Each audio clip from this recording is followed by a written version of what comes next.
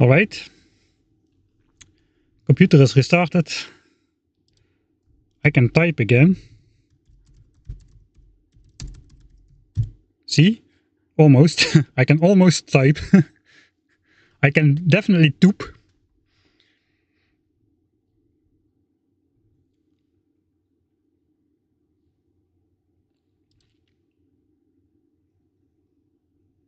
It was apparently something software related. I have no idea what could have caused that.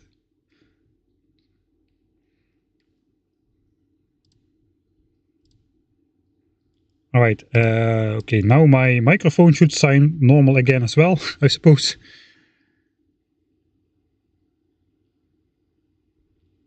See Rex with the immediate redeems again. New stream, new chances. Yeah, really weird. That kind of sucks. Everybody sat through the commercial break everybody sat through the dinner break, and immediately after that I end the stream to restart it. Kind of sucks. I still need to restart Factorio. I suppose I'll do that right now.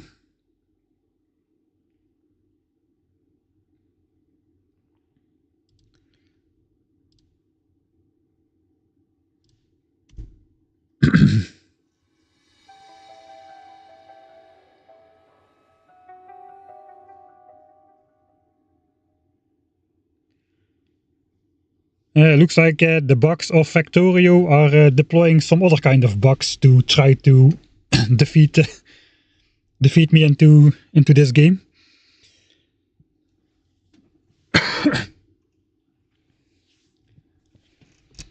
Alright, on the positive side though, I did get to finish my coffee in the meantime, making it. It's taking forever to load up Factorio. That means everything has been reset at least.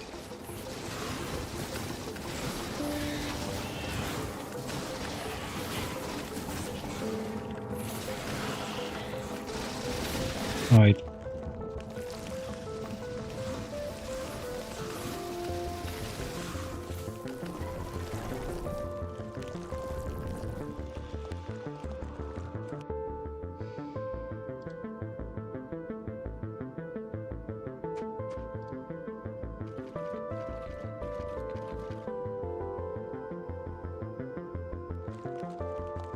Okay, also YouTube made this a different session now.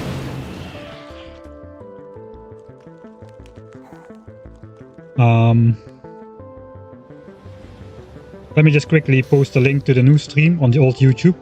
Twitch automatically, it's always the same page on Twitch, but YouTube has a different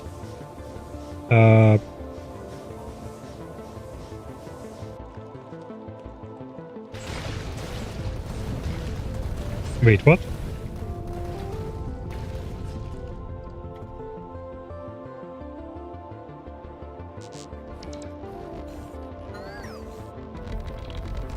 YouTube has a different tab for everything.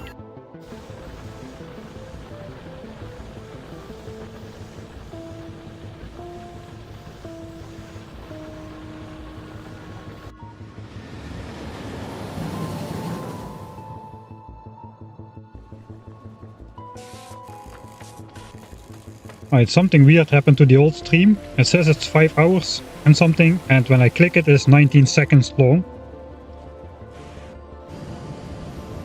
19 seconds of black screen. Maybe it's processing us, I don't know. Okay, I guess the ones who were on YouTube who were actually invested in the playthrough will find their way back.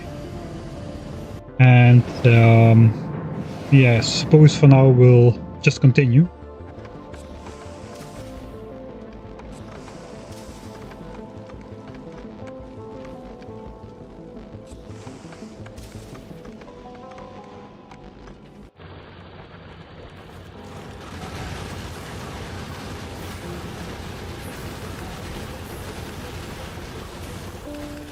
Alright.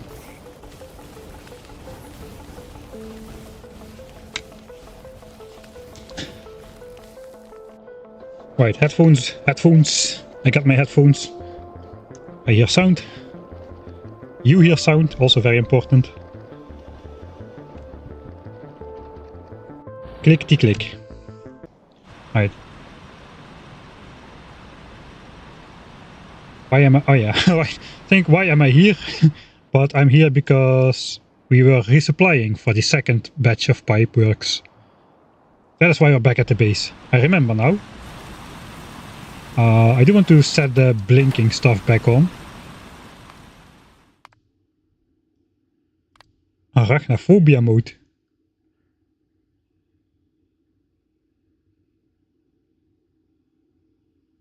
Ah, interesting. Another new addition.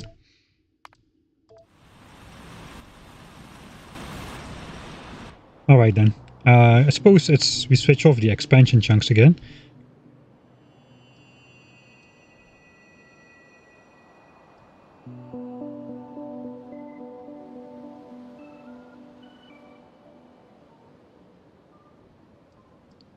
I mean, just thinking about how this expansion happened, and I've come to the conclusion that I don't have a clue. So I suppose it took a fair bit of time. We're going to have a detector up, so we will know it happened. We will know that it happens if it happens. And if not, so if it happens, we might have some time to react or something. But for now, the best we can do is probably just finish the expansion detector. Yeah, we're back. Alright. Well, that's unfortunate, but such is life. Life is unfortunate. Sometimes.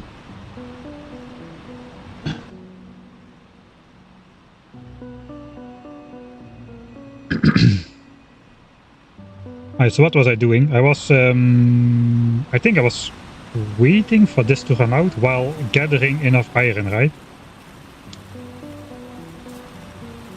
There was like 4,000, like 5,000 pipes. We need something like 8,000 iron. We got like 5, 6, 7k. Okay, we've got like enough iron already. I think, alright. Now we don't need to wait anymore. I need to refresh my YouTube chat still. I think that's on the old chat still.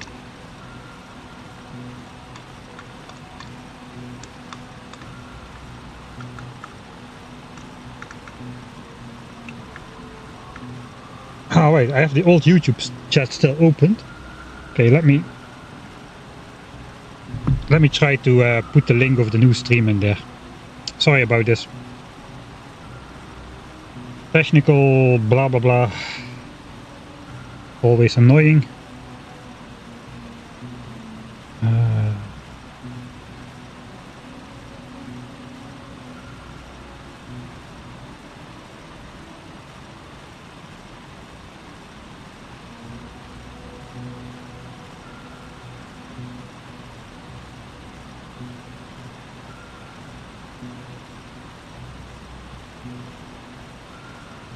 Thumbnail effed up as well.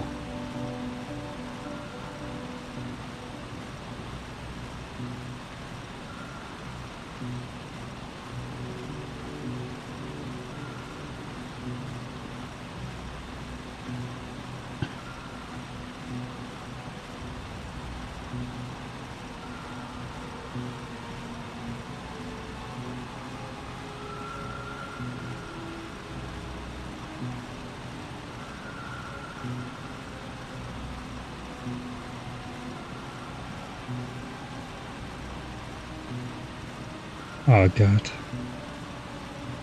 For those of you who just arrived, I'll explain the circles in a bit and the rest as well.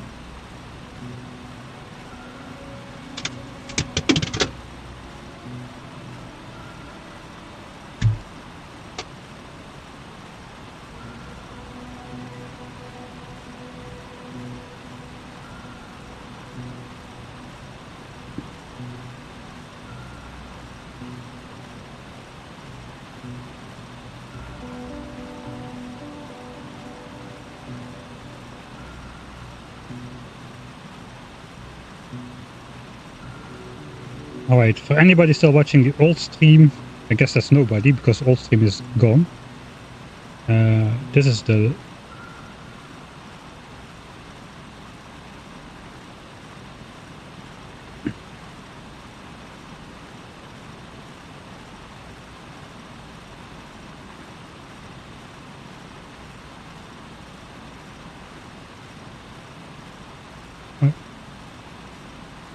Not sure if it helps. This is the new stream.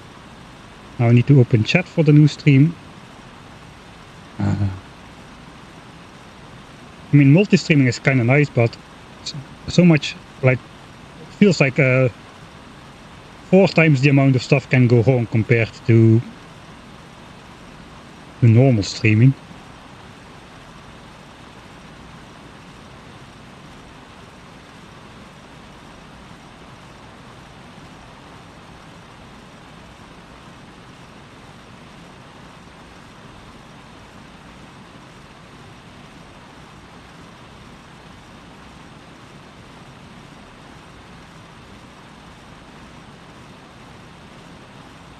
Alright, YouTube chat is back as well on my screen.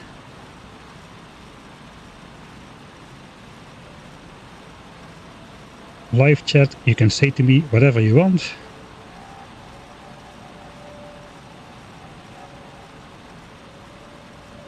Do you like Factorio's manual phase? Yeah, just a quick burner phase and then... Alright. Does that get on there? Yeah, alright. Okay, we're back. We are back.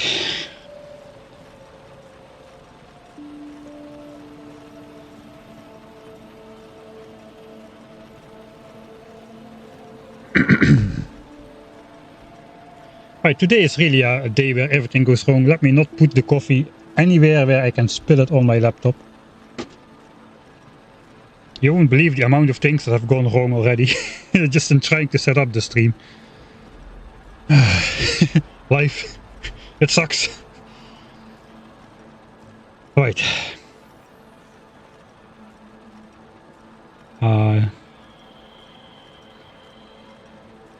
Alright, so I'll reload. We'll have way too much iron.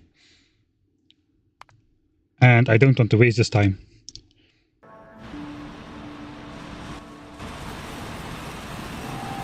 We'll just grab whatever is ready. I think that's gonna be enough.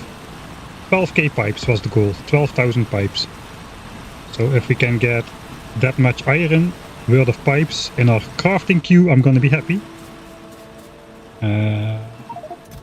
1 chest, 2 chests is 6.4. I think that's it already. We're already golden. Because we got 4k pipes in here. Nice little trick. Empty inventory.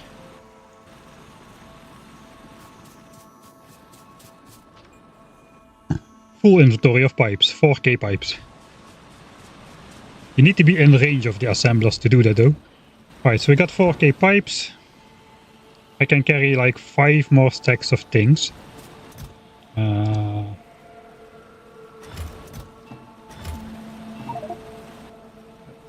I can just do everything at once. It's a little bit tricky though. Let's make some gaps. We'll just make pipes, something else, and then more pipes.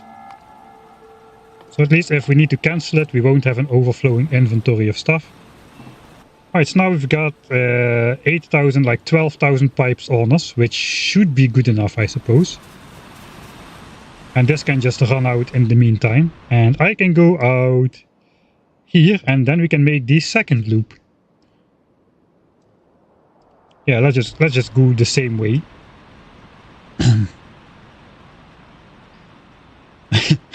Why does he need 12,000 pipes? That's a very valid question. Yeah, indeed, we are blocking biters, but we're not blocking all biters. We do not want to block this area, like this area right here.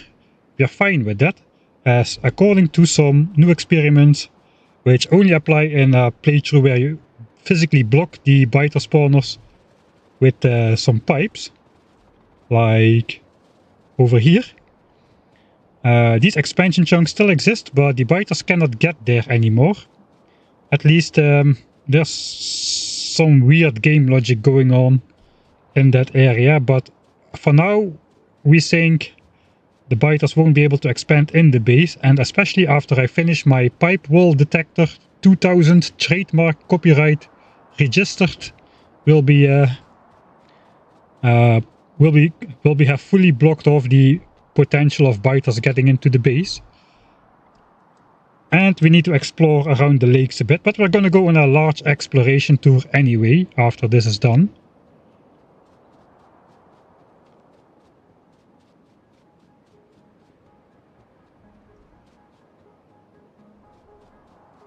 Yeah, YouTube goes on a different URL after restarting the stream, which is indeed very unfortunate. And I'm no longer able to... I guess the people who there was a lot of talking about the stream stopping, so those who were like actively watching will find their way to the new stream, I suppose.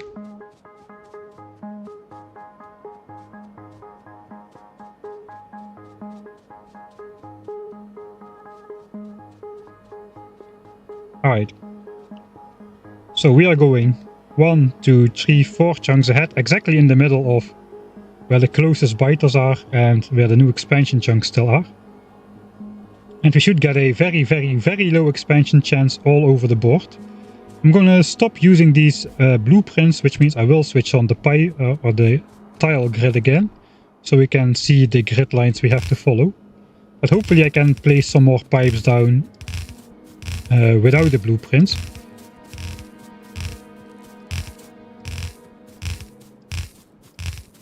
Because the game doesn't already take into account the hitbox of the future connected pipe like it does when you use blueprints.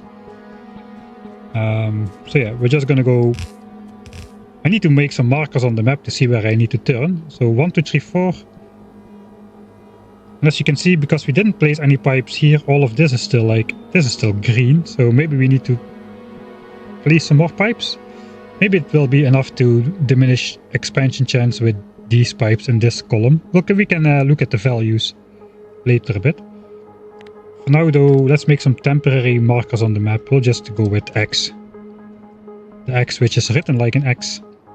Not the one which is written like a C. 1, 2, 3, 4. Okay, so here we need to turn up. 3 chunks up. 1, 2, 3. And that is then 1, 2, 3, 4. And then we just go right again. We go right for a long time. 1, 2, 3, up to here. Then again 3 chunks down. And then again to the right for... until this corner basically. So over here, and then we need to go down. Okay, that's enough for the first little bit. And we can see these map tags on the minimap. So I can keep an eye on the minimap. And I'll know where to turn.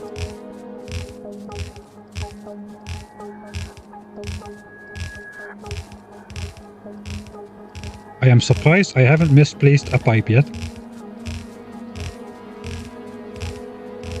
Man, I should seriously consider a... Oh, look at that. Too long of a pipe. A speedrunner career. Okay, let's do this. Hopefully the biters cannot get through that. We'll do a quick test, just to see, because this is the wall that counts. The wall that counts. So.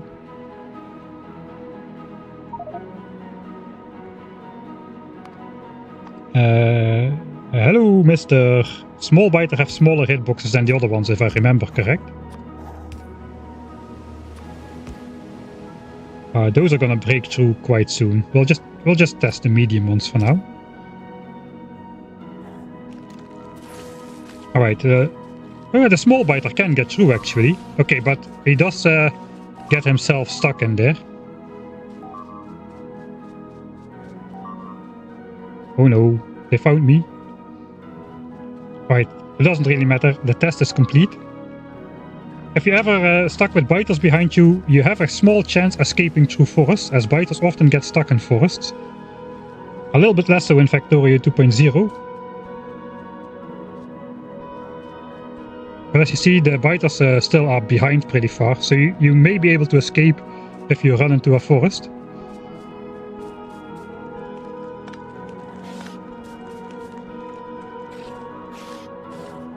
Alright, the small biter can get through actually, but the medium biter does not seem to be able to get through there.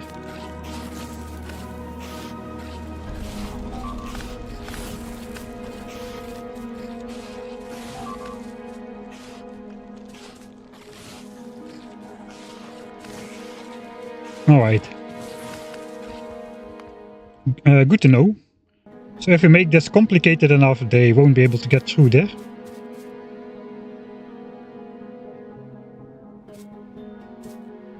I suppose I could use these to further block. I can still get through there.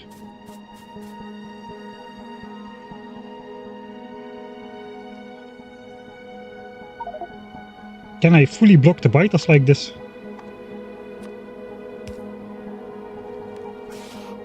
Okay, now it went straight for the attack.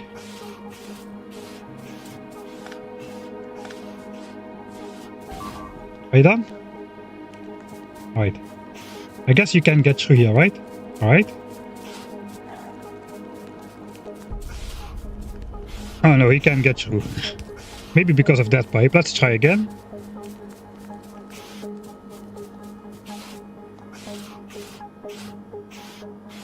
It doesn't look like he can get through.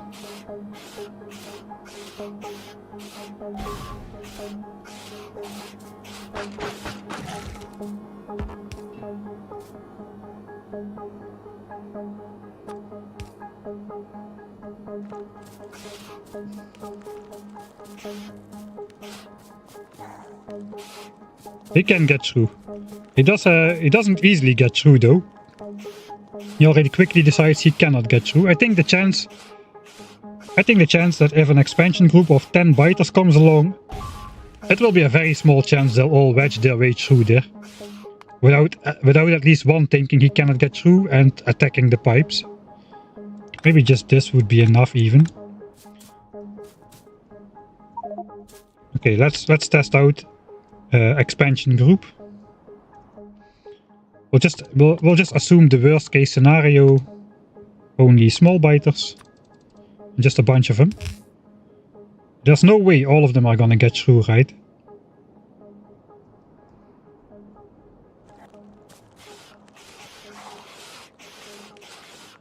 Alright, there's at least like 4 of them unable to get through. They're attacking the pipes.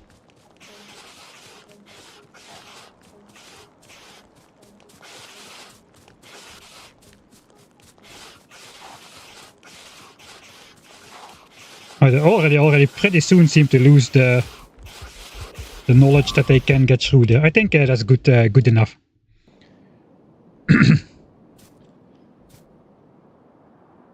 How about placing furnaces? Sometimes the most simple solutions are the easiest. Yeah, let's try that out.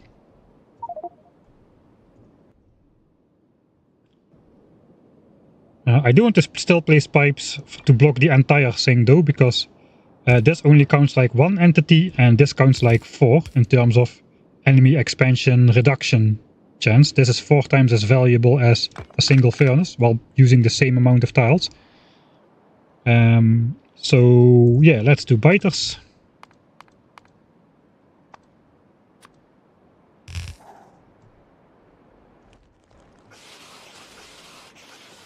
Right, they all immediately go for the...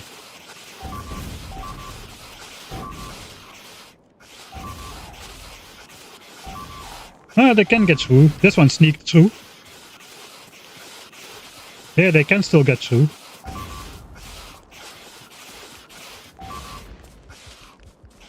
Alright, so that also does not block them entirely.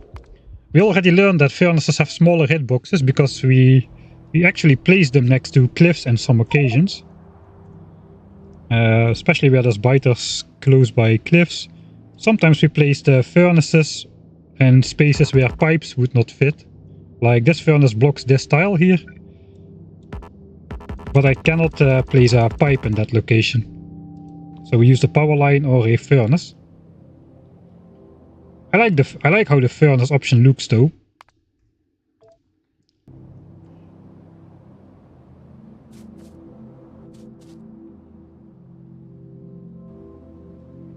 It also gives me a quite easy way to get through.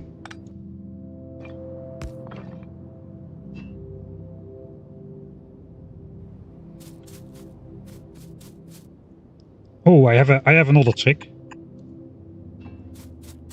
And now I can no longer get through. So the hitboxes of the pipes change when you connect other pipes to them. Isn't that interesting? So we could actually like use this as a gate. We can open the gate, we can close the gate, and nothing will be able to follow us through there.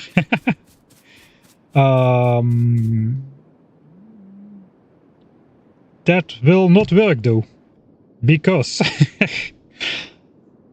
how do I know all this weird stuff, man? After 5 hours, stuff. If you don't deconstruct stuff marked for deconstruction within 5 hours or so, I don't know the exact value, but after a long time, it automatically gets unmarked for deconstruction, and when that happens, any ghosts under that will be deleted. So these gates will open automatically after 5 hours. Yeah. Weird stuff. 3 hours. Very annoying on 1,000 times. Okay, yeah, you've got a reason to know this stuff. With a 1,000 times science playthrough. Science course playthrough. 3 hours only, huh? I thought it was longer. Right. Dang it, that would be a really cool way to use gates. I guess we still can use it. If we periodically come back. Oh, we can use this.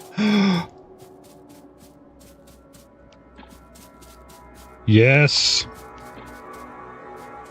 Okay. Yes. We've got it now. Now we found it. We found it. All right. We found it.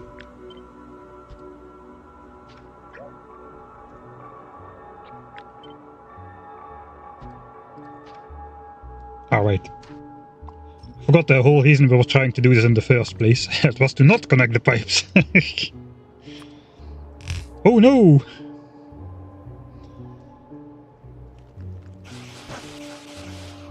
Oh no, no, I'm stuck.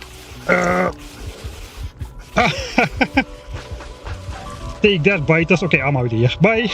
See you later. Okay, a little bit later, please. Not quite so soon already. Alright. That was enough fun for today's stream. Let's get back to the serious stuff. I mean, I don't really have a lot of... I'll be chopping rocks down though.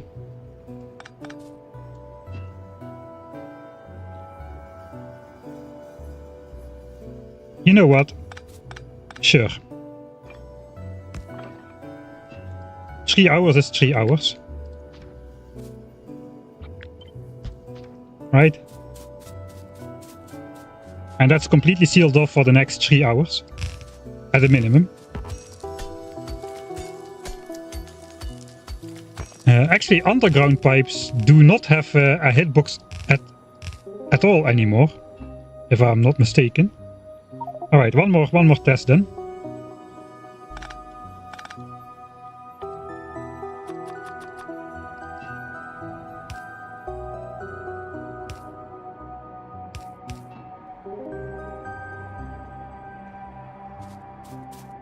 You can see I can just stand anywhere in these pipes. They completely remove the collision box of underground pipes, which is great.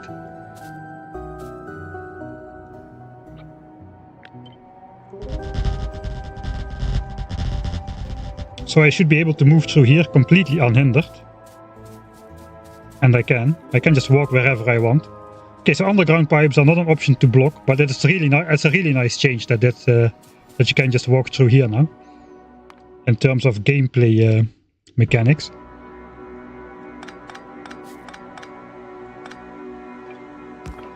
Super force, and it is closed.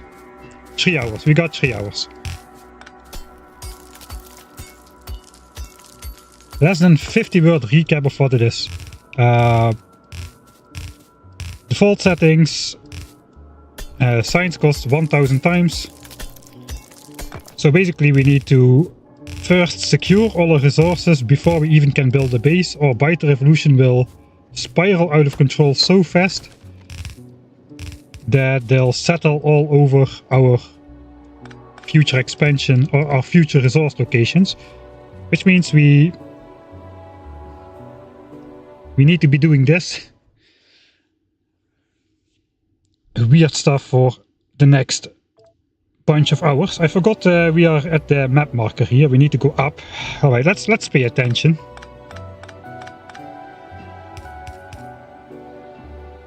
$324, huh? Wait a second. Haha! Haha! And then we go up here. That's we can exactly not fully close that off.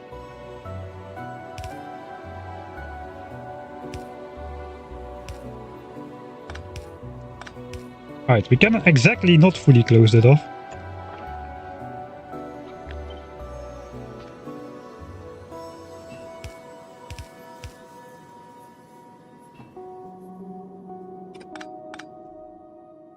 How did this work again? Ah yeah, like this, I forgot. Alright, now it's closed off again. And that also deletes the straight line, I think. We can walk around... I cannot. Oh, I can. Okay, it is a lot more difficult to walk around this side. I have to press both arrow keys to get through. Where here you can just walk through easier. Alright, so we'll keep it here. Okay, stop nerding out about this. Just go back to work. Place pipes. Actually, we are in a little bit more danger now, because we are at least 4 chunks closer to the biter bases. We might be placing some of these pipes pretty close by the biter bases, actually.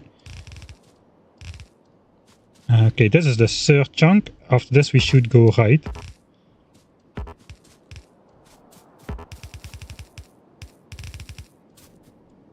Okay, I'm just gonna close this off as good as I can, I suppose, this line. They still have car collision, do they? Okay, I'm not gonna test it. That is weird though. Car collision, but not pipe collision. Actually, no, I'm not gonna chop every tree. Just like stray trees which are in the way, I'll chop. For the rest, I'll try just to... I'll just do this. Without placing the blueprint, and that should be good enough. Right, maybe...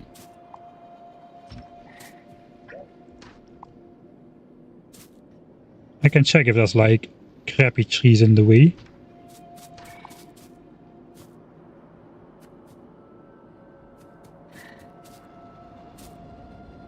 This is all good trees. I'm kind of divided. Should I like cut this forest up or not?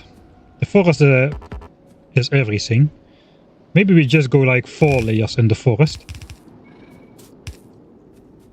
That also compensates for the fewer amount of pipes.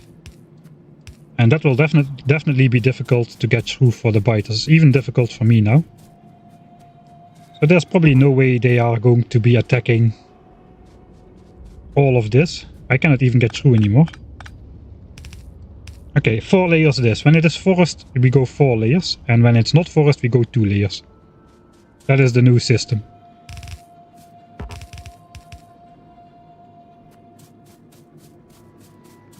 Alright, yeah, this tree is just fully blocking everything.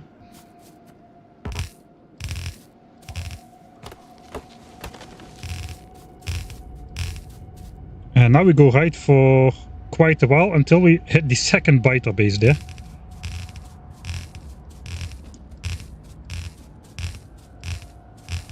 A career. I should consider a career in speedrunning. Look at this, man. I don't know what's changed from before the break, but apparently now I suddenly sold my soul to the devil. And I can perfectly place these pipes in a straight line for some reason.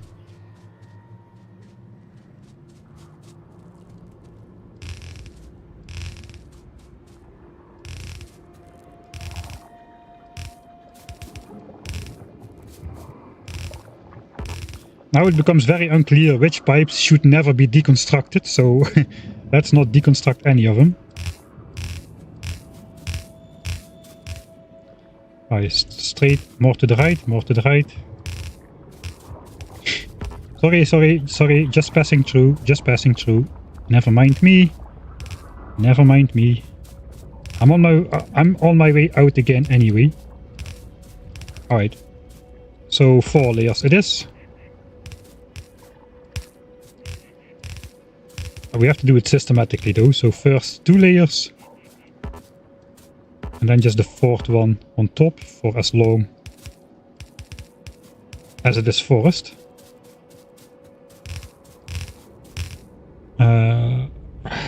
Get killed.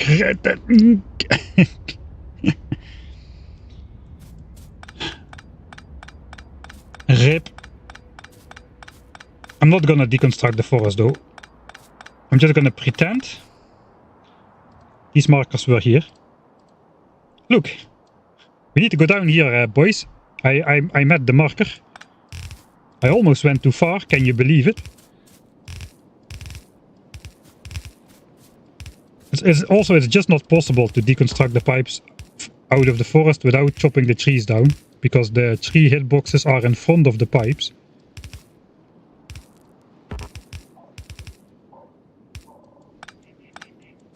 You see, I tried to deconstruct these pipes, but I cannot.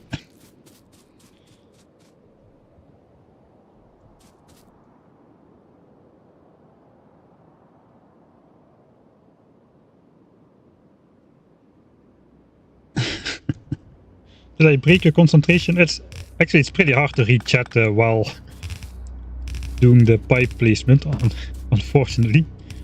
Okay, so there's like a single tree. I suppose we can chop that. What's going on here though? There's look at this. There looks like a normal tree, right? But look what's behind it. Tiny tree stump, which also blocks a whole lot of stuff.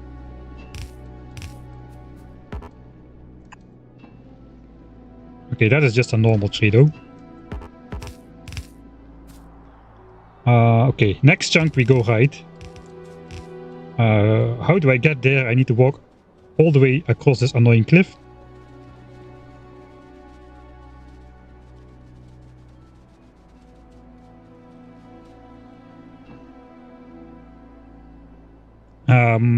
Yeah, we are not beelining any military technology in this one. Here we got a lot of those stumps. Stumps have those square hitboxes, so you can kind of find them like this.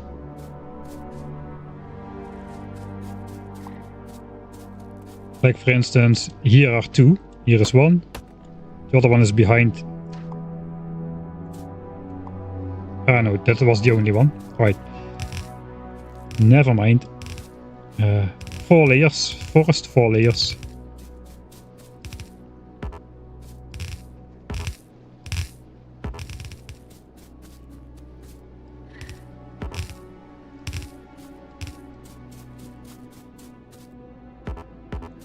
Okay, here I'll chop 1 tree.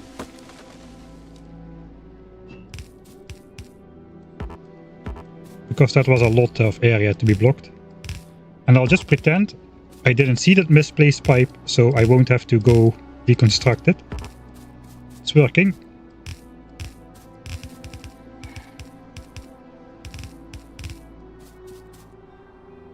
Alright, now we just go to the right for a very long time. I can actually place a blueprint right there. So let's copy this. And I'll just paste this on the... I think that's work these days. You can paste stuff in the fog of war, right? Let's check. Paste. Yeah, it's there. Alright. So that means I will get notified by that blueprint paste when I get there.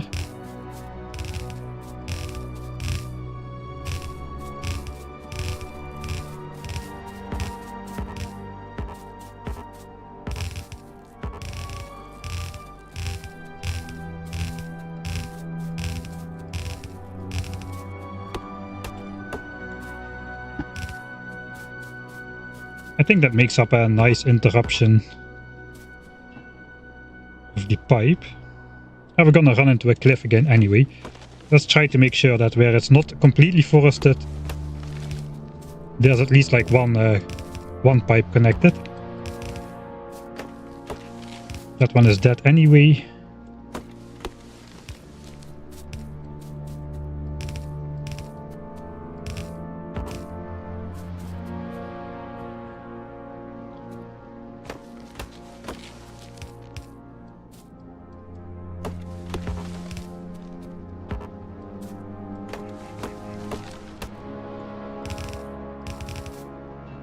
These trees are dead.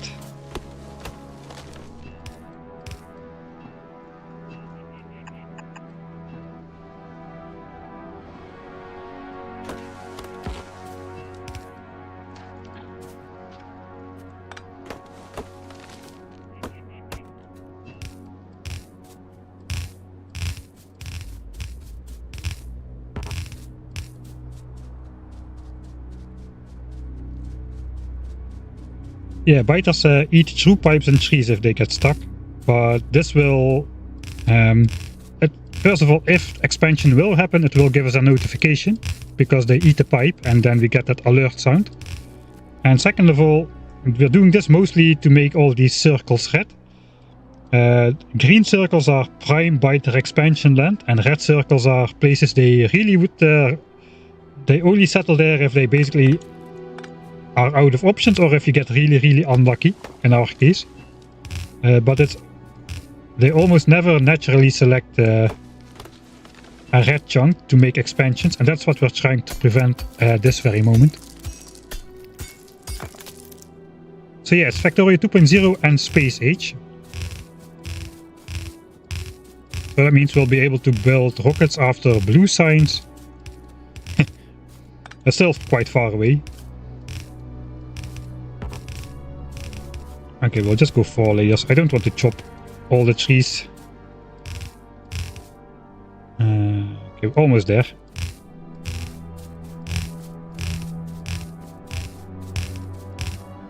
I think the trees are more valuable in the long run as pollution absorber. It's really surprising how much pollution a tree can absorb, really. So it has passive absorption, but it also actively absorbs damage if the pollution gets high. That damages the passive absorption though, so it's not ideal, but it's kinda unavoidable. But trees take like 10 damage every time they get damaged. And when they do, they can decline like, I don't know, on average somewhere between 5 and 15 times. Thanks for the scare. Not yet. I don't think it is very unlikely. They should never. If my strategy works, they should never break any pipe.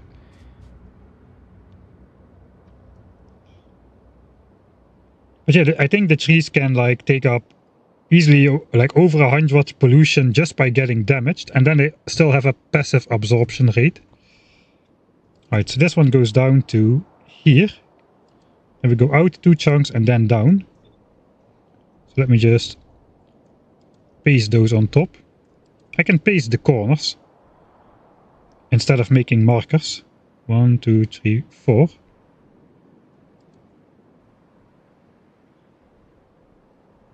then we go down here again, straight through this nest. Why not? Ah no, wait, that's incorrect. Alright, now I already forgot. Don't know which ones are which because I cannot see it.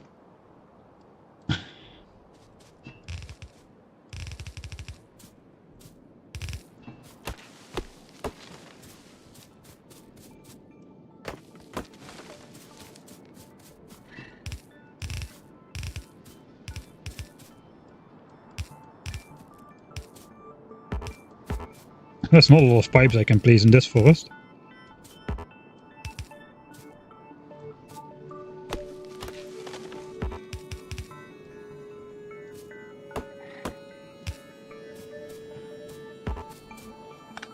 There's nothing connected here at all. Okay, something is connected.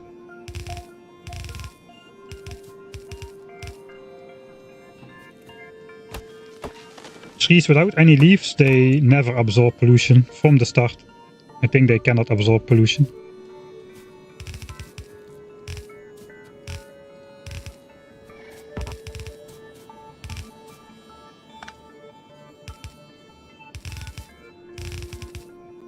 marker 1, 2, 3, 4 more chunks away.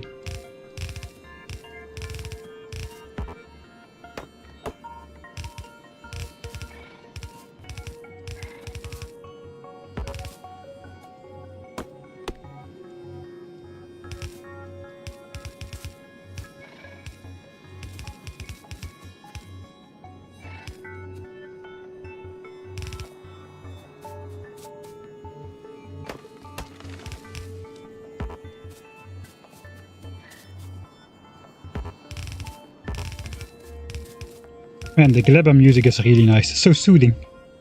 So soothing.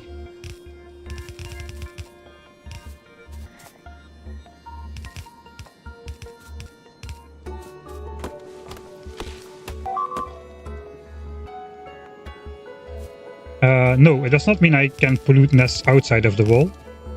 That's different mechanics than biter expansion. So for pollution, biters just for every X pollution they absorb, they send one biter to an attack group, and after a random timer elapses or expires, they will go to a location of your base to attack it. And they'll also eat through pipe walls, so we'll still hear them coming. But we cannot prevent them from coming. Whereas with the anti-expansion stuff we've been doing, we are preventing them from coming into our base. So like here, now this chunk is selected for expansion. Theoretically, they cannot get here. There is nothing nearby enough to form a expansion group. But pollution attack groups, they go unlimited distance to destroy your factory. Alright, this thing is placed. Next one should be... Let me just delete the old ones. We're gonna have enough map text on the map as it is already.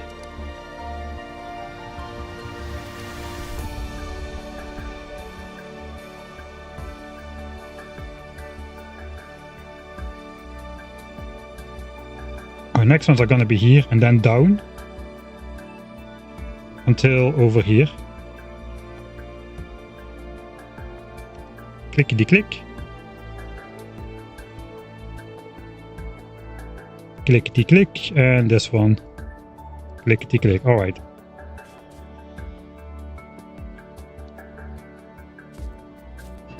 I originally thought so too, that expansion chunks would just, or like biter expansion parties, could just form anywhere. But as it turns out, they can walk a maximum of 8 chunks Manhattan distance. So 8 chunks vertically plus 8 chunks horizontally. They need to originate from that distance. And if they cannot find a suitable nest within that distance from the expansion chunk, no party will form and no expansion will happen. That is the theory at the moment.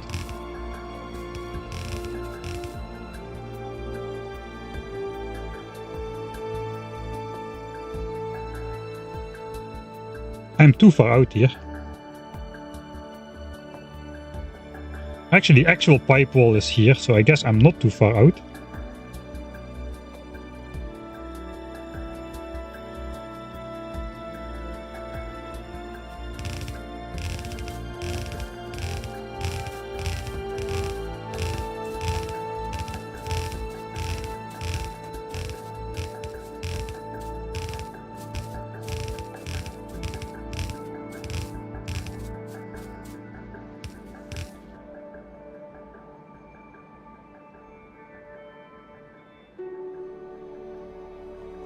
Okay, but my X is on this one. I think 1, 2, 3. We'll just follow the existing pipe then. So that means here we'll have to make another turn.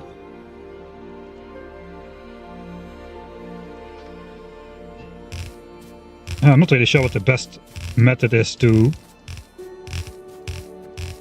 do this, but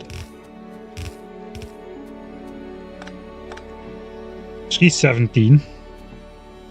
Right, we have a good opportunity here because there's a rock behind. Actually, I cannot fit a pipe there. Okay, that is good. I can also not fit a furnace there. That's unfortunate. Alright. Power line then. Can even not place a power line there. Yeah, the expansion will just be skipped, basically. It will not happen.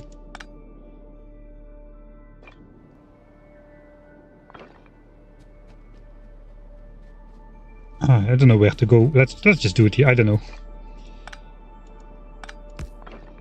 Alright. So now we can walk through, but we can still close it off for now. For a while.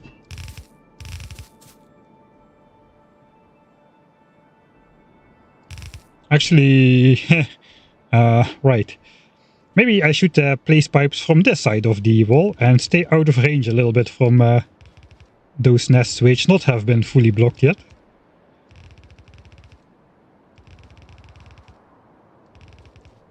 Or they might surprise attack me. Just because I'm walking too close to the nest, basically.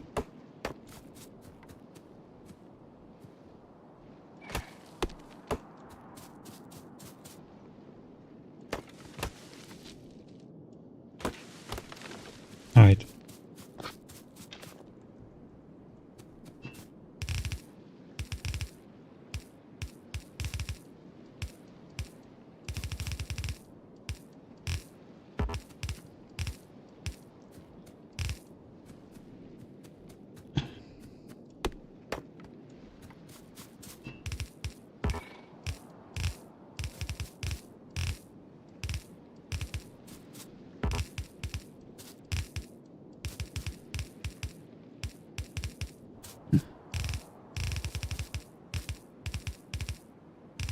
Alright, and then we got another lovely forest to cross.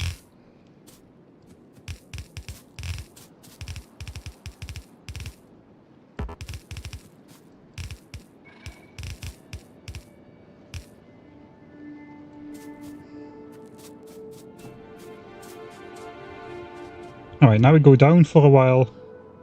See, not for just for 3 chunks.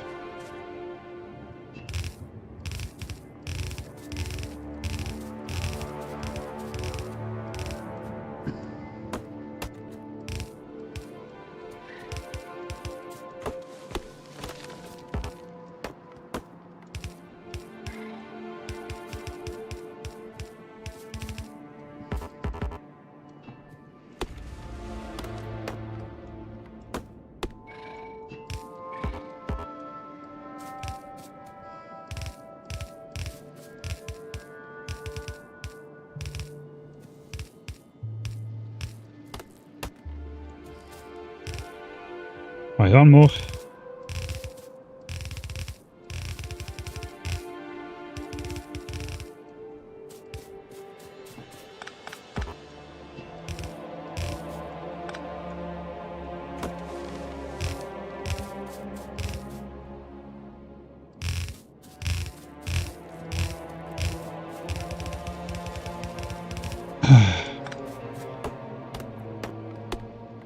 Normal Factorio players, they place like lines of belts in the start of the game.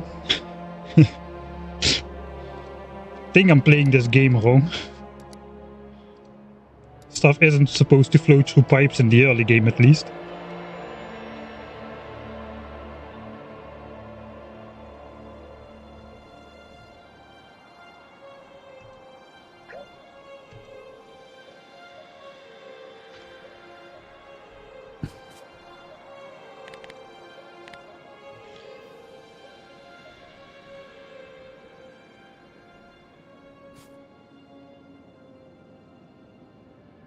Yeah, a lot of, well, I must say, a lot of the knowledge comes from Factorio 1.1 still, which I gathered over the years.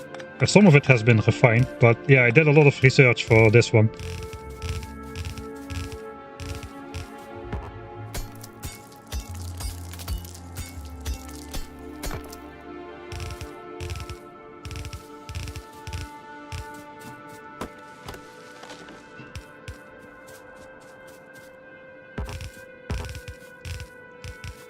Alright, it's working though. All these green chunks are nicely becoming red right now. We're gonna have a large band of red circles. Man, there's really been a lot of selecting expansion chunks inside my territory already. Let's just see if we can spot something. Like, where are red chunks, but no biter bases?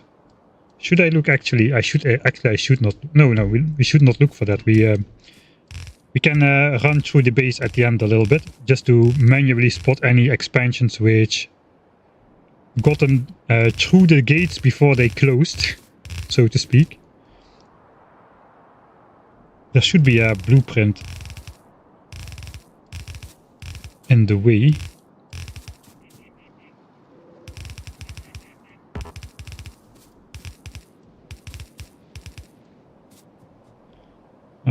Not a big cliff. Looks like we're gonna get through on this side. I knew this trick existed with the walls, that you can just walk through them if you mark them for deconstruction. I didn't know that existed for pipes as well.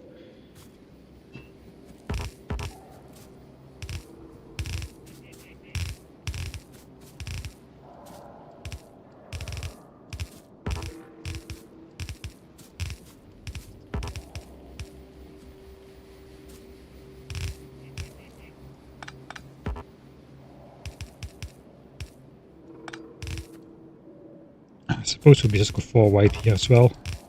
It's kind of forest, not forest, but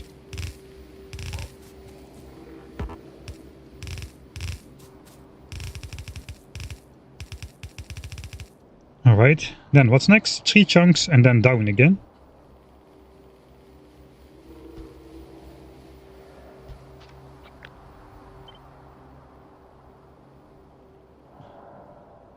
Now it's just down all the way. Out to here. Which will make all of these chunks red.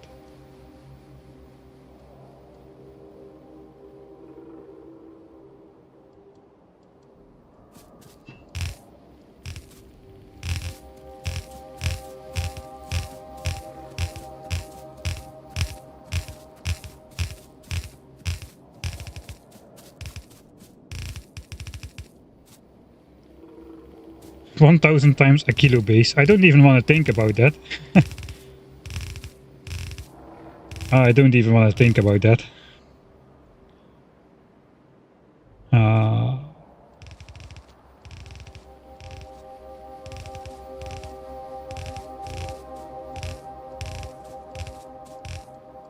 I won't be able to get away with... Oh, those worms were already there, huh? I won't be able to get away with that like I did the new player experience by just manually bringing some stuff over there a couple times and reaching the end like that. We'll have to do proper automation for everything eventually.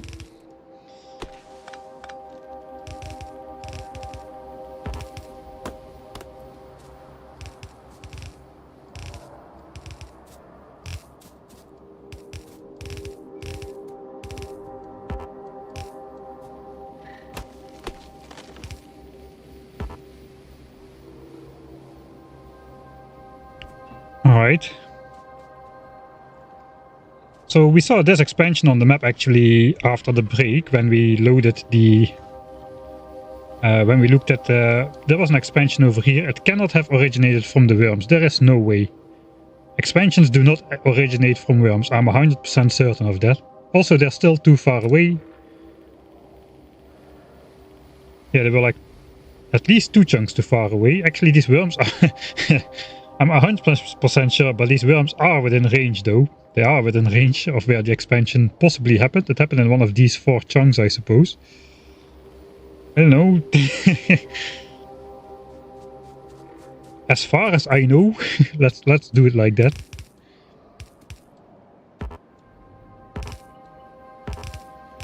Oh, this is going to be a horrible forest to traverse.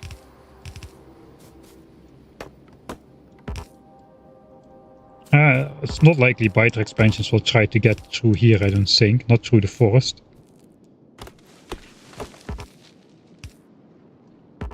And there really is way too many trees in here.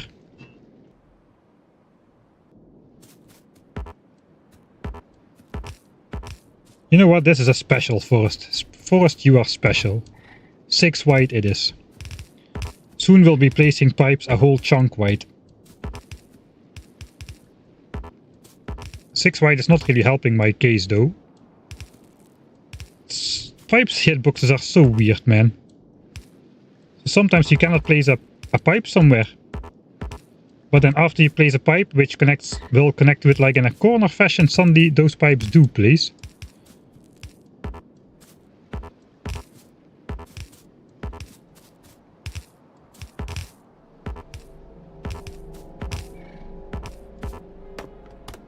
There's a lot of going on.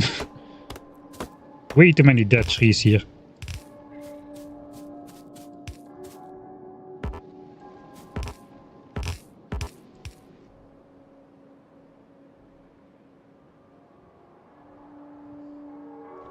Wait a minute.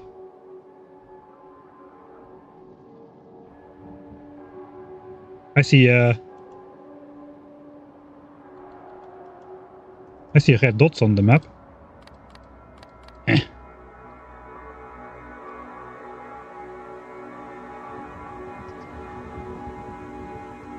There's a bite up there. What?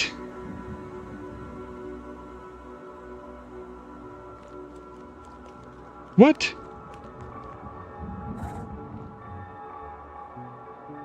Are they spawning? Okay, I gotta not walk straight towards those guys, but I do want to know what's going on there. How did...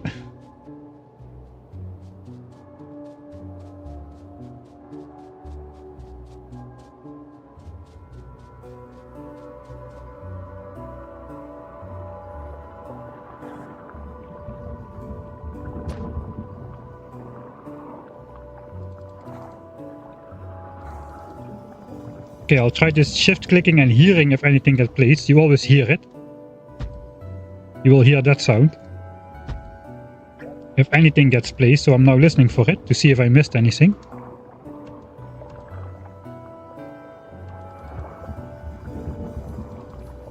No.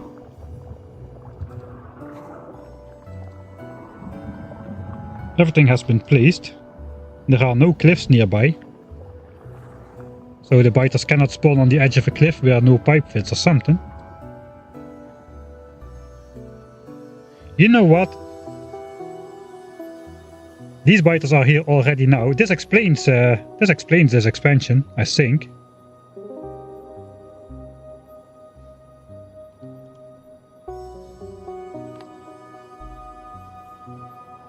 Because if there's biters attached to this nest, and this chunk gets selected for expansion over here, that is within range, right? Yes, it is. Alright. Okay, I suppose that is good news. That is very likely the solution to our mystery how the biters expanded to here in the first place. What we don't have an answer to though is how did these biters get here?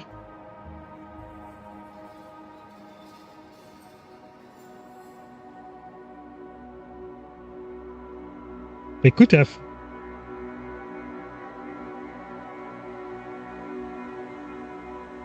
They could have been busy making this expansion, I suppose, and then something happened which triggered them to stop expanding.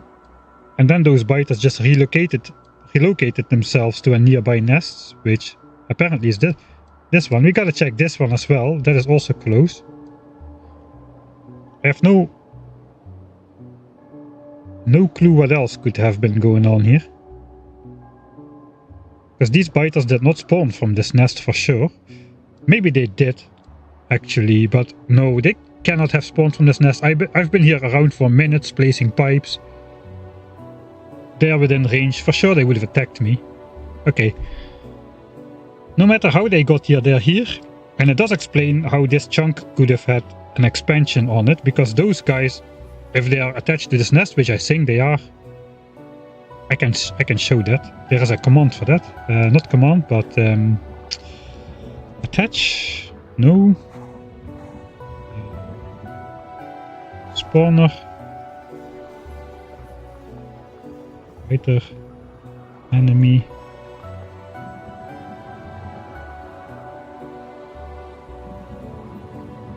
Owned.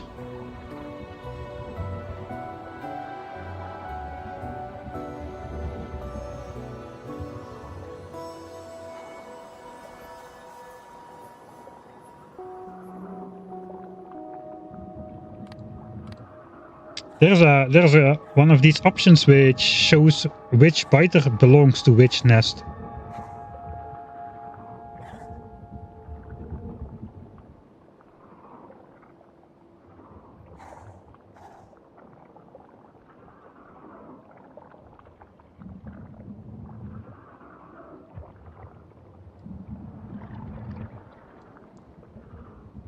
This one. You see it? All these 3 biters belong to this nest somehow.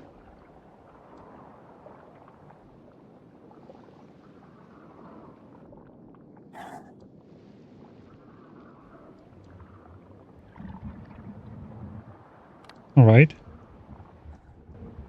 Okay, that explains the expansion then, because if they are attached to this nest and not just some lost units, no matter how they got there, those could have been sent on an expansion tour to this chunk, breaking the pipes and opening the floodgates for further expansions in the base. I think that solves it. Alright, that means that is excellent news. I should have saved before this, so I wouldn't have wasted all those times. But this is excellent news, actually, because we explained this breach by biters being on the other side of the lake within 8 chunks. And now we've explained this breach as well by apparently biters being affixed to this nest somehow and them breaking through. But that just moves the problem. That is, how could biters become attached to this nest at some point? So we basically got a new mystery to solve. But I don't think we're gonna solve that right this moment. I think for that we need to wait until we have the actual radar technology. And then we can basically place radars around and see if that happens somewhere else, because if that happens to any other of these bases, we need to know about it. Then we need to go out and kill those biters. So I guess we'll be periodically checking if there's like active biter units around any of these nests, which somehow have relocated. Apparently, I think they should no longer be able to relocate after we finish this wall. But yeah, it still would be good to have vision on this, because who knows how that happened, man. How did this happen? I have no idea. Right, for now though, that means we want to take out these biters. It also means we want to not take them out from this side, because if they think they get stuck behind the pipe, they will start destroying these pipes, and then they unlock these floodgates, which will spawn out all those pandemic locked up biters which have been residing inside their homes for months on ends now, so they're probably gonna go quite crazy. Let me grab my hotbar. I have new guns, so probably I can try to lure them. Okay, they're coming. They're coming. See, they immediately start attacking trees and stuff. So I don't want them attacking pipes. Alright, come out, come out. Right, where's the medium guy? Hello? Hello? Oh, there he is.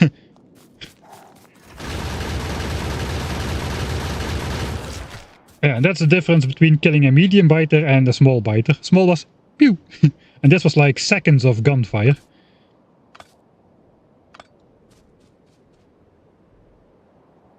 Alright, I suppose biters detached from the nests. And I don't see any new spawns popping up. So that means we are good? Question mark?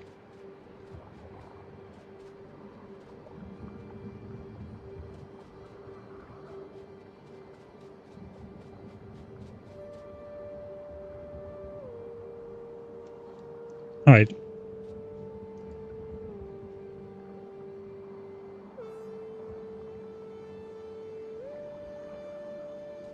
Yeah, I should get raiders as soon as possible. I am getting raiders first thing, second thing, First I'm gonna get electric miners, and then I'm gonna get electric raiders instead of these mechanical raiders, I suppose. I do not want to chop this entire forest. We're just gonna do a very un-Michael Hendricks thing and just spawn pipes all over the... Everywhere where some pipes fit here, I'll just place them.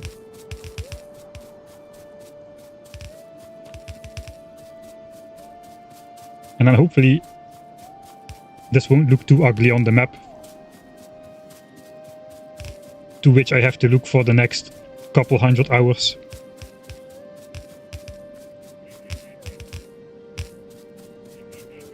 This forest is horrible, man. Okay, we're getting out of there. Let's see if we can go back to like... Oh, yeah, I should not deconstruct pipes there at all, actually. I remember which ones that were there, but... Yeah, no, that is a horrible idea.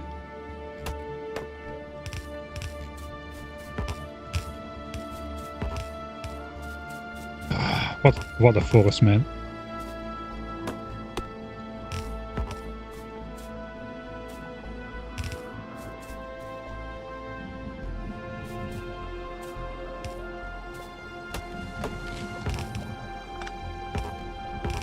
Okay, do not deconstruct pipes here. Just go up and down in smooth little strokes.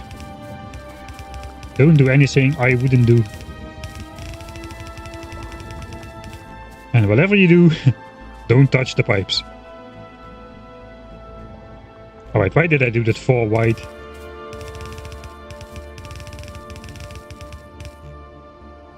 Yeah, that does look horrible on the map though. I suppose so be it.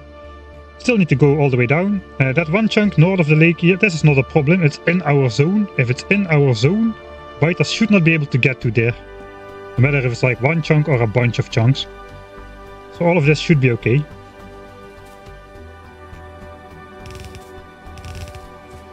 Then I'm gonna pipe straight through an oil field. And again straight through a forest. Such is life.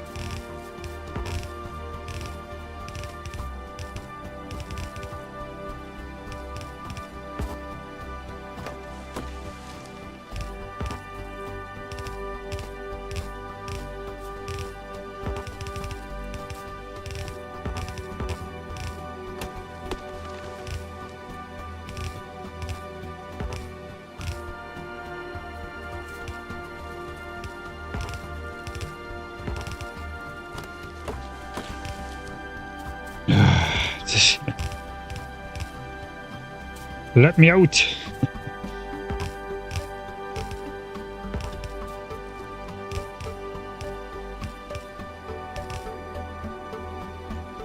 It's kind of cool though that you can see where the pipes are on the map.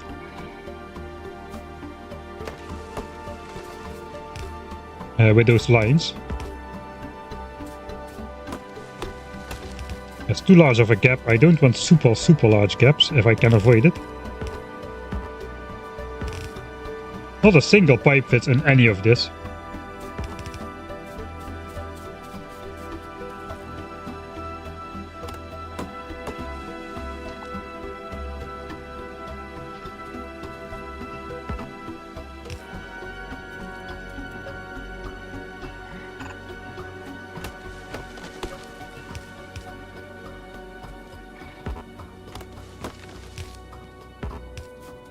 Okay, that's good enough, I suppose. We're almost through.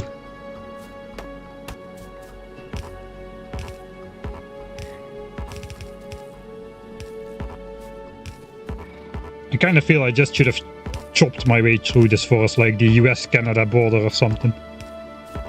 Then again, there's a lot of potential pollution absorption which gets lost. If I cannot get through here, I can get through here actually, kind of.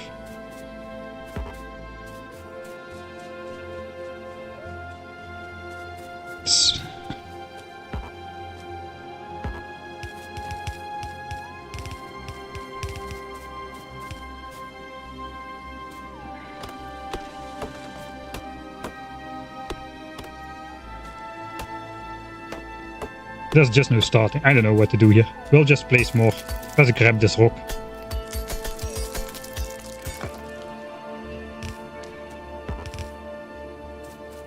We'll just go 6 wide through the entire forest.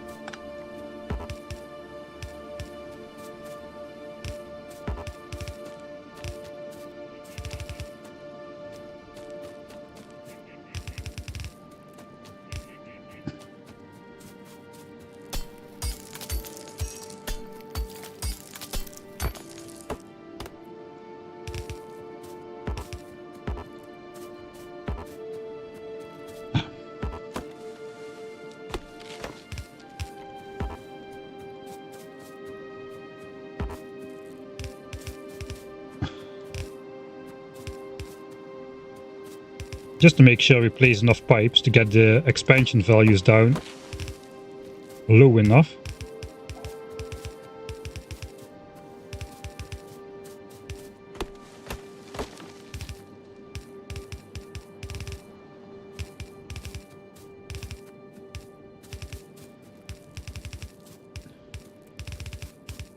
Okay, that line seems to accept a lot more pipes than the one I was trying before. Although this part seems to be so incredibly dense.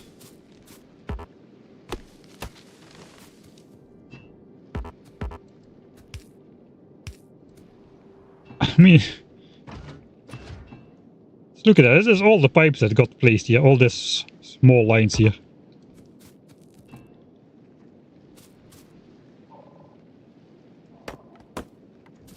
Try to pick off. Oh, it is working. I am being blocked by my own pipes here. Whatever. You know what? I'm done with this forest.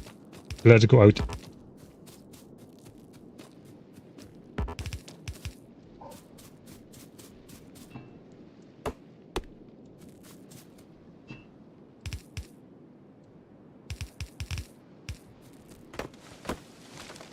We'll connect it here, and then we can just go normal again.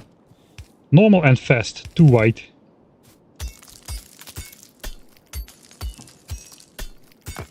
Alright.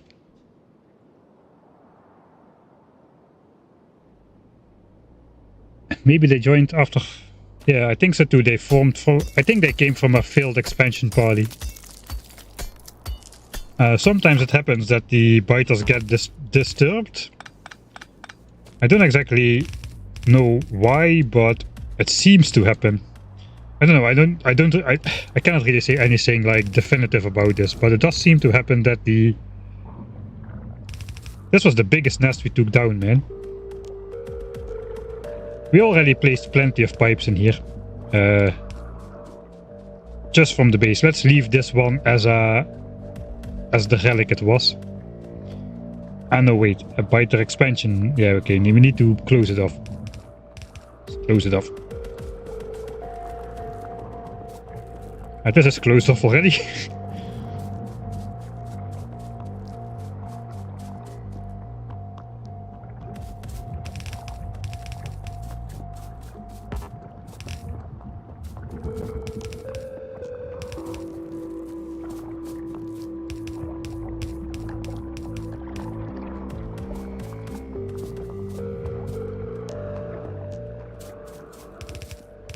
Alright. Well, that was hard.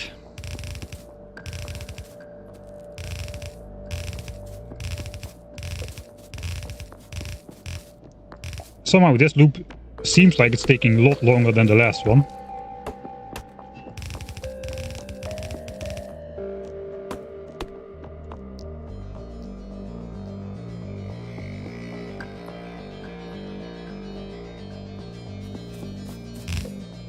Yeah, this is a mechanical raider. The biters, they have like small little hooves, so anytime they bonk a pipe, the sound basically propagates through the entire system.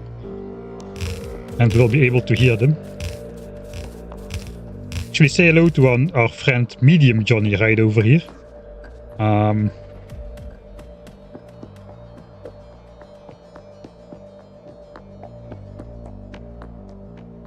are we supposed to do this? We want to put pipes over here, but we can't. Suppose we'll just use our imagination and let our creative juices flow freely. Let's decorate medium Johnny's area with a nice continuous pipeline.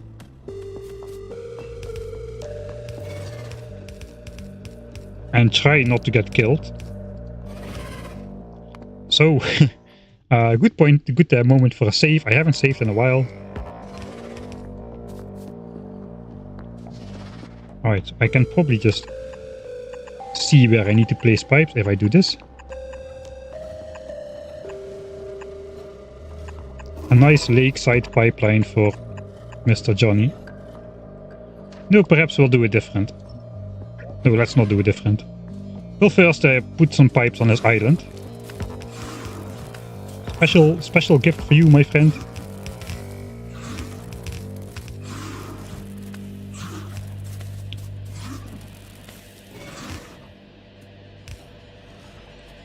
Oh, that actually hurts quite a bit.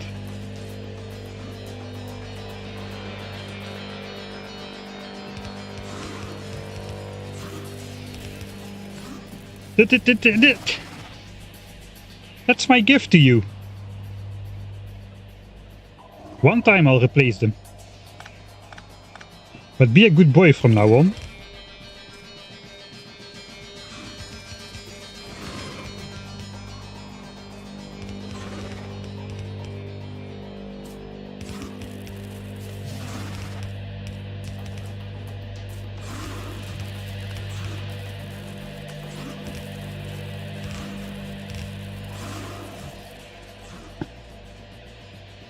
Oh, it looks like we're out of range. There. A nice little pipeline dedicated to our friend Medium Johnny. It will end right there. Alright, then we just place a big blob, ugly blob of pipe somewhere over here to get rid of these green chunks, and then we call it a day. Yeah, he wasn't very happy. Maybe I didn't pay him enough attention.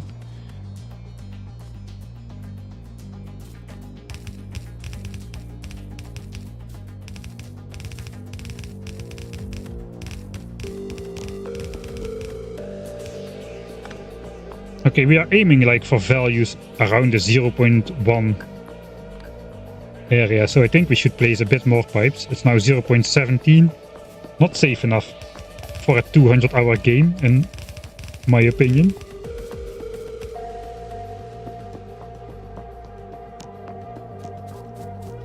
It's getting a bit ridiculous.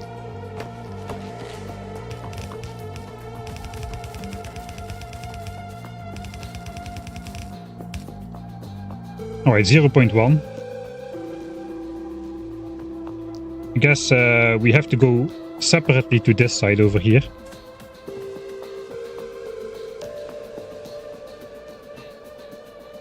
And there are some high value chunks here and here. High value is not really high value.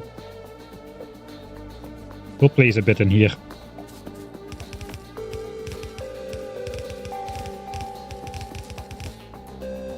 Yeah, that's good enough.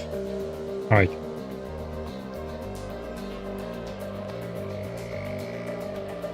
Then these chunks can remain green again. They're in our area. Inside the white dotted line. So now we just go out on this side. With our blueprint. 1, 2, 3, 4 chunks this line.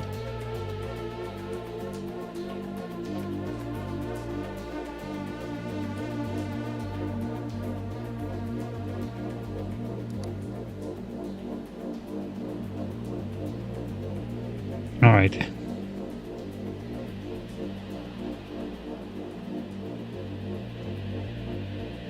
I have not yet discovered a bunch of faraway chunks. No.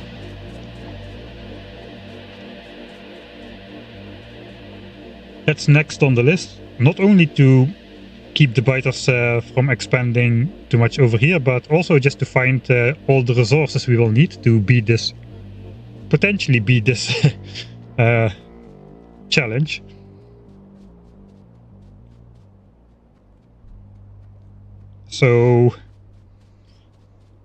So the first rough calculation said we need about 100 million iron. It's going to be a bit less, but it's still going to be up there in the higher, like closer to 100 million than 50 million, I think. Kind of depends, but even if we have 100 million iron visible on the map, that still doesn't mean we can that we have enough, because that would mean we need to mine every single last iron from every single last patch, and that's just not realistic.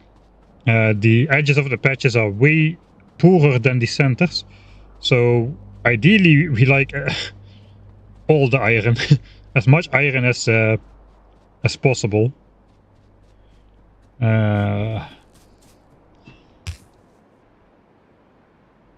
Okay, double line here it is as well.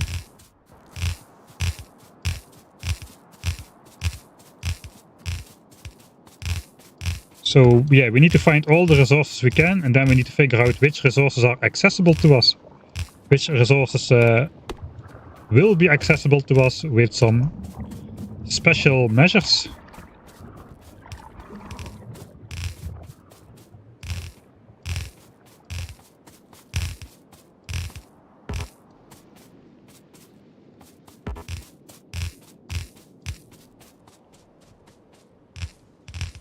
And then we will need to somehow secure those resources, and I bet most of you by now will have an idea how we can secure those resources for the late game. I'm going to just give you a little bit of a hint in case you're still wondering what it possibly could be. It is going to feature a certain cylindrical object, rather dull colored, and we're gonna need like a couple 10,000 of those. So that is I've already said too much. That's all the hints you're gonna get. The rest you'll have to figure out on your own. Rockets. Well, they are made. You can definitely make rockets out of these things. I mean, the recipe for the rocket silo literally requires pipes.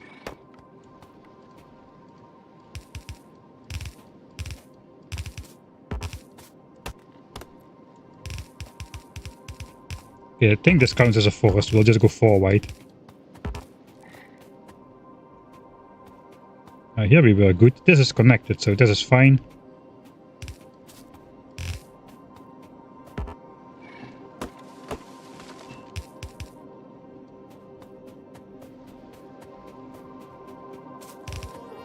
I mean, these forests are so frustrating that even I would have the urge to start biting my way through it. So I cannot imagine these biters will try to expand through this forest without trying to bite a single pipe. Oh no.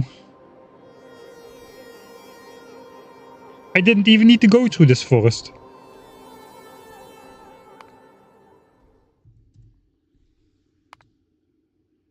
When was the last game? Where were we here? Oh, we were doing the little Johnny dance, the medium Johnny dance. I suppose I'll live with it. Live with your mistakes.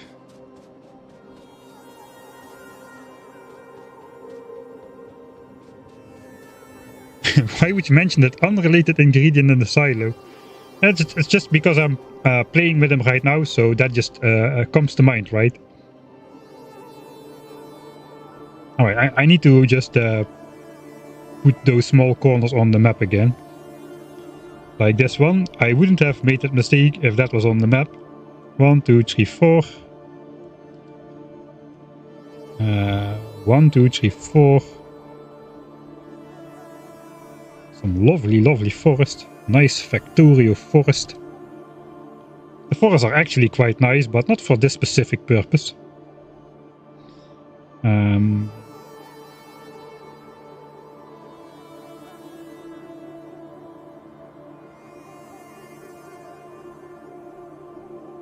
I suppose we'll follow.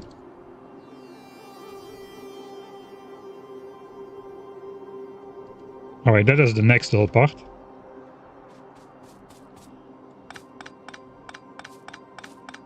I'll reclaim these pipes until the edge of the forest. And then the forest can have them.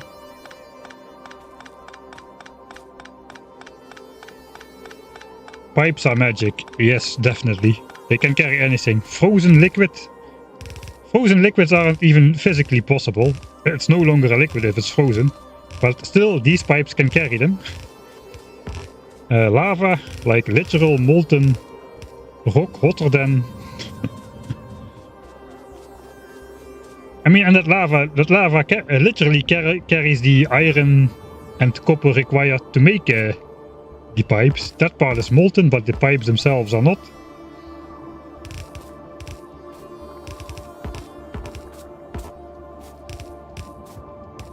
Okay, this counts like forest again.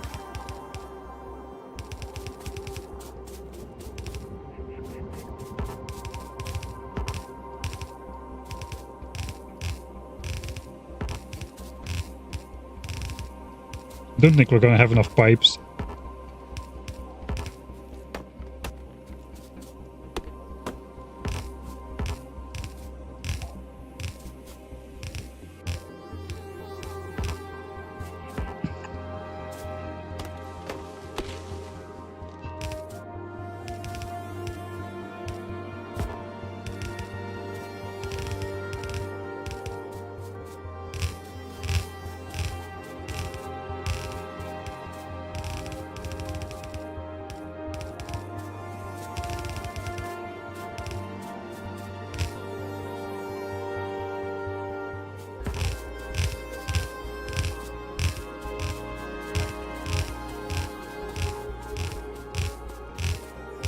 Again, I'm walking potentially way too close to some of these biter bases.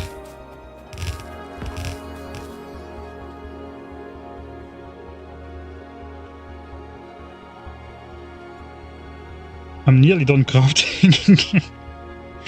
Alright, yeah, we're gonna need more pipes.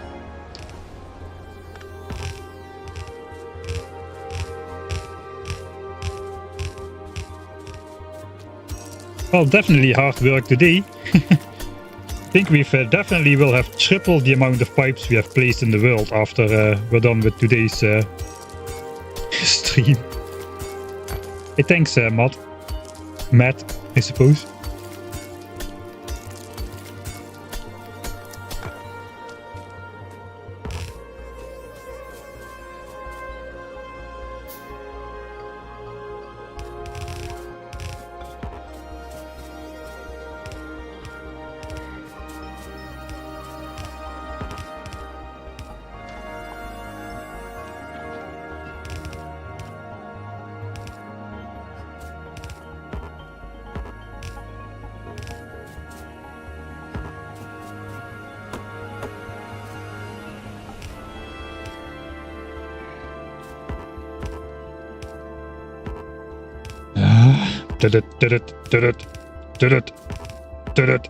Yeah, I don't care anymore. I just don't care anymore. Let me out of here. I've lost my self-control.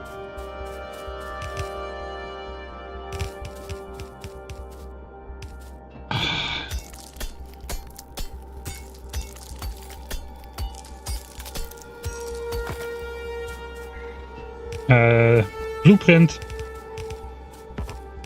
I don't have a blueprint, but I can quickly tell you how it's done.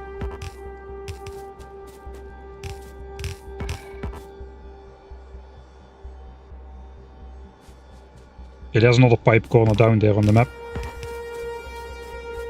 I'll take any excuse to stop trying to force myself through these forests.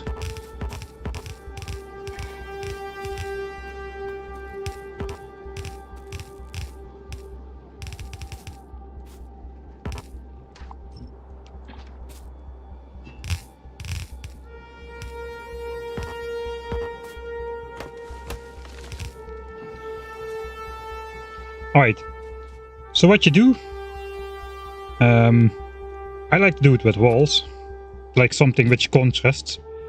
Biter bases are 5 by 5, so basically you make a 5 by 5 section of walls, like so, and then biters can spawn only on the corners.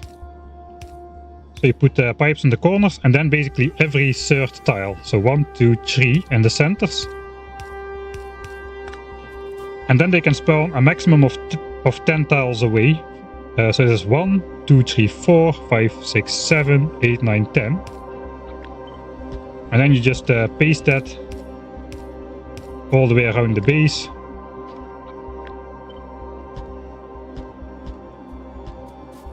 And there is your blueprint. And you just make that into a blueprint and you should end up with this thing. So that's the magic. 5 by 5 square, put the pipes on the corners, and then like every third tile, and there's 3 pipe lengths next to the base.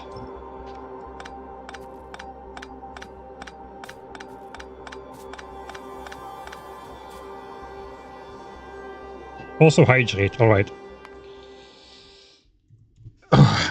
Yeah, my back feels like I've personally been trying to hurl my way through that forest. Holy moly. We can let the Glabber music play at least. Yeah, get up and stretch. Let's see if I can.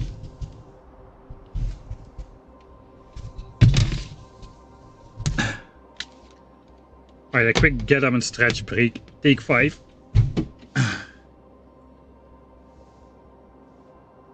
Yeah, you know what? I'll take a quick break. I need to make a phone call. I'll be back in about like 5 or 10 minutes.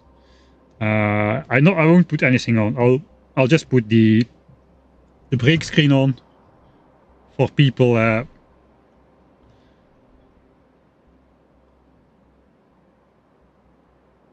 who just join in. I'll be back in 5 minutes or so.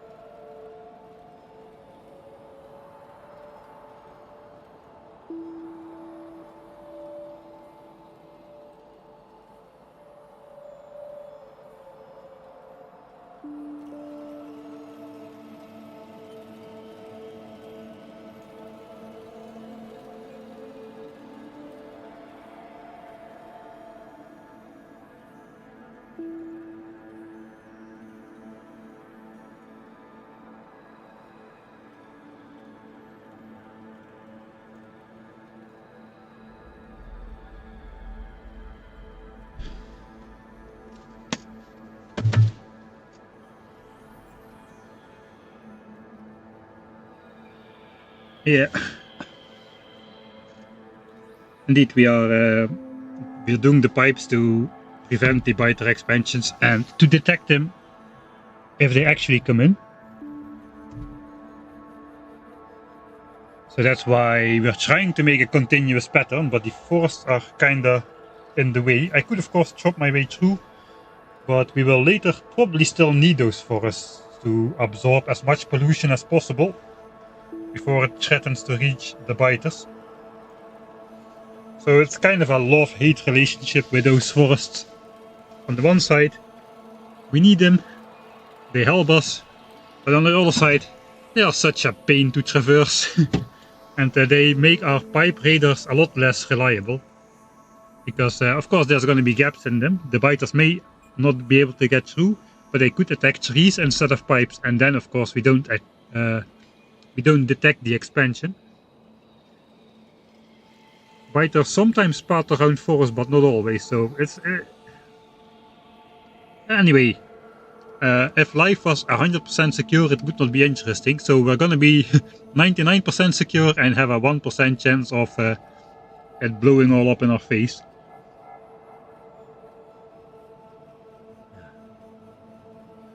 Actually, just go to Glabber first and research tree planting.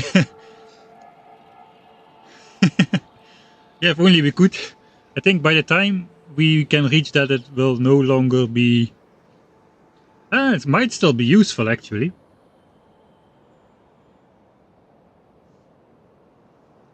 But I guess my expectation is we'll probably... I don't know if we'll abandon Norvies, but it might be prudent to set up the Norwegian science specs on Vulcanus as well. First planet has got to be Vulcanus.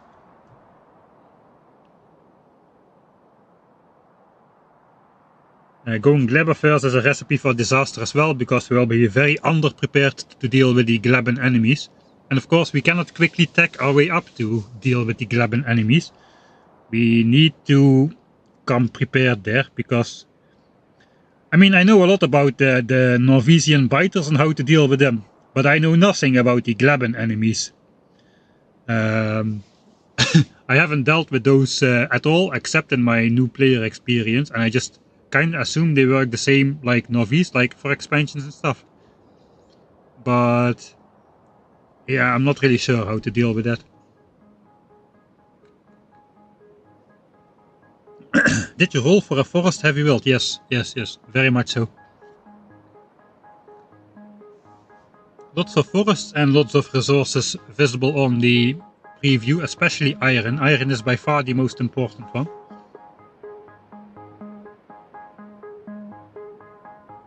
The only tech you need is bots to turret crawl all enemies on the map. We're gonna have the same problem on Glabber like we do on Vulcanus.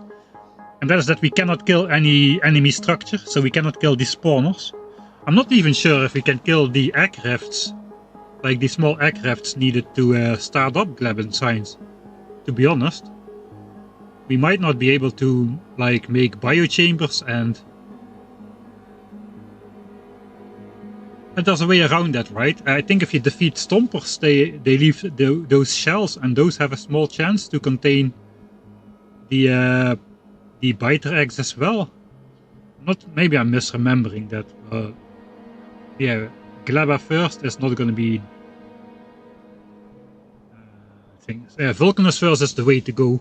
Fulgora first also would not be so bad, except that you cannot get coal on Fulgora for the longest time. To unlock coal on Fulgora you need to go to Glabber, basically. So that means, while we do get plastics, we don't get like stuff for military science on Fulgora. And Vulcanus just has it all. It has the coal, it has no enemies except demolishers, which are not enemy structures, and we can take out the small demolishers with poison capsules. So we can get our first tungsten patch, and with that we can probably get something to destroy the medium demolishers. I remember I did it with like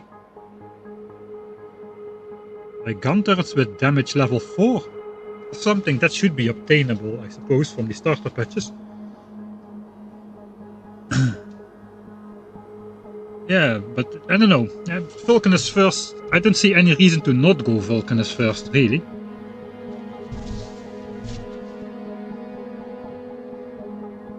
Glabber second for biolabs. That kind of depends on our ability to hold Norvies during our absence. Or if it's easier to just go the infinite way on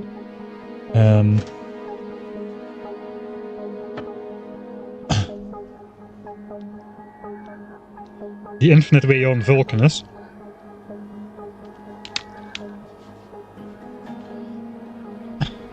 really sure. If I manage to get this achievement, I might just keep the rule in place to not destroy enemy structures. Although, on the other side, revenge is gonna be sweet. So maybe I don't want to keep the rule in place.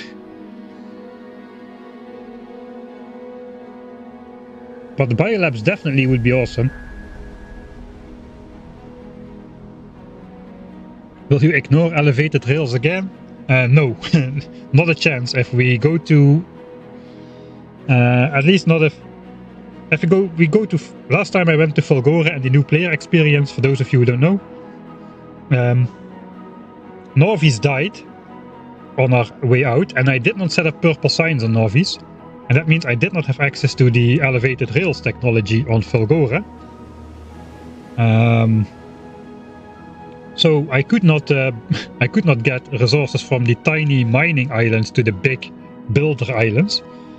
But I did research logistics system with yellow signs, fortunately enough, and I managed, after a long search, I found some tiny islands with 80 million scrap patches, just close by enough to a mainland patch that I could bridge the gap with roboports.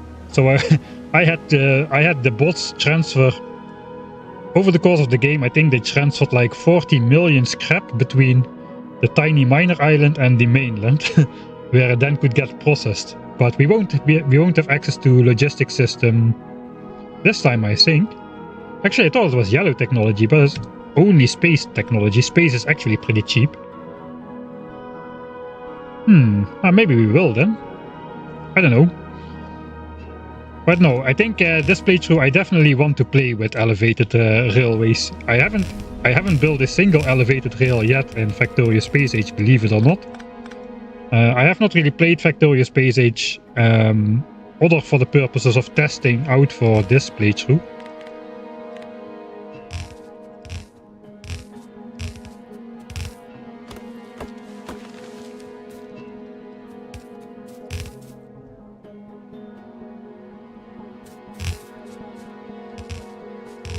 So I definitely would like to try out that this time.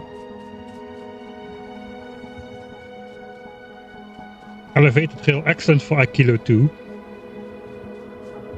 Alright, don't you need like those foundations or something for to build them on a kilo?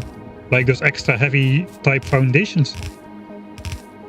I guess we can get those. Nope.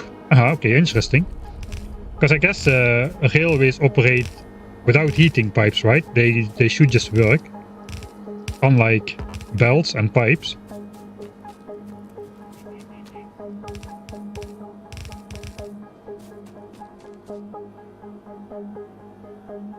Oh, it's another cliff of death. I guess we go north.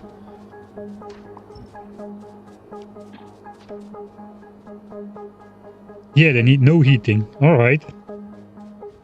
Okay, so rails, I mean, for most people, rails are already the go-to way to transfer resources, even on Norvis, but for Space Age it actually seems by far the best option. On a kilo, because pipes and belts both need heating, and that's expensive. It is expensive to heat up that many heat pipes, whereas rails just don't. They don't need the heating.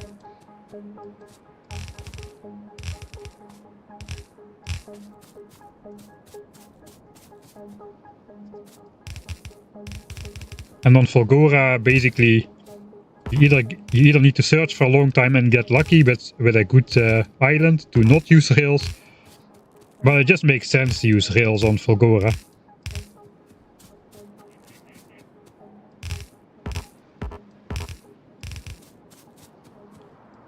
Here's a big coal patch.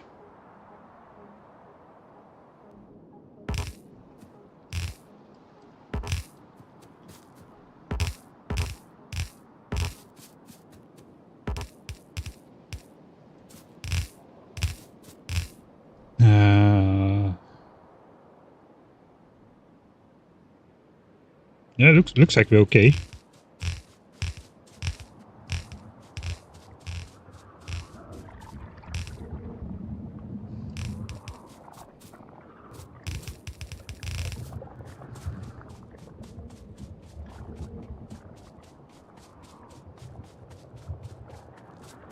So yeah, the rails have a lot of benefits that they don't on other worlds. Rails have a lot of benefits that they don't have on RVs per se. So even somebody like me would probably tend to use rails on Aquilo and Fulgora at least. Although I did not in my new player experience. After finding out, I went to Fulgora. I didn't know anything about the game at that point. It was my, like I said, it was my new player experience. After finding out you were supposed to use elevated rails on Fulgora, and I had no way to get them because Norvis was dead. It is purple signs. I could not just make it. Then I basically just tried to beat the rest without railways in general at all, elevated or not. I guess out of pure stubbornness.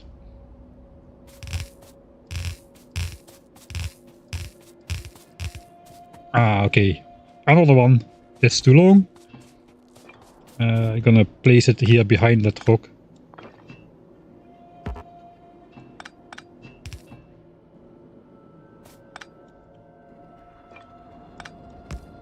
Okay, so even the rock basically blocks the passage. That's perfect.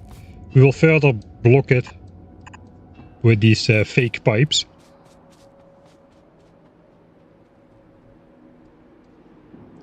Alright, I'm pretty sure we're already generating a lot of land in the background just by walking this far out for such a long time.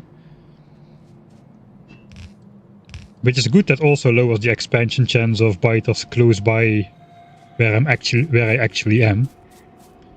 1.7k pipes left. I think it's not enough.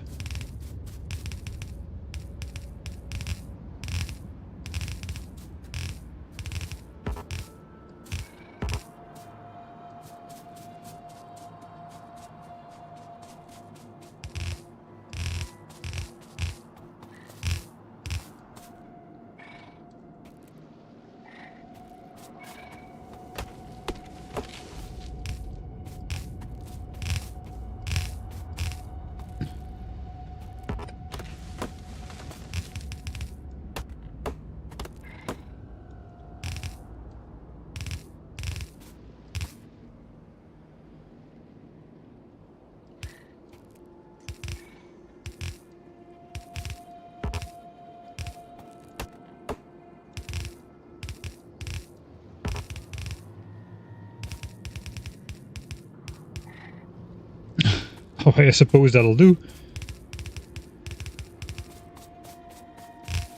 Letting go of the OCD somehow. I don't know how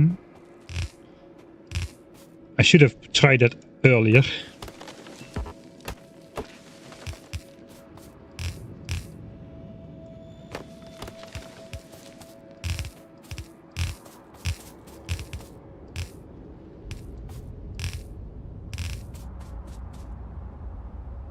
Oh, hello. Looks like we found another one. That one actually is in a... Is that one in a dangerous location? Actually, I don't really think so. They are in this chunk. Yeah, actually they are. They kinda are in a dangerous location because these chunks will remain green. That's too close for comfort. Right, we didn't take our guns and bullets for no reason. So this should be easy, right? Should I try it without a chicken save? I don't think I should try this without a chicken save, really. Actually, there's only small worms. But this is an old expansion then. Right, this should be easy. This should be easy. There is no reason I need to make a chicken save this time. There is no way. If I die here, I should uninstall the game.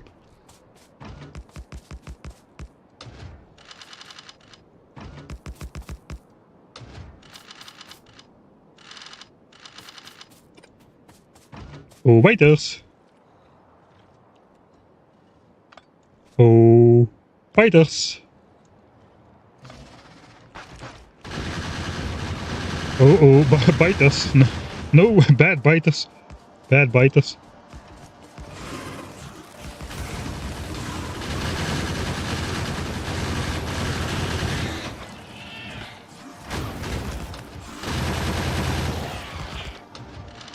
Okay, that went well. Achievement still good. Even though I misplaced the turrets again. For no reason. Alright, and this should be fairly easy, I suppose. Nothing we haven't done before. The biters actually always spawn in this location. Which is nice, it's far away from my gun turret, so let's keep that open. That is the preferred spawn location, the top left corner. I don't exactly know the full order, but...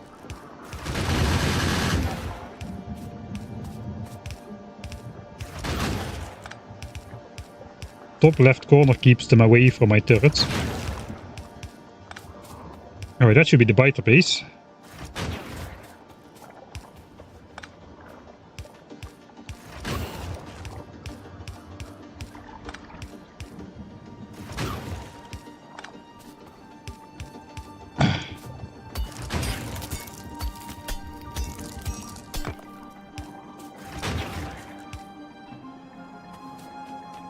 Alright, artificial steel axe.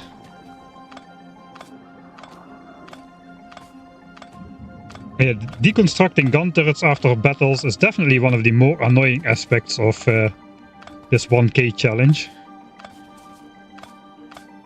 Especially now, where you even need to place a lot of turrets in the beginning to make sure all the medium biters get killed fast enough.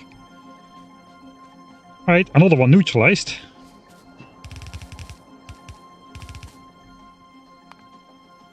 "95 bullets were used, 95 magazines.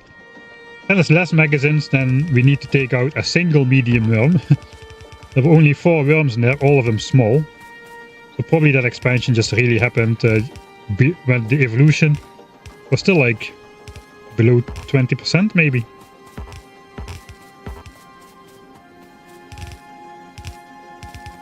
I've actually read somewhere that medium worms can only form after, I don't know exactly the amount, but higher than 20%. Well, I'm not exactly sure which value. Anyway, any biter expansion we find out here is one less biter expansion that could be inside the base, right?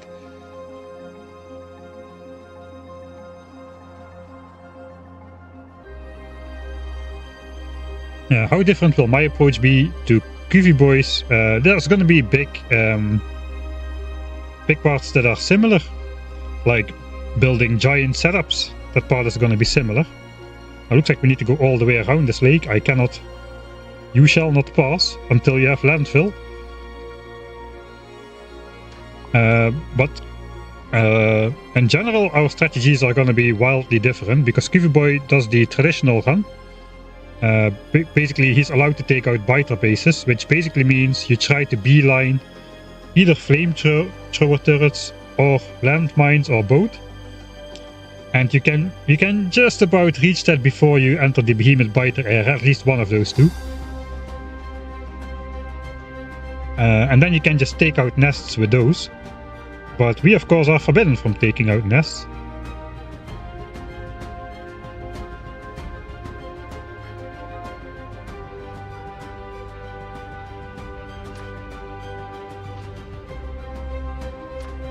Which means we are having a completely different opening strategy, really.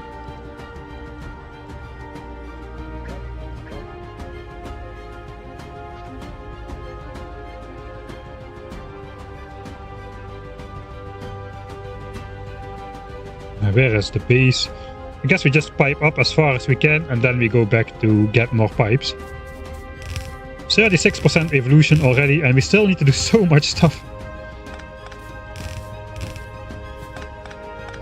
So yeah, the biggest difference is my run is basically gonna be like pacifist compared to the normal way to do a challenge like this.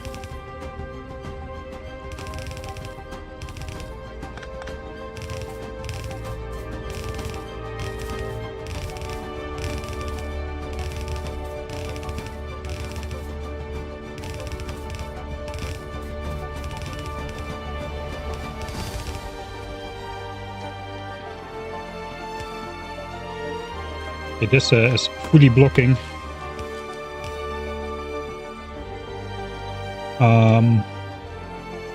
Suppose I should place some pipes in the bottom part here, because these chunks are not red enough for my liking.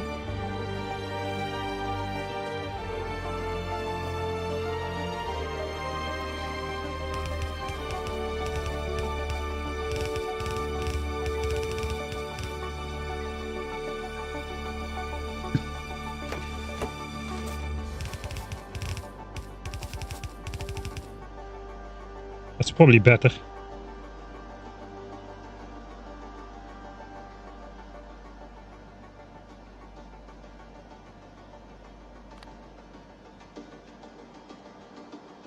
I suppose that's good enough.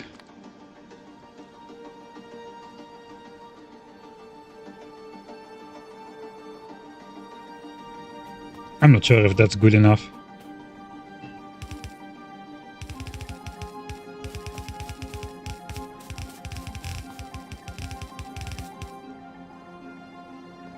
Yeah, it's better. Traditional one, the traditional 1000 signs per minute run, a very popular category in Factorio speedrunning as well. 1000 times signs multiplier. My strategy is going to involve basically securing enough resources right now before big biters. Securing in quotation marks, because it's not really very secure. Let me again place this thing over here.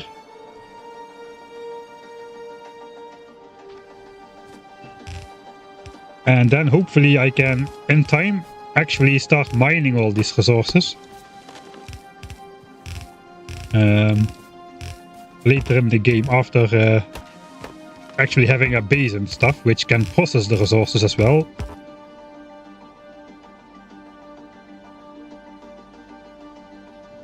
Okay, we just need to go up straight.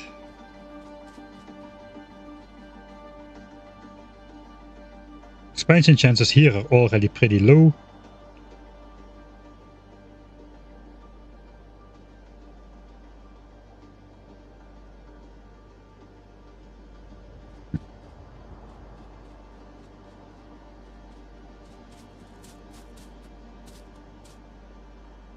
I'll just place a pipeline up to compensate for the missed pipes here.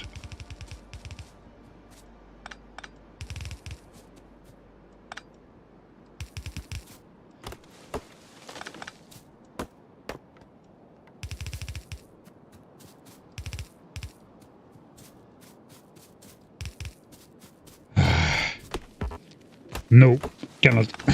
Give me my pipes.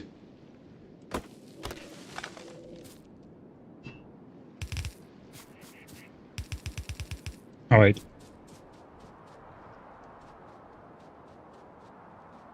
And build a base? What is this, a Nilo stream?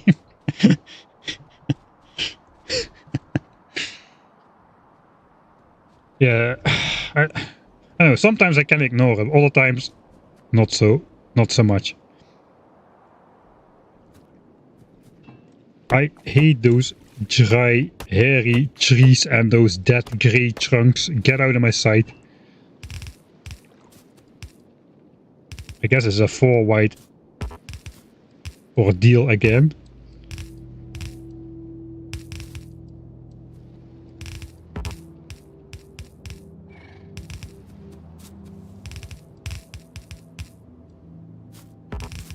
Okay, this wall is definitely not going to be as biter tight as I thought it was going to end up.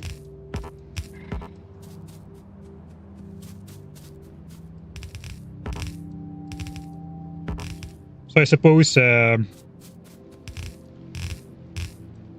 just going to have to hope the concept works.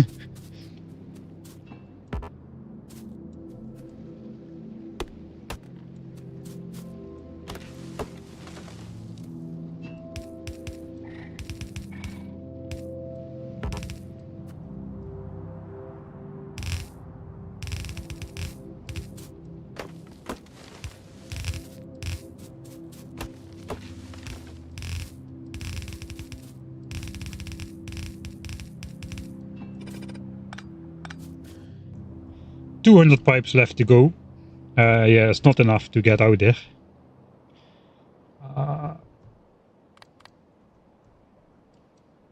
Yes, we don't have that many to view. We're almost round. I guess we still can try to make it to the water. I thought for sure I would have taken enough pipes here, but looks like it was not that way.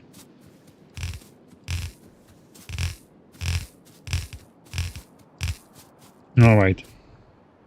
So now we're here. We just need to do this part a little bit. Maybe we'll just place some pipes on this side of the lake, because the line where we need to draw the pipes is actually blocked. So perhaps we just go 5 out here. And then we need to turn here again, so we'll see how that goes. Let's walk back to the base. Later in the game you will probably not have the space to get in between the nests to secure more patches. Exactly, that is exactly right. Which is why we are going to have to secure those patches in the early game as well.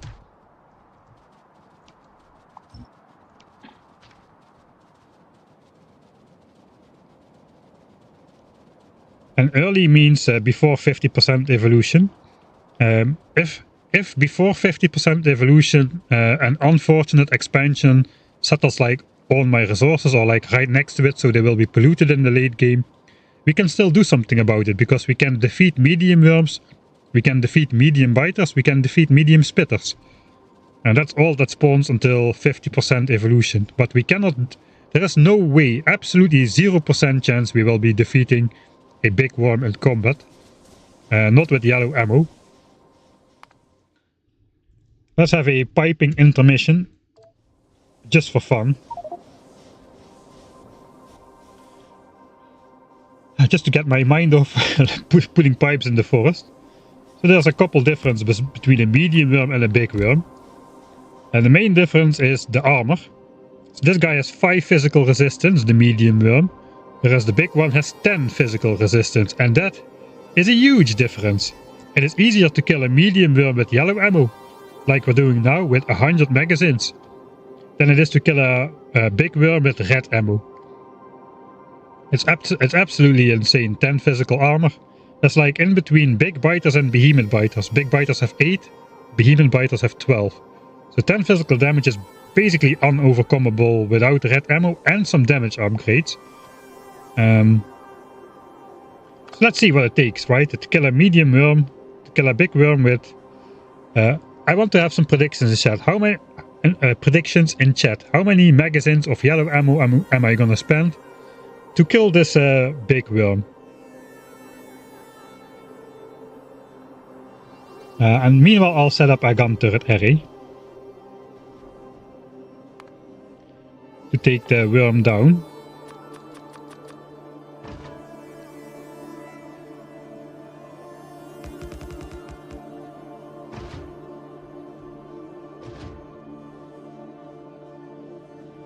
Alright.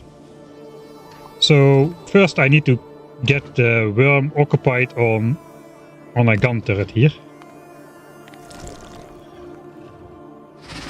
Alright. Now we make this indestructible. But theoretically he should continue shooting this now because he's aggroed. That means he won't be shooting our actual gun turrets, which is important. Okay, these are all within range. 9, let's try to get like 10 turrets in range.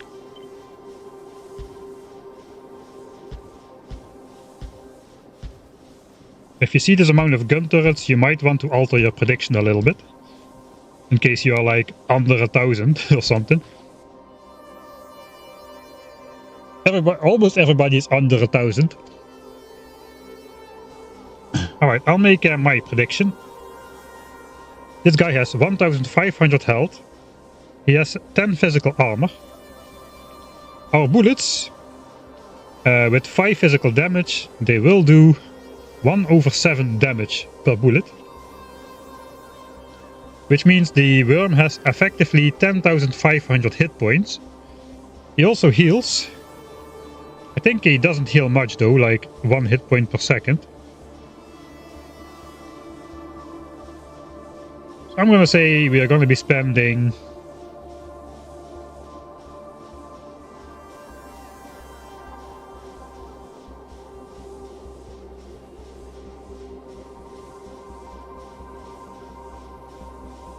like 1,000 magazines.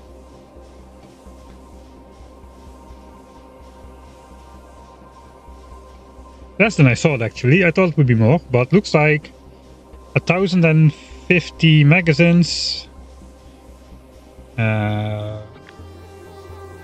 Alright, so we can go with one side. Let me just grab 50 stacks of ammo.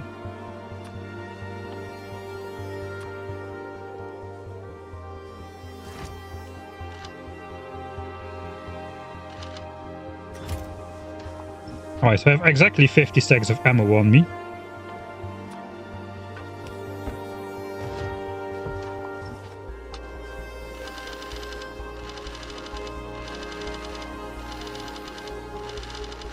So let's say 1,056 magazines is the prediction. 1 Avogadro's constant of bullets.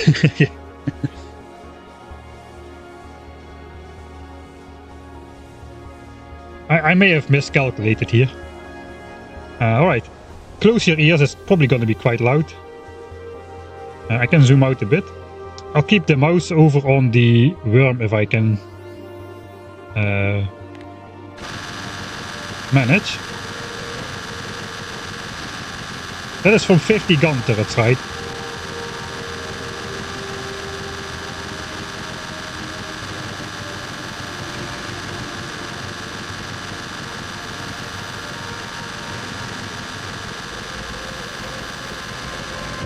Alright, he's down. It is possible. I didn't say it was impossible. I said it was practically impossible. In practice, if there's like a nest with biters running around, you're not going to be able to pull this off. No effing way, especially not on like bigger nests. There is no way you're gonna do this with yellow ammo. And red ammo doesn't even help that much. Let's first look how much ammo we have left and see who wins the prediction challenge. So we started with 5,000 magazines and we currently have 3,968. 3,932. We spent 1,068. Yeah, we spent 1,068 magazines. So that was 18 seconds of continuous shooting from 50 gun turrets. You're not going to be able to build as many gun turrets before the worm already has destroyed like half of them.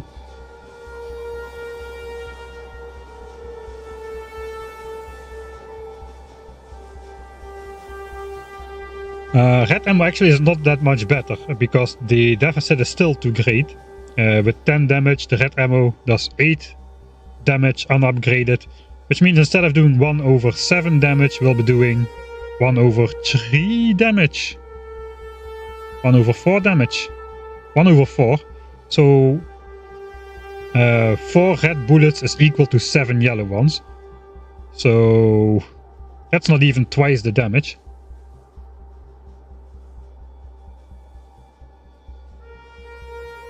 So we would be looking at like 6,000 red magazines or something, approximately, before upgrades. It takes, you need to surpass the armor before you actually start to do like a reasonable amount of damage. It's insane.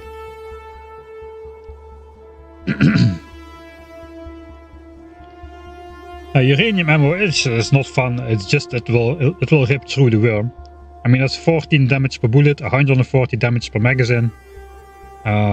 That's basically like, okay, well, I suppose we can, but we won't need much for that.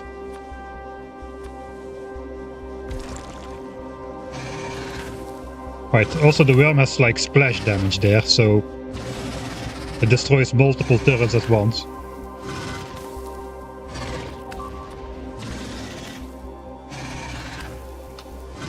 Okay, ready. And it's survived! That was 1,400 damage. I inserted 10 magazines. 9 magazines, okay. 9 magazines. Maybe 10. Alright. Yeah, he's down. Alright, let's go back to laying pipe. Laying pipe is a very laying pipe-like activity.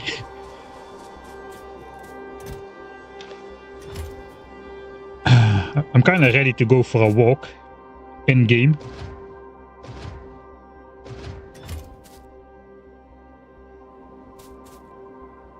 Okay, everything is out of iron again. Okay, this turret that thing is out. That is good.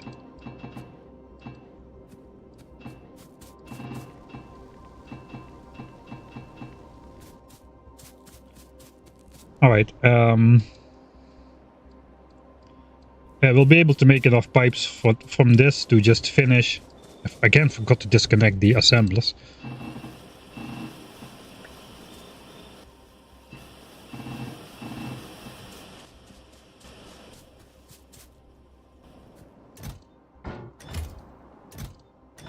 Alright, let's put away the wood.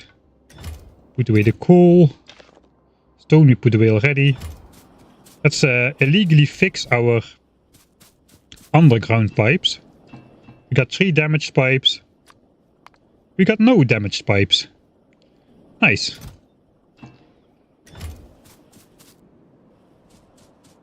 Alright, then we need to... I suppose we'll start these back up again. We can again flip around all the ones that have run out.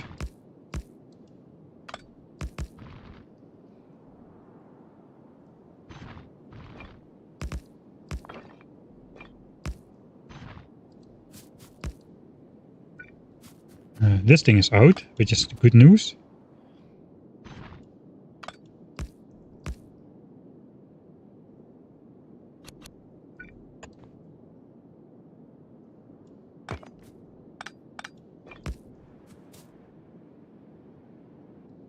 That can stay then. Put away... Oh god. Now I'm mixing up my stuff again. Bullets, turrets, coal apparently, some iron. And this stuff I want to take as well. I want to take some furnaces, just not a lot. Alright, and then we'll just refill the coal again. Looks like the pipes are done already. We can let this run once more.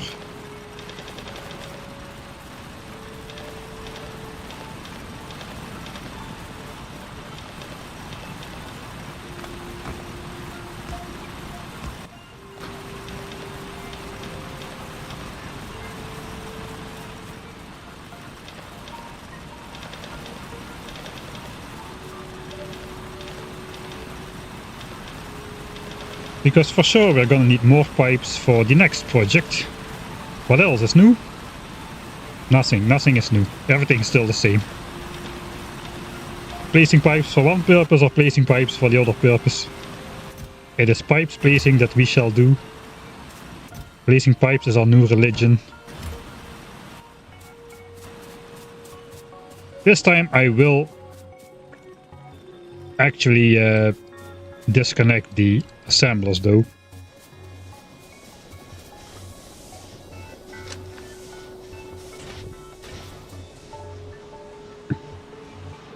We need to keep power to this specific inserter for some reason, so let's just keep that. 3K pipes. It should be enough, right? I mean, if this was 12K, then yeah, this should be less than 3K easy.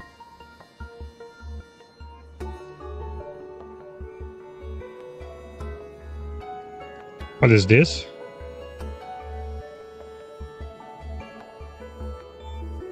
I remember there was an expansion here when we did the experiment. Is that expansion already here now as well then? I think we should go take a look here. I just saw a small red dot on the coal patch from this far away. Alright. Let's go back to this area. We can actually mark it on the map, so we know where to go. I'll just take extra iron.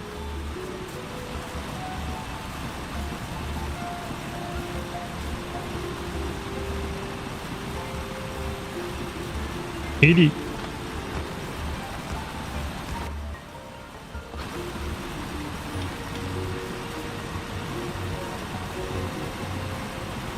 Let's take a little bit extra iron in case I suppose we'll make pipes out of it. Okay, let's go back.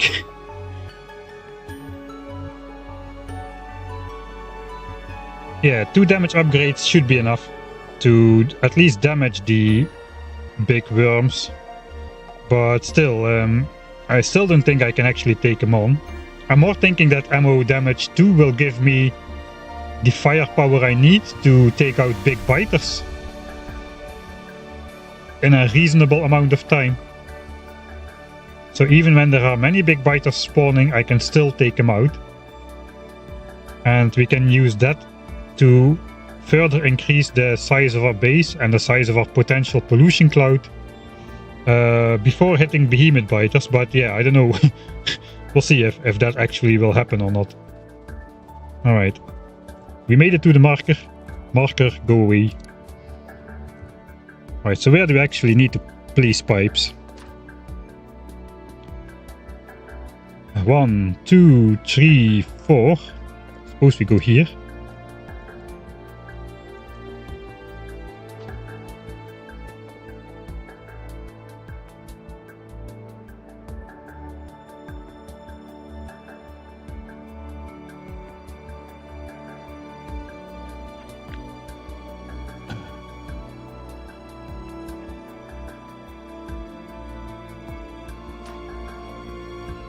One, 2, 3, 4.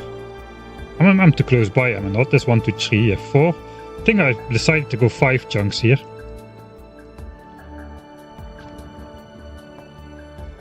So that means over there, not over here. So we'll continue this line out a bit.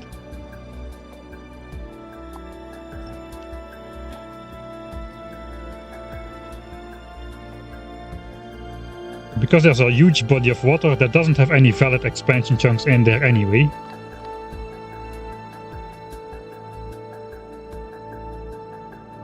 Okay, that actually will probably very likely happen. We can probably be in time to stop that, even if I pretend I didn't see that.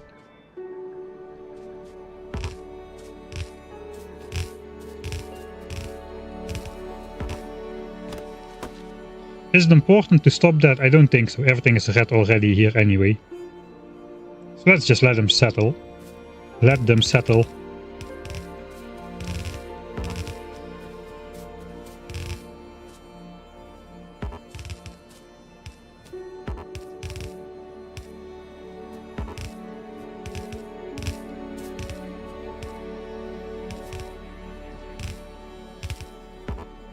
Again, there's one of those forests with too many tons of dead wood, which blocks everything.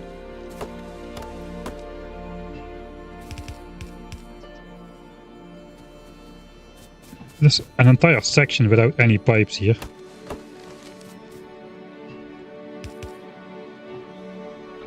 What the heck is here, man?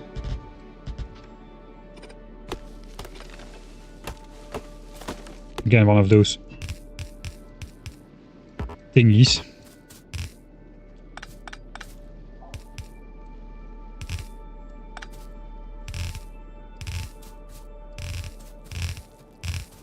Alright, now we finally have some like clear land ahead of us.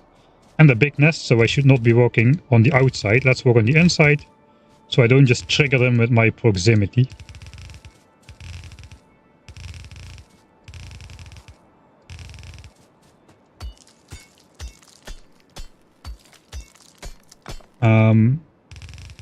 To my knowledge, yeah, if an expansion party gets interrupted by the player,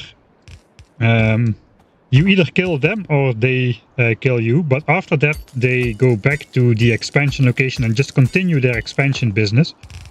Found it out in the 100% evolution playthrough. I tried to interrupt an expansion party, but they just killed me and then just went straight back to expanding. So there was no way to stop that.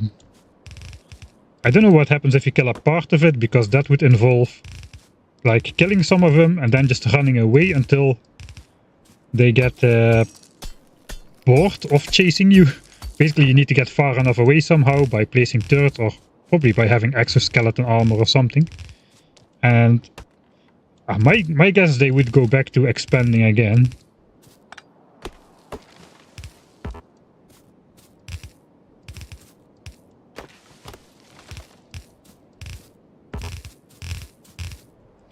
Right, so 1, 2... I think we want to go back to 4. I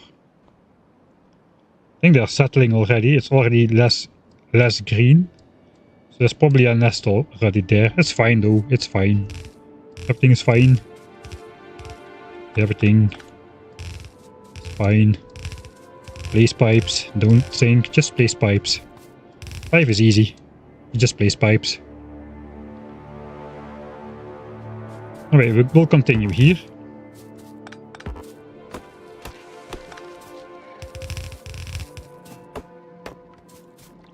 You know, I just actually will drop these. Just for once.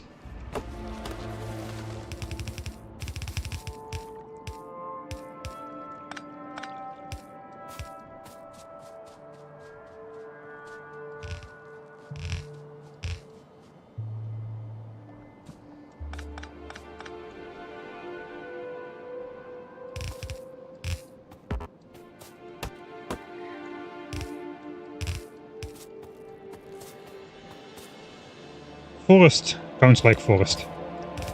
4 sick it is until the end of it.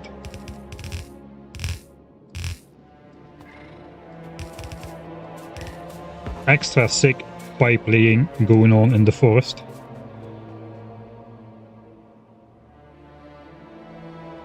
Alright, they're definitely settling. It's starting to be orange already, so that means at least 2 nests.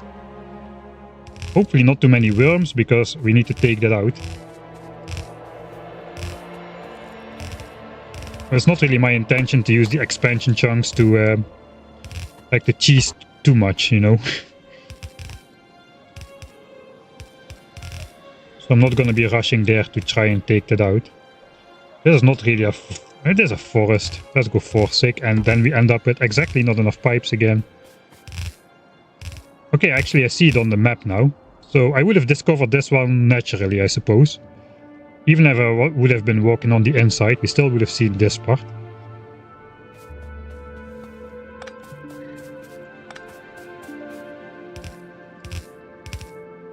Now, how close am I? Pretty close. Maybe I should now walk on this side a bit.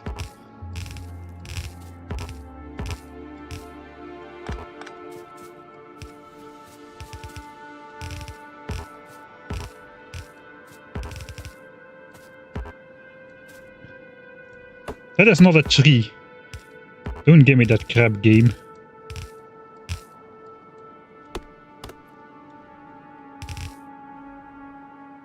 I'm already going too far out. I should have turned. Actually, I should have turned here.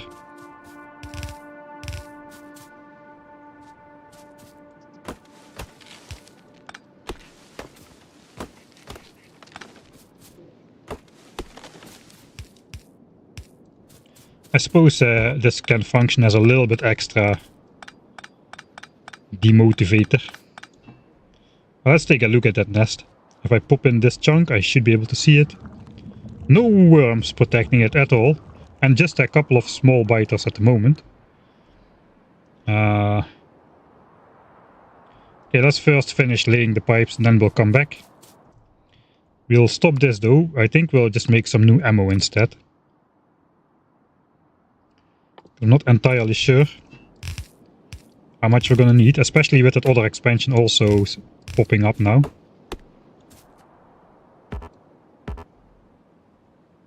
And now we just go straight up all the way to the lake.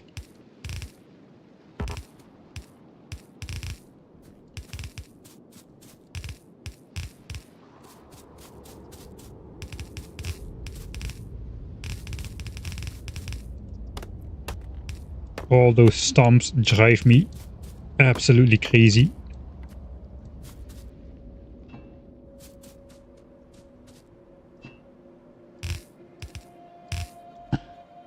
There's starting to be a big nest. It's already red. That's not good.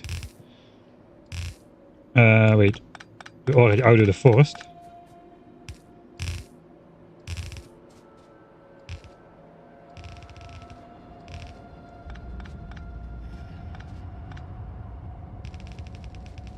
Right, there they are.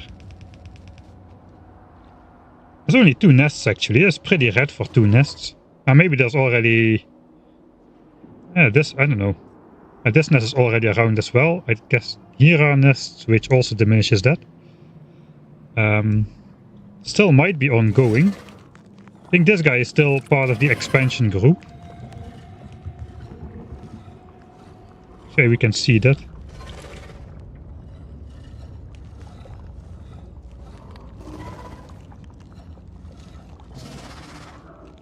Ah no, he's attached to spawner. I think the expansion group has finished then. Alright. So the expansion group has expanded.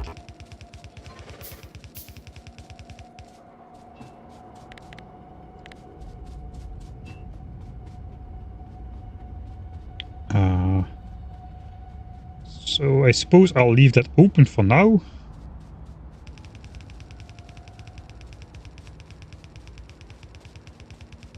Should not really change a lot.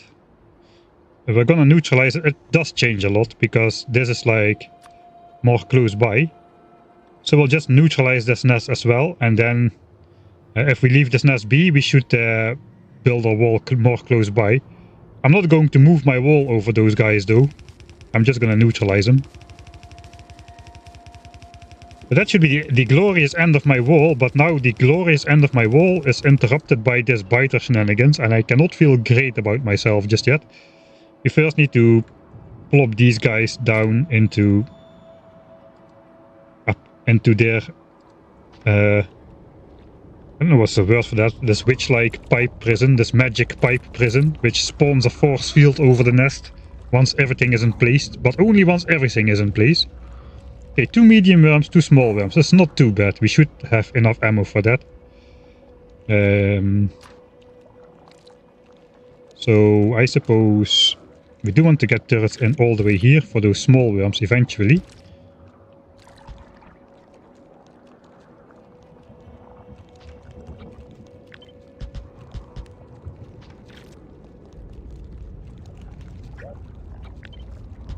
I'll try to get this amount of turrets up. There is like 3 medium biters, 4 medium biters, so those are just gonna run to the first turrets. So basically I have to set up like at least like 2 defensive lines here.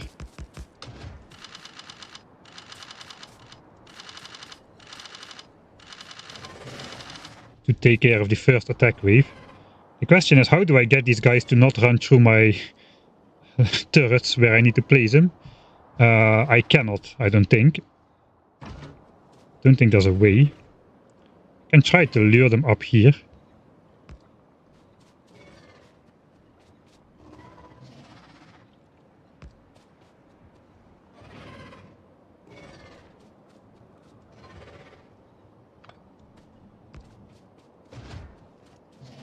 It looks like I still have some debug option on. I suppose that's gonna stay on, and also I did not save. Alright, I can save then. I can switch that off, because that's gonna... That's interesting, but it's also very annoying. What did I... Next waypoint. Aha, alright.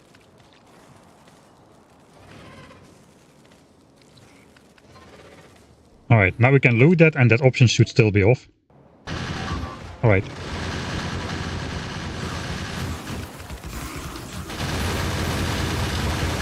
I'm getting wrecked.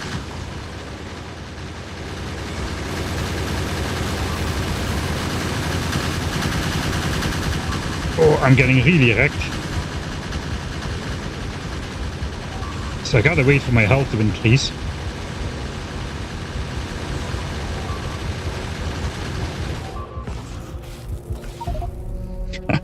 And I just walked straight through an acid pool. Alright. Let's wait until that initial wave is down. Worms, focus that. Okay, 1 worm is focusing me again. And I put 200 ammo in 1 turret.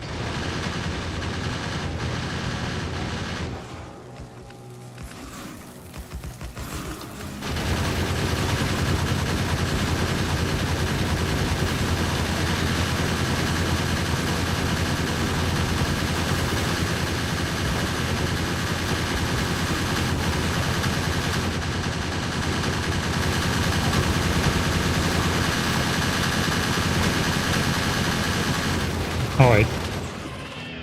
That, I don't know why that was so hard, but that definitely should not have been so hard.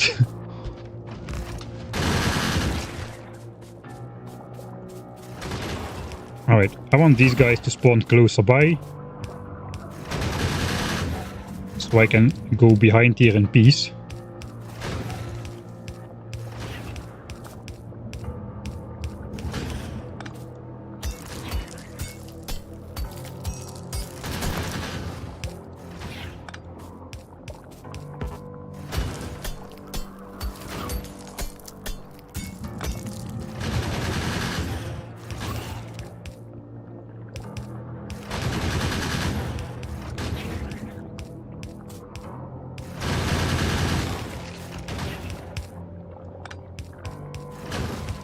That was the last biter.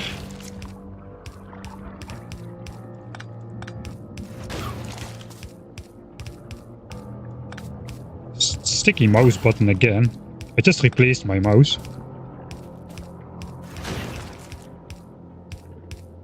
Alright. Neutralized, I think. Now we need to deconstruct 40 gun turrets again without Steel X. So let's switch on artificial Steel X again. Yeah, deconstructing gun turrets is definitely my least favorite part about this challenge so far. It's not so bad though with the speed up mod.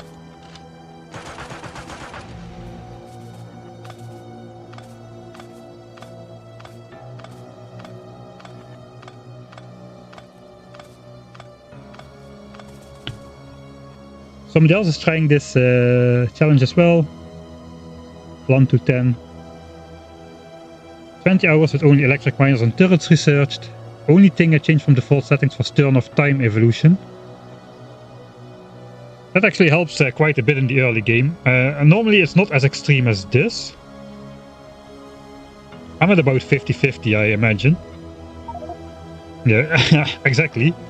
50% time, 50% pollution. But once you have a factory, pollution is going to go way up there and time is going to way down. It's going to drop harder than the Hawk 2 meme coin. We're going to have like at least 90% pollution. Once we get to like green signs or something, we should already be like in 90%. Expansion is still ongoing, but the nest is already neutralized. Alright, let's not forget to take out that other one.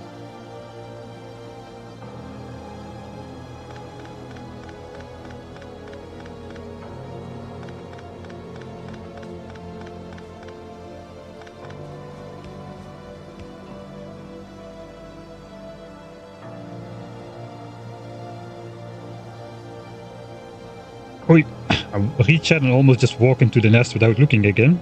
But that should be very easy, right? There's not even small worms here. The hardest thing we're going to be fighting is the medium biters.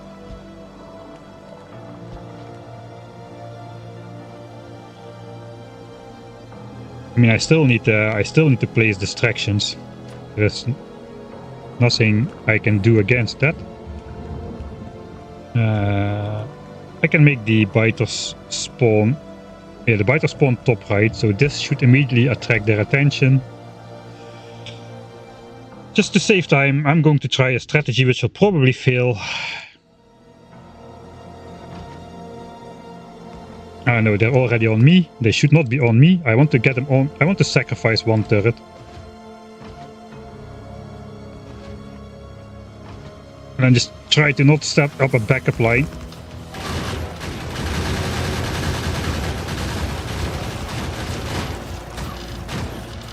Somehow that worked. Alright, then we can do it without backup line.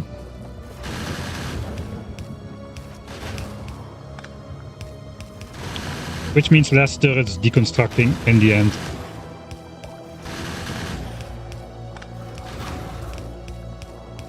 Stop that sticky mouse button.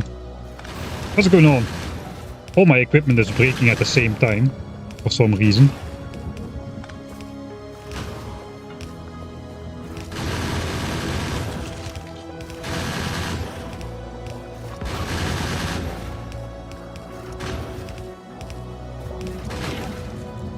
Right, one biter base neutralized. Activate the force field. It would be cool if the Factorio devs, instead of fixing this, would spawn a physical force field over the biter base. If you... That would be a nice Easter egg, right? Spawn a physical force field over the biter base if you happen to block all the spawn locations like this. That would be very funny. I think there's not enough Easter eggs in Factorio. There are some. Like the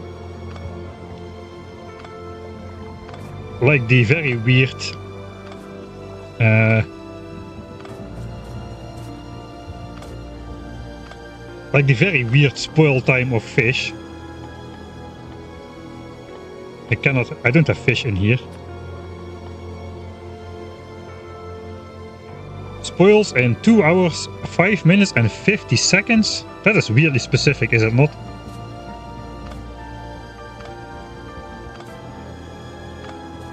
I didn't figure that out by myself, by the way, what's going on with that. I saw it in Colonel Will's stream after a raid.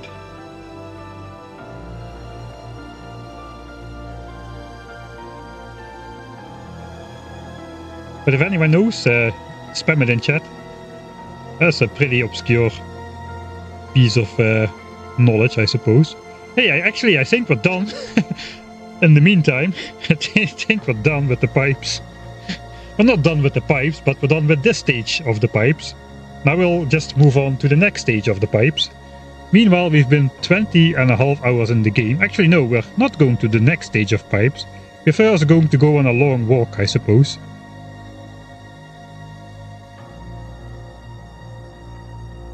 Yeah, some people know about it.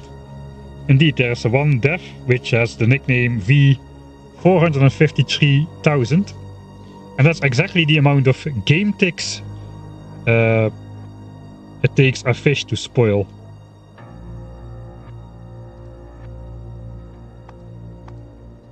So if you convert 2 hours, 5 minutes and 50 seconds in an amount of game ticks, you will have the amount of game ticks from V453,000. So that's a nice Easter egg. But in general, I think Factorio could definitely contain some more Easter eggs. Like, a big opportunity is for arriving at the Shattered Planet. That was kind of a... I won't spoil what happens when you get there, but that was... it was kind of fitting, but it was also... It could have been a nice Easter egg to... it could have been implemented there, instead of what is actually there. So yeah, things like that. This force field, you know, is... it would be cool, but... right. So what am I gonna do now? I think I'm gonna go back to the base. Just to prepare our supplies for a long walk. I'm not sure what we're gonna take. I think we're just gonna take... I think we need to walk around our base a bit still as well. To verify that there are no more biter expansions in here.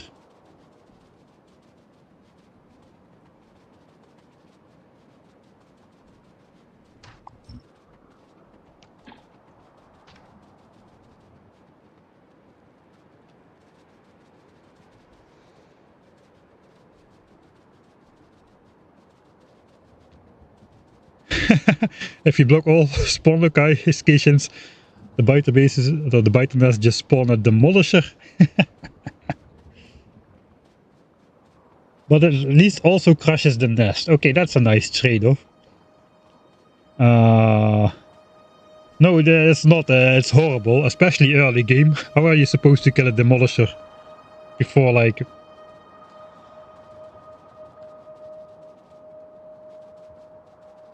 Yeah, there's still 1000 times science. That's why I'm avoiding building any science, because it's our 1000 times. It's useless. It's useless to build science in this playthrough. 1000 times? Come on, man. That is just crazy. So we're basically actively avoiding playing Factorio and just go around, place pipes everywhere and explore and, you know, all other things that have to do with not playing Factorio for as long as we possibly can. until we have to face the truth, and the truth is we actually need to yeah, we need to. Right, so now I have 34 good gun turrets. And I'm not expecting to need gun turrets. Suppose I'll take some anyway. Hey, thanks. Whoa. Our 4, thanks for the Prime subscription. Second month. Yeah, the truth is, how in the world you're gonna get 1,000 times the resources? This is actually a great moment to talk about that for a bit. So let's make a save so I don't waste any more time. We can look at the map a little bit. You know what? I'll just try and check the expansion chunks to see if I can see if any biters settled in here already. Should I do an actual walk through the entire base? No. Alright, cheesing. Expansion here from last stream or something definitely did not happen. It is still green.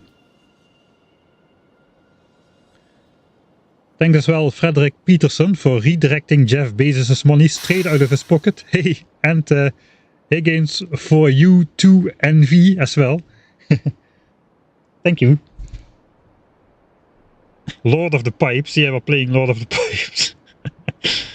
I am not gonna get a new nickname. I'm reasonably okay with like hand feeding Handy or something, or whatever some guys already came up with. King of Lord of the Pipes sounds. I don't want that on me. I shouldn't have mentioned that. That was a bad idea. Alright. So Little Johnny of the Pipe World 1-1. Pipe Laying Master 69. That sounds like one of those usernames which they always put in those Viva la Dirt League videos where they do the NPC, the real life NPC things. Alright, so what do we got now? Let's first talk about that. We've got a big red band right around the distance where the blocked off biter nests like these, which have all the pipes around them, and the free biter nests, which just have red squares on them. But those red squares, they don't do anything. They're just like map tags. So this is just a regular biter base with active biters around them. We made all the area between that red, so the biters won't settle there anymore. It's still technically possible, but realistically they won't settle here as long as there's still plenty of green chunks around. As you may have seen on the break screen, all of these green chunks outside here are definitely gonna disappear over the course of the game. We can see there's an expansion here, for example. There might also be an expansion here actually. That's 2 expansions already. So if a biter base settles like over here, all of these chunks already will become red. It spreads out like in a 5x5 square around everywhere where there's a nest. The expansion chance drops sharply, similar to where we place the pipes. So eventually, the only green chunks which will remain are the ones inside our base, and I pray to dear RNGs in the sky that what I think is correct actually is correct, and they won't be able to get in here. This does look very scary though. Is this really far enough away? Is it really far enough away? It appears so.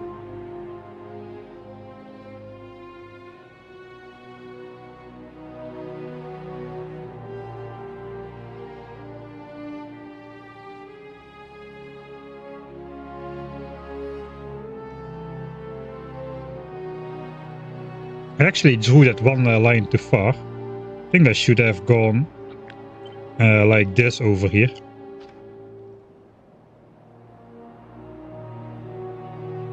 Also, these chunks are definitely not as orange as the rest. Okay, here we got still 0.2. That is not great. 0.2 is, for a normal game it's enough, but this is 1000 times science cost. We're going to need to do this for a long time, so I probably want to protect this a little better still. All the other values are great at 0.0 something. 0.0 something is absolutely great.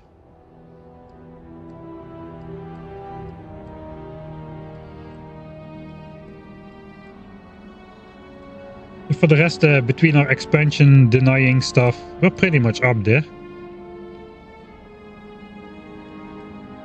All the values look okay.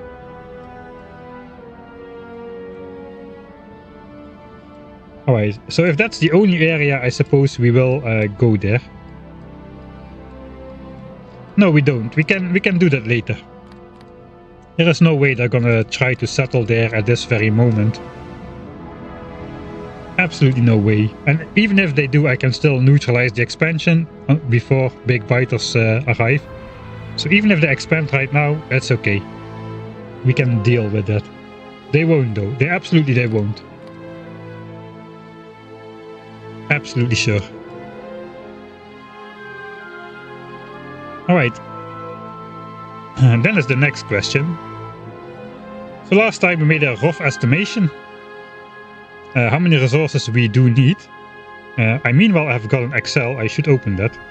Let me open that real quick. I'm not sure I can show that on stream. Maybe I can. Probably not very friendly formatted to show on stream though.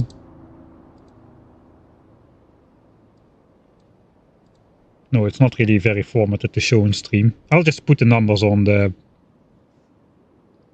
We are safe now. We are no longer under time pressure. So I'll just put the numbers on screen.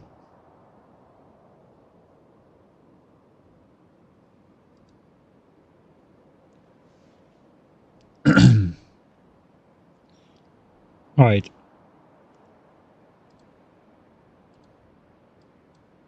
So last time we estimated we needed about 4.2 million science packs. I will reload the last one though. Actually, let me first take the iron out then here. Then that can continue to smelt some more. So probably going to want to take some stuff that involves having iron.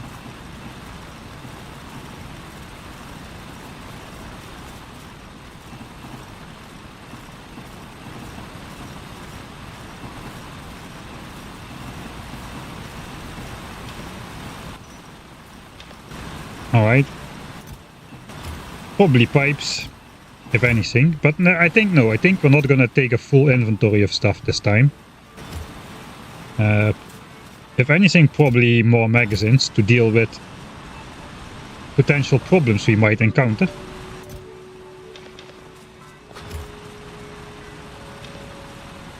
Okay, this will have run out on the next one, that's good. Alright, we'll save here. Right, rough estimation. 4.2 million signs is actually correct. It is 4,150 blue signs which we need to get off of this planet and to a new world. Most of that is taken up by rocket silo, 1 million. Then we got thrusters, which is 500, and then we've got a planet discovery, which is another 1 million. So that's already 2.5 million by itself. Rocket silo, the planet, and the thrusters. And then the rest is just the prerequisites over here. Super chat is a scam invented by not reading chat, Mike. Also, don't forget the Sun Lake at the NV, the northwest corner. Oh yeah, right. That's actually important.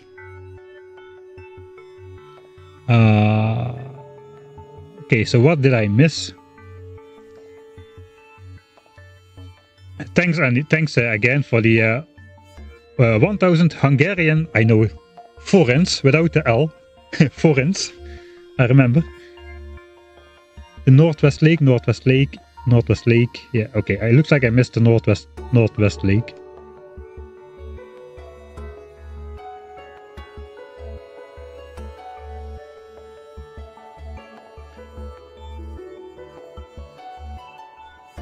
Alright. We're getting into the all the ways we can lower this amount.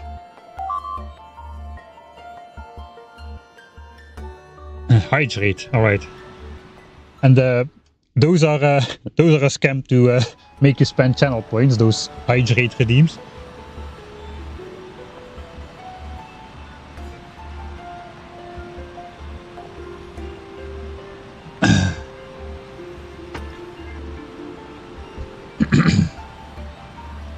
Right, infinite resources is, first of all, infinite resources is something completely different from an infinite rate of resources.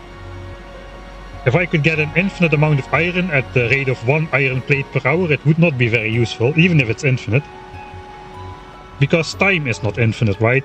We don't have infinite time. Even with this method, something eventually will go wrong. As we already saw in the break screen, some biters migrated to some other nest, and then those managed to expand into the base because they were attached to a nest which they should not be able to be attached to.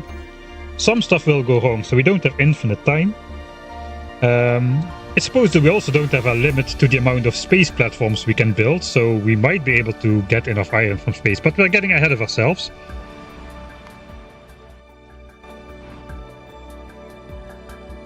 Okay, I did not save that. So it is actually 4.15 million. Red and green signs actually are different, both of them.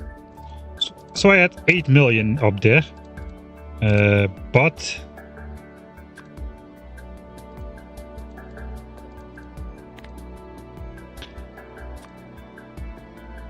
I would just want to, no, I don't want to categorize them together. Green signs actually is 7,060,000, 7.06 million.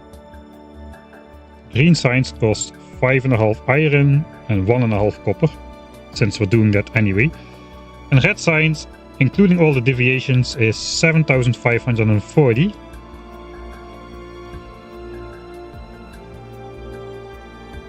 And red signs costs 2 iron and 1 copper.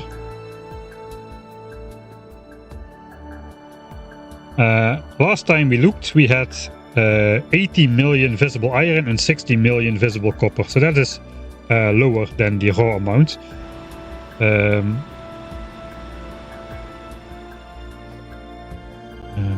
This will share my entire screen. I don't really...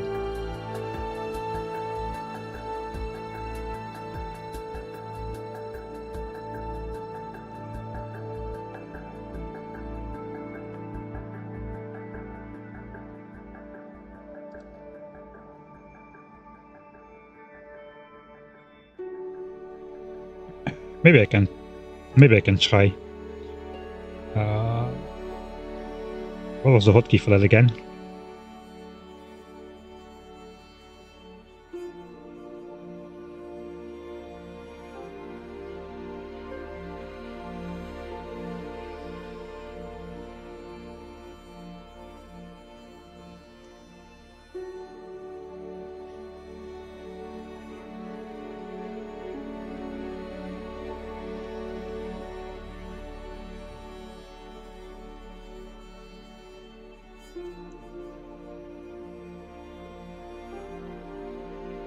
Yeah, I made this Excel like 5 days ago or so, and I'm trying to understand it myself again.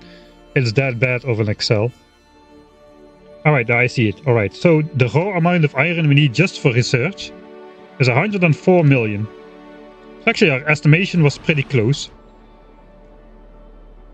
So iron, it was 104 million in total. Looks like we estimated 106 last time, so that is pretty good, Copper, pure raw amount of copper, 49.3 million, so that's 50 million. So we are in the right ballpark in terms of raw resources here. This is without any bonuses or whatsoever, and including the deviations which give us the bonuses which will diminish this thing. So what can we do? I'm gonna save here once again. First thing we can do is what is not on the way. Mining productivity, which basically gives us an extra 10% productivity, which means every time we mine 10 ore, we get 11. The 11th ore is for free, and comes on top of any amount that is presented in the patch.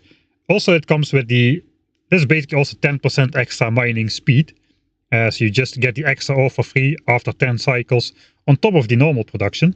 So you don't pay pollution, you don't pay electricity to produce that extra ore. So it's literally for free on top of what is there. It costs 250,000 science packs, which is 2.5 million resources.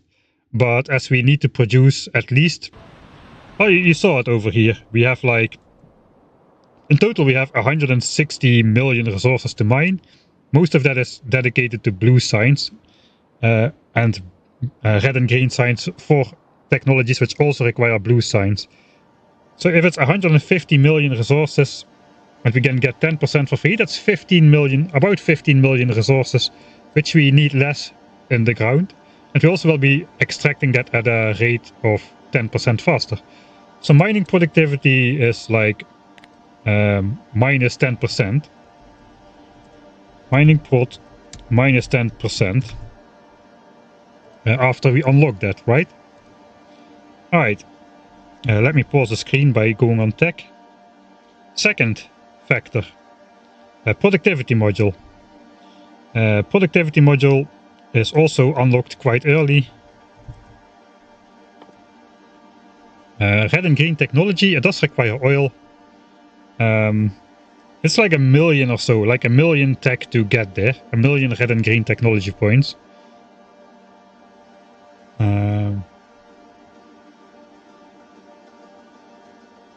Which means like 10 million resources deep. It's not strictly required for rocket silo, but we want the efficiency module as well to reduce pollution in the miner, so we only need to research productivity module.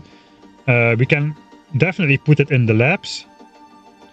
We can also put that in blue science if we really want to. That's going to create more pollution and eat more power, but we can. If we do both of that,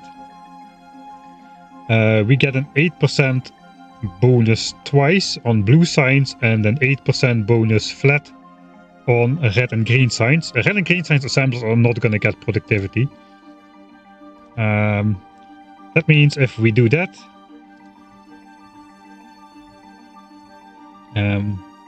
combined with mining productivity, it's good for like another like 7-ish%, 6 to 7% resource drop, not quite 8%. Because it's we get 108% instead of 100%, so the difference is less than 8% if because the 108% becomes 100% and then the 100% becomes like 92 point something, and it only applies to blue science twice. Actually, wait a minute, it applies to blue science twice. I don't know if I calculated this correctly. I think I did in the Excel, but I cannot really put a value on it that easy then. 96 to 87. 96. Okay, that's 10%. It is roughly 10%. Roughly 10%. Okay, 10% flat. Productivity modules. 10%. Prod mod minus 10%. It kind of balances out. Let's give it a shiny icon because we have time now. Now we have time. We are protected. The only thing we're fighting against now is is big biters, which actually maybe we still have a bit of time pressure. But then there's the big one. So if we apply these two, and these two are the easy steps, which are not really out of the way, we drop the requirements down to 87 million and 41 million copper. So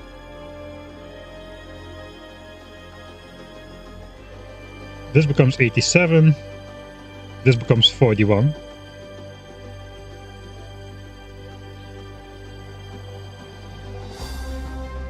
I haven't calculated oil yet, because oil technically is infinite. I know what I just said about rate of extraction, but we'll worry about oil after we explore, because I cannot really make too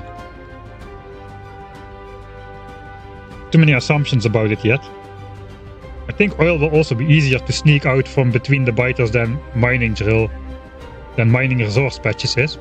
Because oil is just a couple pump jacks, and especially with efficiency modules, if oil is in a forest, pollution won't ever spread away from that, so I hope we can find some more good oil out there once we start exploring. Alright, the big one.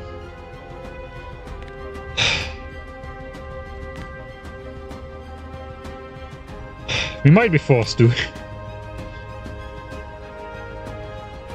Quality module. That is the big one.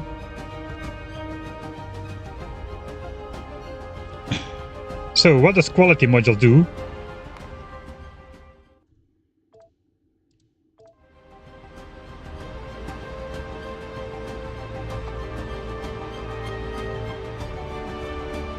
Quality module allows us to get quality resources. We have only like the basic quality modules, but the quality resources allows us to make quality miners. And those have a very interesting feature, and that is the resource drain. We can get up to rare miners. It will be a little bit difficult to get them, but it's okay. We can just mine resources with mining drills with quality modules inside, and we'll get some uncommons, some rare ones. Some of the uncommons will be upgraded to rare ones by the assembly process. 66% resource drain basically means for every for every 2 ore you basically there's like for every time this counter goes down by 2, you will extract 3 ore. So you don't extract ore faster or pollution free like with mining productivity, but the resource count in the ground just goes down slower. And that basically means we can extract 50% more ore out of the same resource patch. And that is absolutely massive. Absolutely massive. That is basically minus 33%. Just if we unlock quality miners.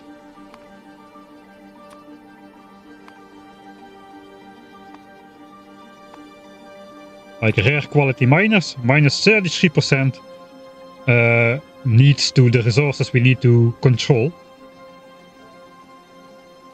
That brings it down to 64 million iron. And realistically we're only gonna place these on iron because I think we have enough copper. Maybe not, but let's just do this for iron right now. And then there's the last big one. Actually no, let's do copper as well, because the last one doesn't work on copper, and already people said it in chat which it was. 29 million copper. And the last one is basically free iron.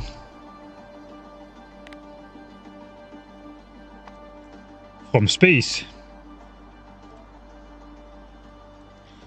So you can send up space platforms. There's 3 types of asteroids. Carbonic asteroids, which we cannot transform into coal until after visiting Gleba, so those are useless. Ice asteroids, which can become water, which we kinda have enough of on the planet. But they also have the metallic asteroids, and those turn into iron ore when processed. And we can send those iron ore or iron plates. Actually, we can send those down to the ground.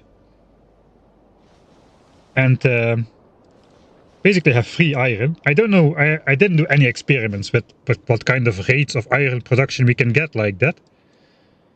And this only unlocks after we unlock, basically after researching the rocket silo.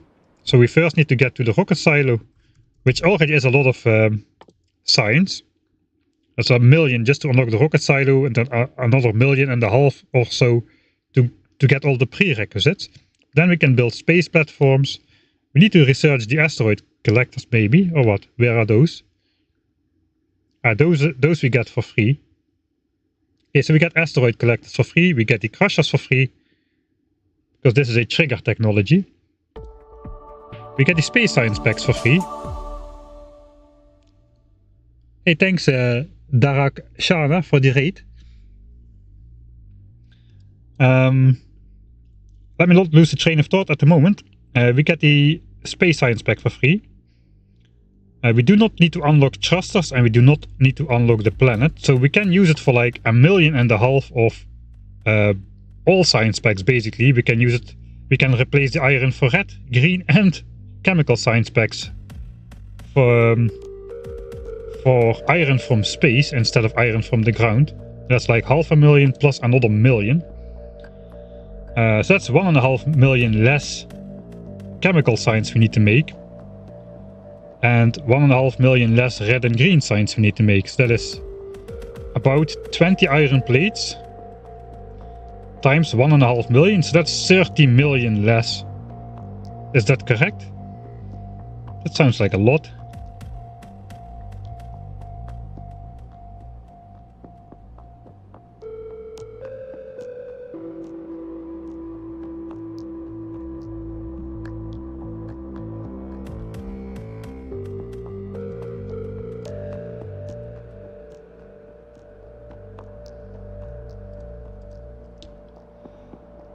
Did I put it anywhere?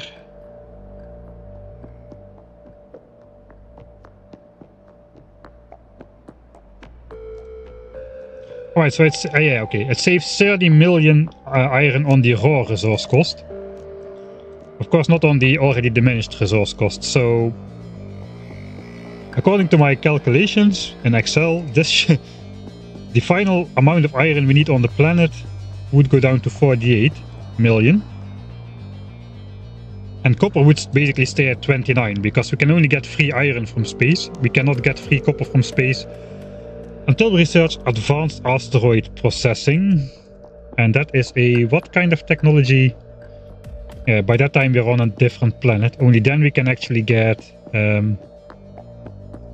it's not this one, it's this one. So that's Gleben technology. Then we can get copper from metallic asteroids, but before we can get copper,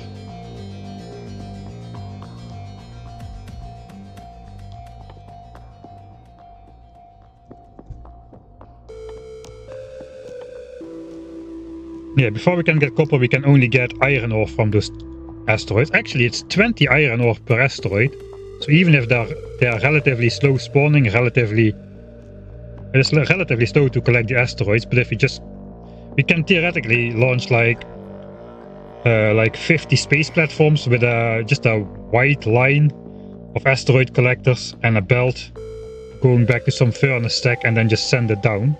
So I think it's actually pretty viable. 20 iron ore.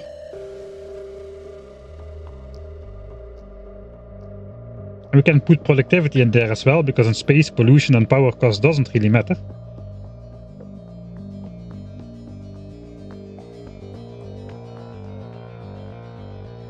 Yeah, the equipment has some cost, but in a playthrough with 1000 times the research cost for technologies, it basically means the infrastructure gets 1000 times cheaper compared to the technology, right? So the cost of infrastructure does not really matter in this case. Infrastructure is the same as in default settings normally.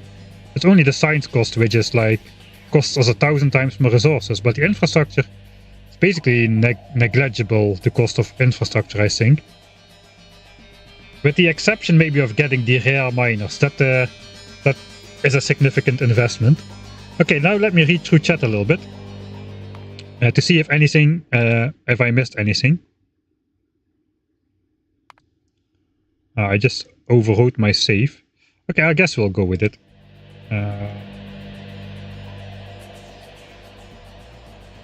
So yeah, we go down from 104 million. If we use every trick in the book, we can bring that amount down to 48. And copper goes down from 50 to 29. So it's a 40% discount in copper. And like a, I don't know, 55% discount in iron, something like that. Pretty insane. That means technically there's already enough iron on the map. But still, we cannot extract all the iron, and we definitely cannot extract it fast enough. So we still need more patches, and we definitely need more oil. Oil is going to be probably a major bottleneck. Okay, I'll read through chat a bit.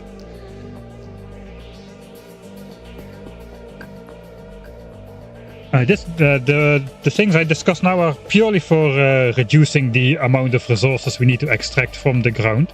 we still have some other deviations which I will consider to reduce pollution output over time, because in the beginning the forests absorb a lot of pollution, but as the trees get more and more damaged, they absorb less and less and less pollution. And that is while a factory wants to grow and grow and grow. So we need some pollution reducing stuff, like the efficiency module, solar panels, because we need solar panels in space anyway. And probably maybe even automation 2 early as possible. Maybe we get steel furnaces early, I don't know, we'll see. Quality science is better than productivity because quality modules doesn't add pollution. I'm not sure about that, because the overall reduction in resources needed for when you use productivity modules definitely is less, right? Which means you will be mining less ore. You will be, and the miners will have pollution.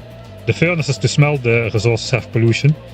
So while the assembler might produce less pollution for quality science, I think overall productivity modules are still going to win out.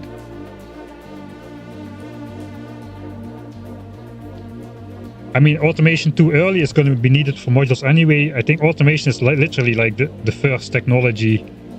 You can research that right away, whereas the module is like a million signs away. All of these technologies are pretty expensive, especially red chips, 200k, plastics, 200k. Modules itself is 100k, it's already $500,000 just after oil processing. Engine is 100k, etc, etc. So before we get to modules, it's already like behemoth biter time, I think.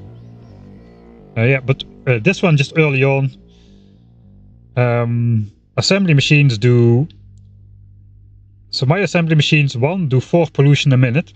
These do 3 pollution a minute, but that's not the whole story. They also have a faster crafting speed. So basically, 3 Mark 1 assemblers. I think we'll go in editor mode for a bit.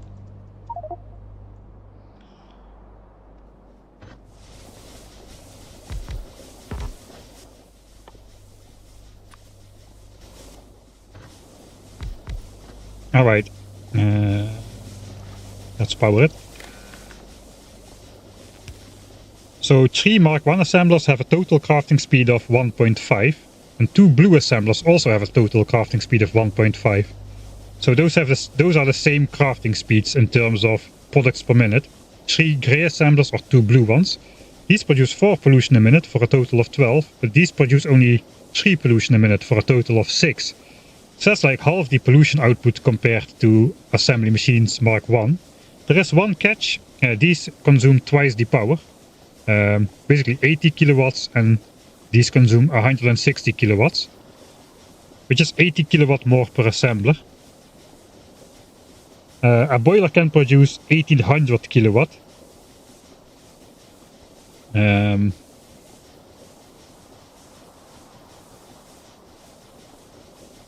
So that is almost negligible in terms of boiler pollution. We will be using more power, but it won't use. Let me put a value on that.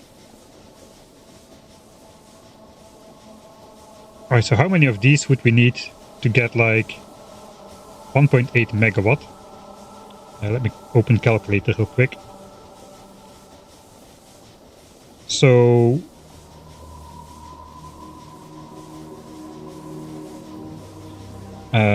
1800 kilowatts divided by 80 kilowatts for a Mark 1 assembler.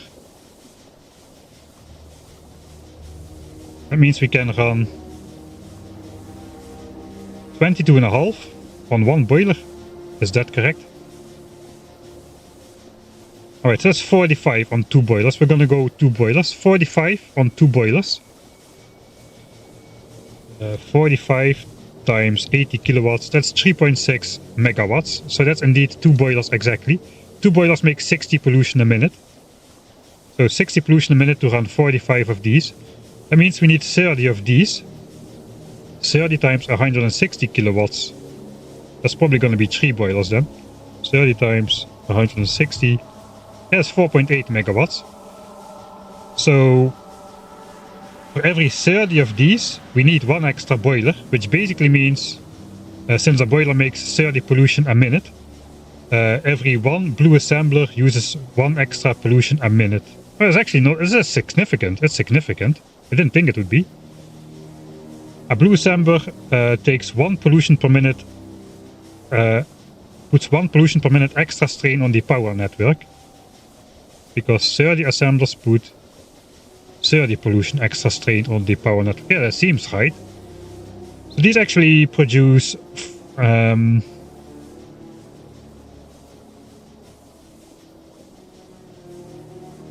cannot know it. Something is off with my calculation here.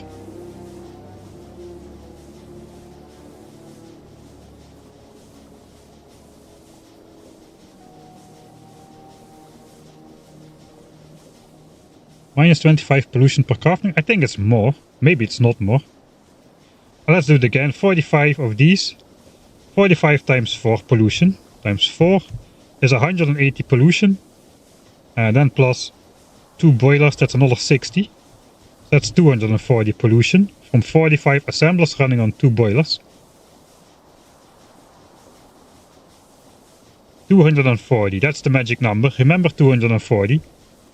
And we get the blue assemblers. Now we don't need 45 for the same crafting speed, but only 30. So that's 90 pollution a minute. 30 times 3 is 90 pollution a minute. We'll be running on 3 boilers. Okay, you are correct. That is another 90 pollution. So that's 180 pollution compared to 240, which is exactly a 25% discount on pollution, I suppose. So, yes. Method of madness is correct. Even considering coal power, blue assemblers lead to minus 25 pollution per crafting time compared to grey assemblers. And once we get to solar power, that actually goes down to minus 50%, I suppose. Because then it's actually the raw pollution output per crafting time per minute, which is this is 8 pollution per crafting time, and this is 4 pollution per crafting time. So yeah, that makes sense. So after solar power, which is another necessary deviation, these will be even better. But we can get these early. They only cost 40,000 red and green signs only, and we can get an immediate minus 25% discount on pollution, and that might be in the time where evolution speed still matters. So if we can get more done before behemoth biters by using blue assemblers, that's a good thing. So what else is there to consider? Another early technology is also steel furnaces. Steel furnaces, they don't really, they really don't. Alright, so we need to remember that blue crafting machines minus 25% pollution cost, and minus 50% after solar power. Stone versus steel furnace, it's a more expensive technology and it's also not required. So automation 2 is required anyway, eventually. Before getting oil, you need automation 2, because you need automation 2 to make fluid handling, etc, etc. It's required. So it's not a deviation. This is a deviation, unless you count... it is not a deviation on the way to the rocket silo, but you don't need this before you need electric furnaces. Electric furnaces are required to go to space. This is 75,000 science packs, which is sizable. Is it worth it? It might be. One other advantage of blue assemblers is that we can build more compact setups. So we will need less inserters. Maybe not necessarily less inserters, but less belts, less space. Space is going to be limited. Our space is going to be limited mostly to the space within these expansion chunks. This is where I want to fit most of my base. And it's going to have to be a big base, because we need to produce like, ideally like 900 signs per minute. So we'll see if that actually fits in there.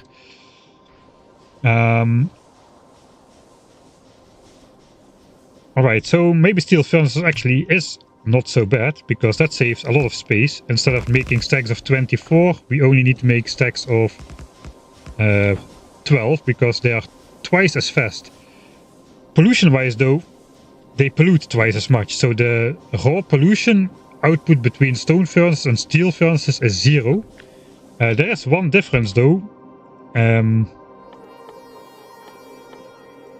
that's basically a steel furnace needs only 1 coal to smelt the amount of plates, where a stone furnace would need 2 coal. So we would save a little bit of pollution by needing to mine less coal. Would be pretty significant. 20, 24 miners. If I remember correctly, you need 2.25 miners to feed like a normal furnace stack. That's also pretty big. Whereas a steel furnace stack just would be half the size, like so. So less inserters, less space, less idle draw from inserters when stuff is not in use. All these little things add up a little, I suppose. Both of these need 2.25 miners of coal to be supplied, if I remember correct. Which means 4 stacks need 9 miners.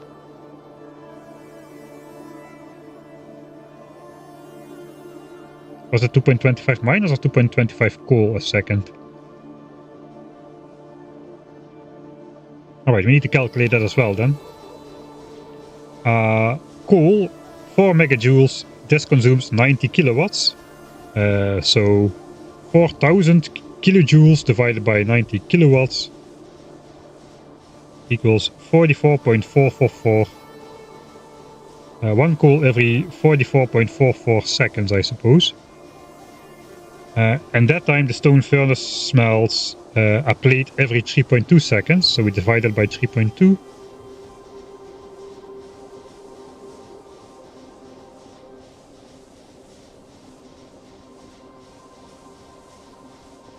Okay, I'm on the wrong path here. My brain is turning into mush a little bit.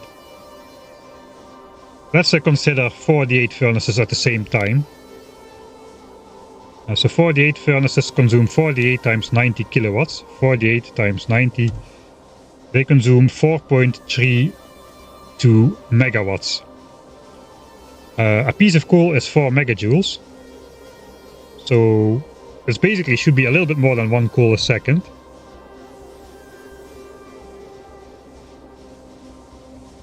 .08 coal per second. A miner extracts half a coal per second, so that's 2 miners and a bit. 2.16 miners. I remember 2.25, maybe it's 2.16 these days. Let me check in chat if anybody already said how much it was.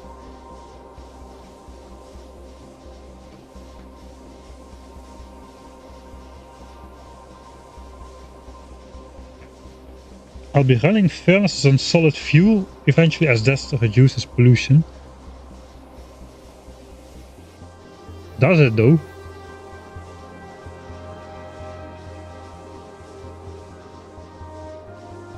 Yeah, evolution is definitely an issue.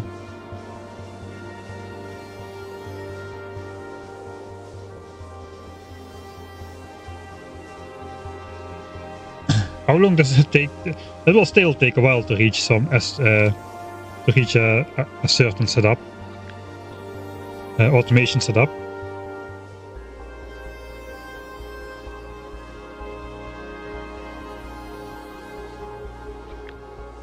I loot once more.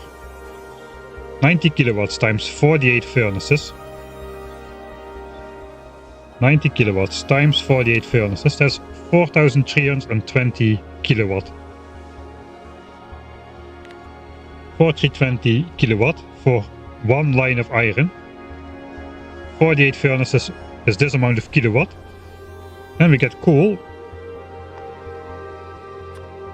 And coal is 4 megajoules, right? So if I divide this by 4,000 kilojoules, that is the amount of coal I need per second. So divided by 4,000, that is exactly 1.08. 1.08 coal per second. And we know miners extract coal at 0.5 per second. So if we divide 1.08 by a half, 1.08 divided by a half, 2.16 miners, 2.16 miners.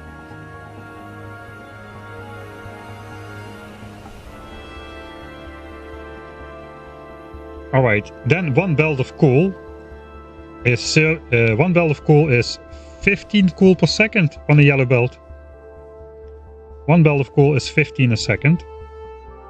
So if I divide 15 by 2.16 coal per second per line of iron, that's almost 6.9444. Okay, so every 7 furnace stacks, every 7 lines of iron or copper requires one belt of coal,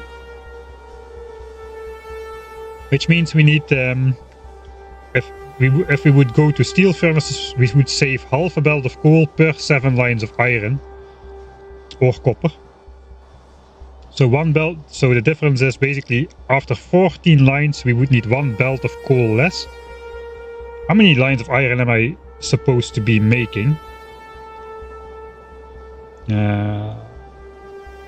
You know what, let's just quickly, we haven't opened Kirk McDonald's awesome calculator for a long time. Let's go over here, like so. Does the hotkey still work? Yeah, okay. So how much resources does 900 science per minute require?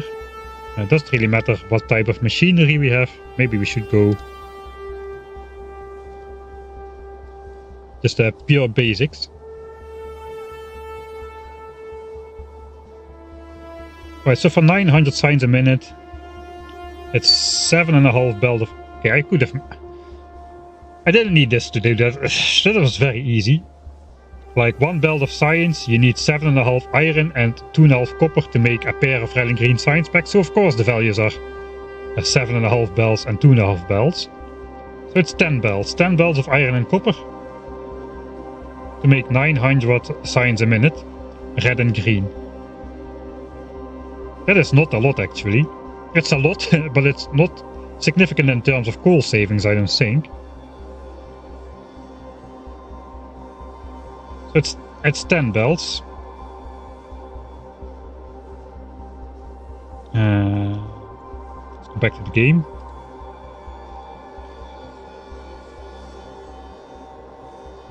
So 10 over 14. We would save like 0.7 belts of coal.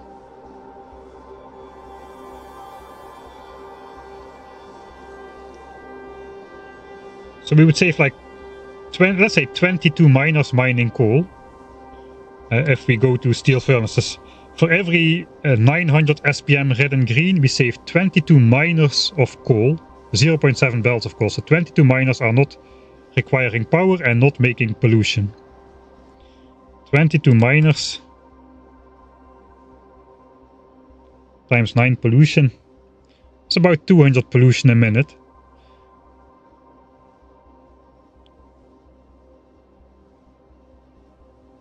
That is not a lot of savings. 200 pollution a minute on 900 SPM of red and green. I don't think that warrants the cost of going for steel furnaces. I don't think.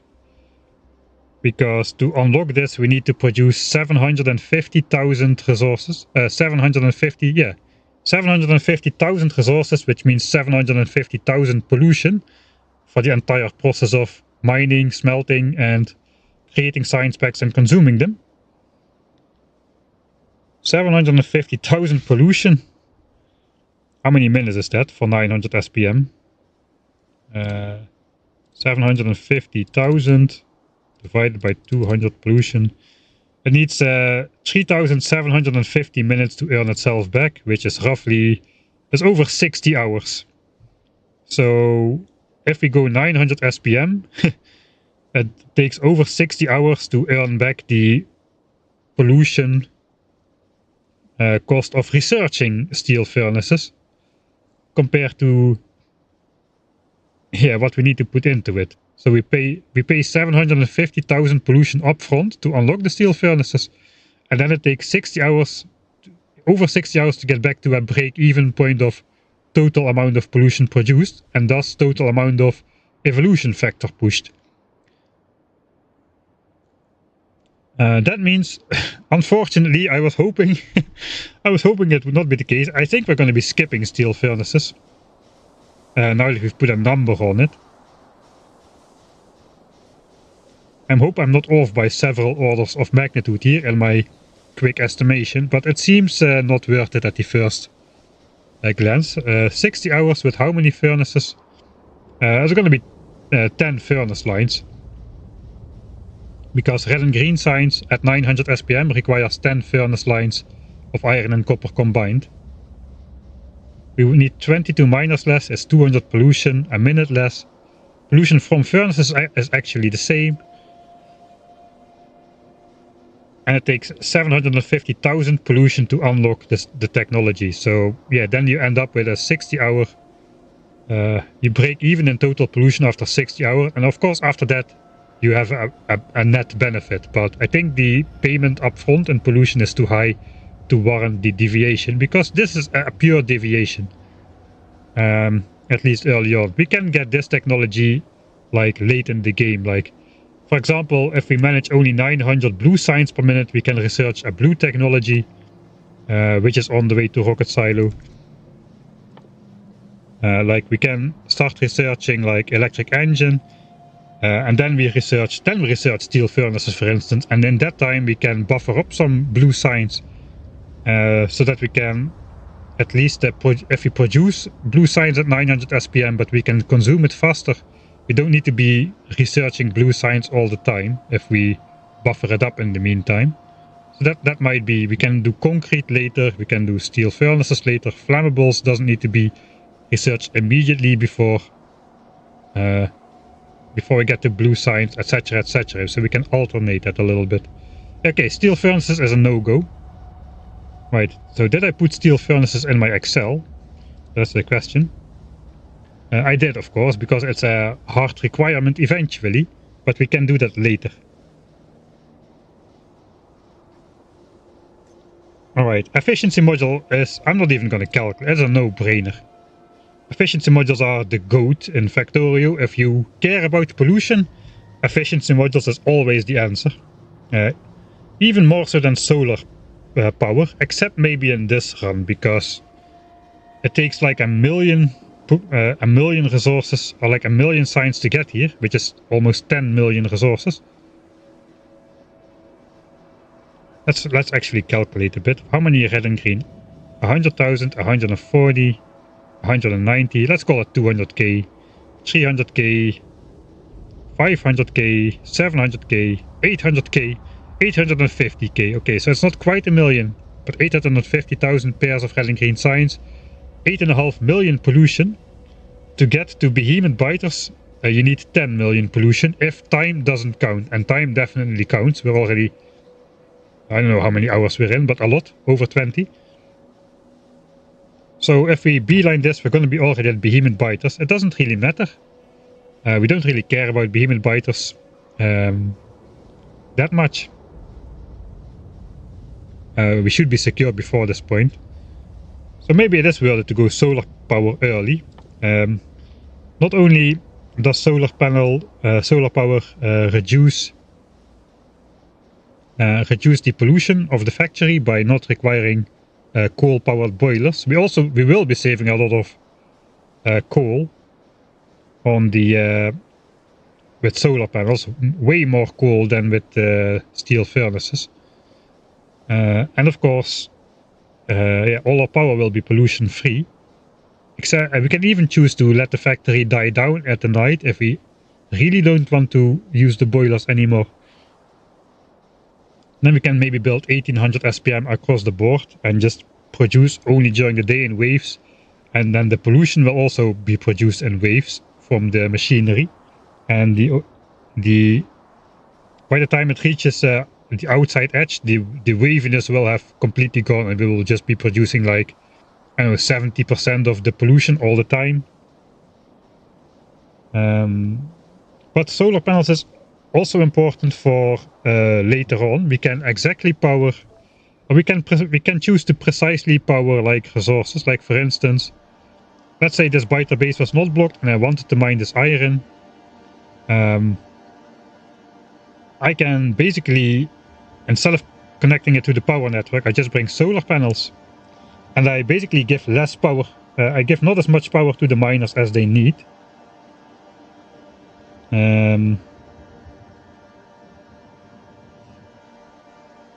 Which should mean I can dynamically change the amount of power it gets. I can monitor it from a distance.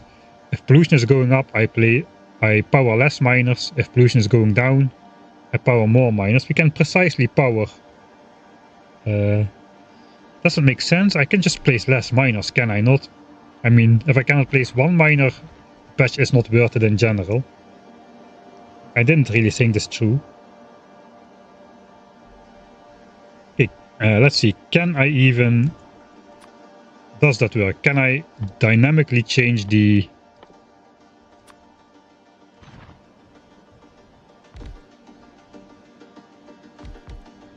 Oh, the first electric miners of the game. Unfortunately, we are in editor mode.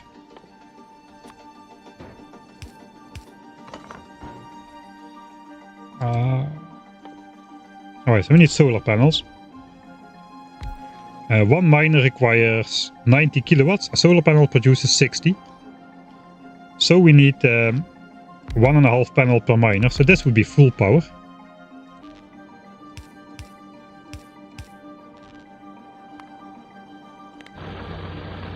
In the day.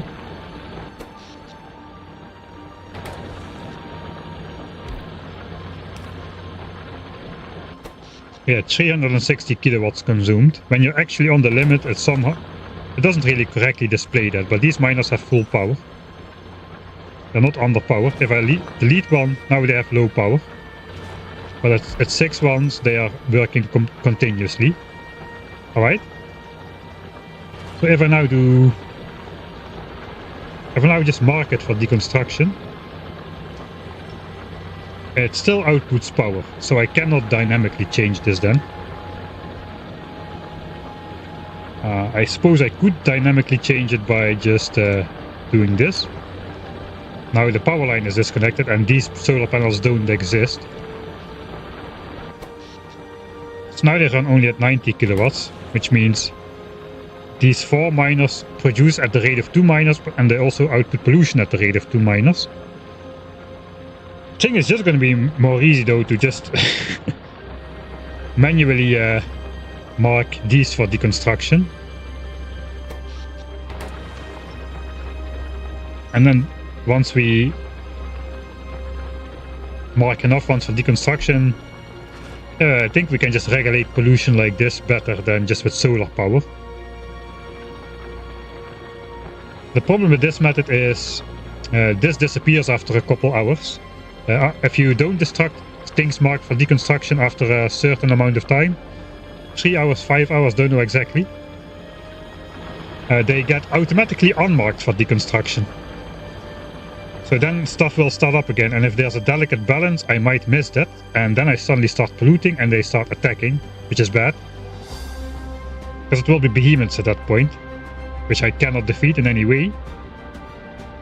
So it probably is better to do it with solar still. If I set up my power network a bit more smartly.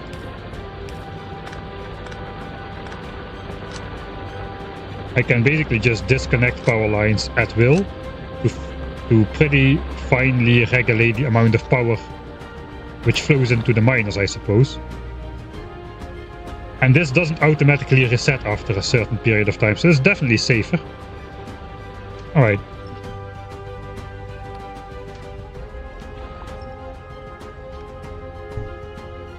Another thing about solar is it is not a hard requirement for rocket silo, right? It's not a hard requirement for space science, it's not a hard requirement to get to a planet. Solar panels is not in the list of hard requirements.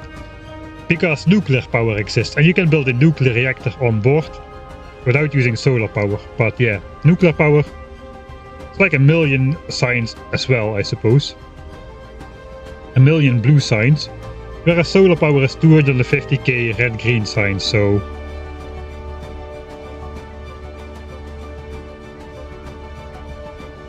$100k for uranium mining, 800k for the reactors. So yeah, we need one of those options. Both of them are not hard requirements, but you need one of them. So solar is basically required for our intents. So if... And it has other benefits, man. We can reduce coal consumption from the boilers. That is going to be significant. Basically a belt of coal is 60 megajoules, 60 megawatts, right? A belt of coal, 15 coal a second, 60 megawatts. So for every 60 megawatts the base is going to be using, we save a belt of coal if we go solar. And I think this base is going to be producing, it's going to be consuming like a 3-digit number of megawatts for sure. So we'll save like at least 2 belts of coal if we go solar early.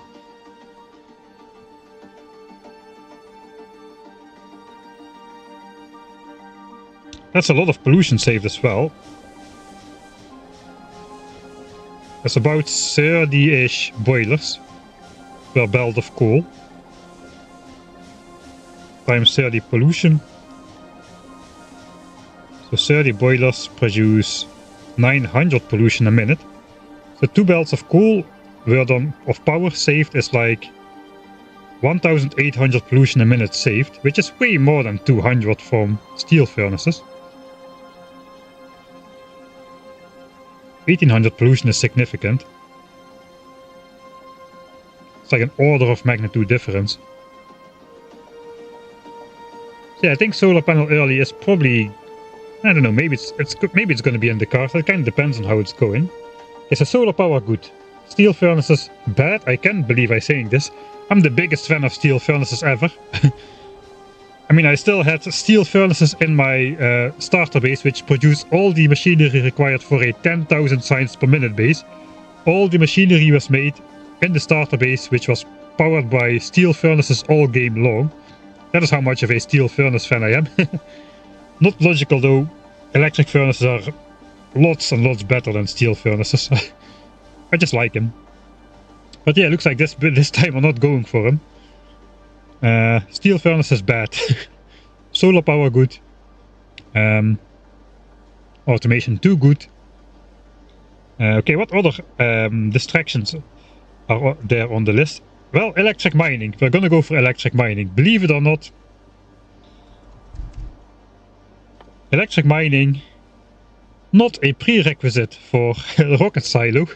You can get there with burner mines. It's not a hard prerequisite, but electric mining definitely is the most pollution saving technology of them all, and it only costs 25,000 science packs, so that's definitely in the list.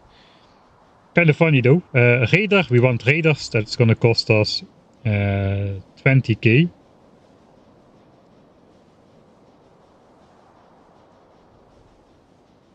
Here, 20k.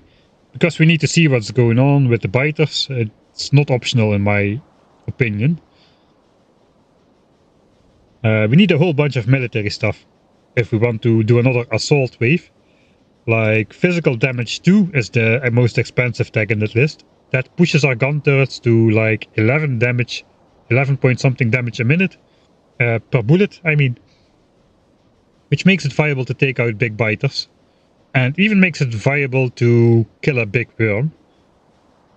Still will require like, I don't know, 100 magazines or so. But 100 magazines is actually equivalent to the amount of magazines we are using currently to take out a medium worm. It doesn't mean we can like push like original nests with big worms, because those are going to be way too large. There's going to be way too many big worms. They're going to destroy our gun turrets super fast. They're going to destroy us super fast. There's going to be tons of big biters running around, which also require a lot of firepower. But we can take out maybe expansions in the big biter area if we need to. With that. And we can defend ourselves against big biters in general. And we can like claim more land than we have now. Like now we have this land. I want this iron patch. I will need to take out these biter bases, because if I don't, I cannot mine this iron. This iron is currently protected by these nests. This iron I could mine. I could trickle mine this iron a little bit, but if I want to seriously mine 5.5 million iron from this patch, I'm gonna need to neutralize this nest as well. And we're gonna neutralize this nest, etc. just to get access to the resources. I still won't be able to neutralize big nests like these. I think those are gonna be off limits.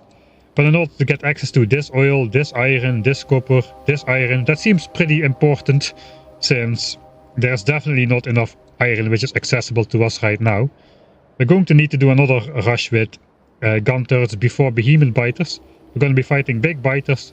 Medium worms are going to melt against red ammo. Those are our most fearsome foe. The medium worm is going to melt against red ammo. And the fearsome foes will be replaced with big biters at this point. That also means that, you know, we're gonna reach 50% evolution if a biter expansion settles like right here or something with like 2 big worms. I still have a chance to take them out with red ammo and damage upgrades. So I think that deviating, it's such a big deviation. We could be going towards oil processing, but I think it's gonna be almost required to go at least for the second level of damage upgrade. Shooting speed won't do that much. It will prevent a couple gun turrets from getting destroyed perhaps, but shooting speed not really important. But damage upgrade, yeah, I think we need that. We're gonna need that in order to secure all the resources we need to win the game. It's not optional. Not optional. Alright. That also means I think pipes are not gonna do it anymore at that point.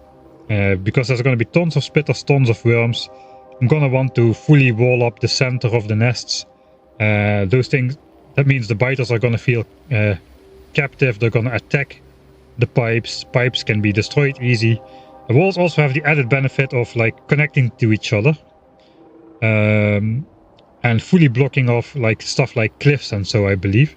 I think walls connect to cliffs, if I remember correctly. So let's test that out.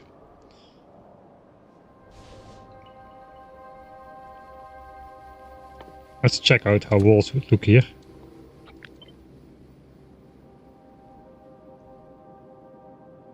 Okay, I cannot really do it here.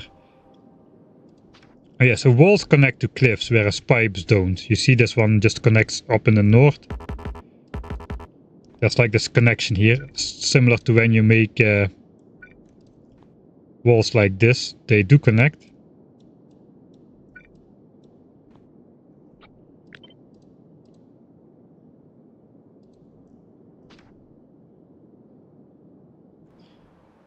Walls have more hit points, and walls are infinitely more resistance to spitter attacks. Spitters hardly do any damage to walls. Worms hardly do any damage to walls. So I think walls are going to be good for taking out the future nests. I mean, it's not a big deviation. It's like 10,000 signs, which is not much in the order of things. I'm probably also just going to want the heavy armor. It's 30,000 signs. Gives me more damage resistance against medium biters. Like, I think it almost halves the damage of medium biters.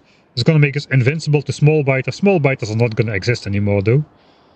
It also makes us more resistant to acid. I think it's 30% for the light armor. This has 40% acid resistance. My current armor has 20% acid resistance. I thought it was 30. So that's a big reduction as well. 25% more acid resistance, relatively speaking. From taking 80% damage to taking 60% of the damage.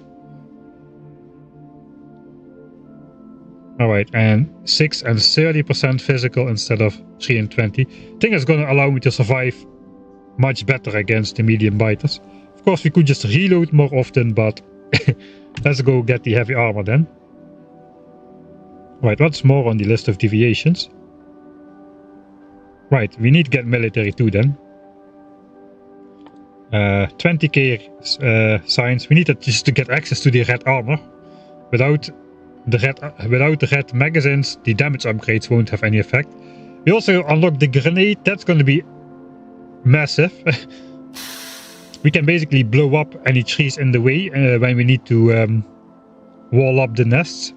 That's going to be hugely important because so many big biters are going to spawn, which will drain our ammo like crazy.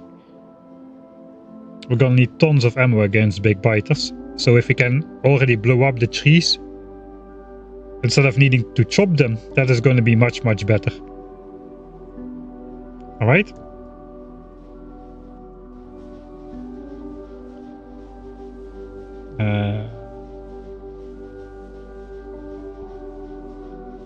There's some optional ones like fast inserter, 30,000 red signs.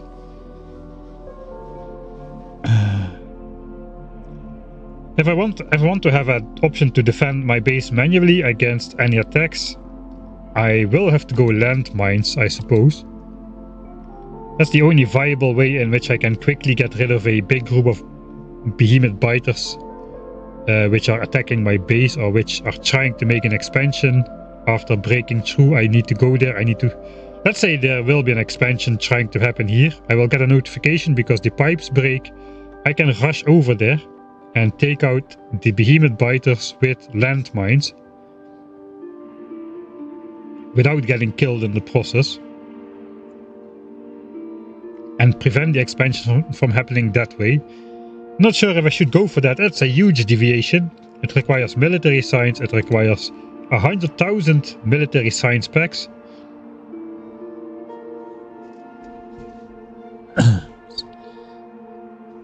It's a safeguard though. The problem is if I don't go for that, I will be defenseless if an expansion wants to come in. Because even with the red ammo, I cannot take out behemoth biters. Even with 2 damage upgrades, I just cannot take out like several behemoth biters. That's just not gonna happen. It is the same scenario as again with the yellow ammo against the big worms. It's just it is technically possible, yes, but practically probably not. And if you die or if you run out of ammo or whatever, the expansion part will just continue. Just return to the expansion spot and continue the expansion. The problem is I'm going to be defenseless against these expansions happening until I unlock landmines anyway, and landmines is a pretty distant technology. Post oil processing, you need sulfur for 150,000, explosives for 100,000, landmines for 100,000. That is a big deviation. If we need to go that deviation, we also need to count that in the resources, I think. It's significant, especially the military science pack, which that is now not included. So I'm on the fence here. I'm on the fence for that. Then we have, of course, the modules. Efficiency module, super important. Allows us to mine resources like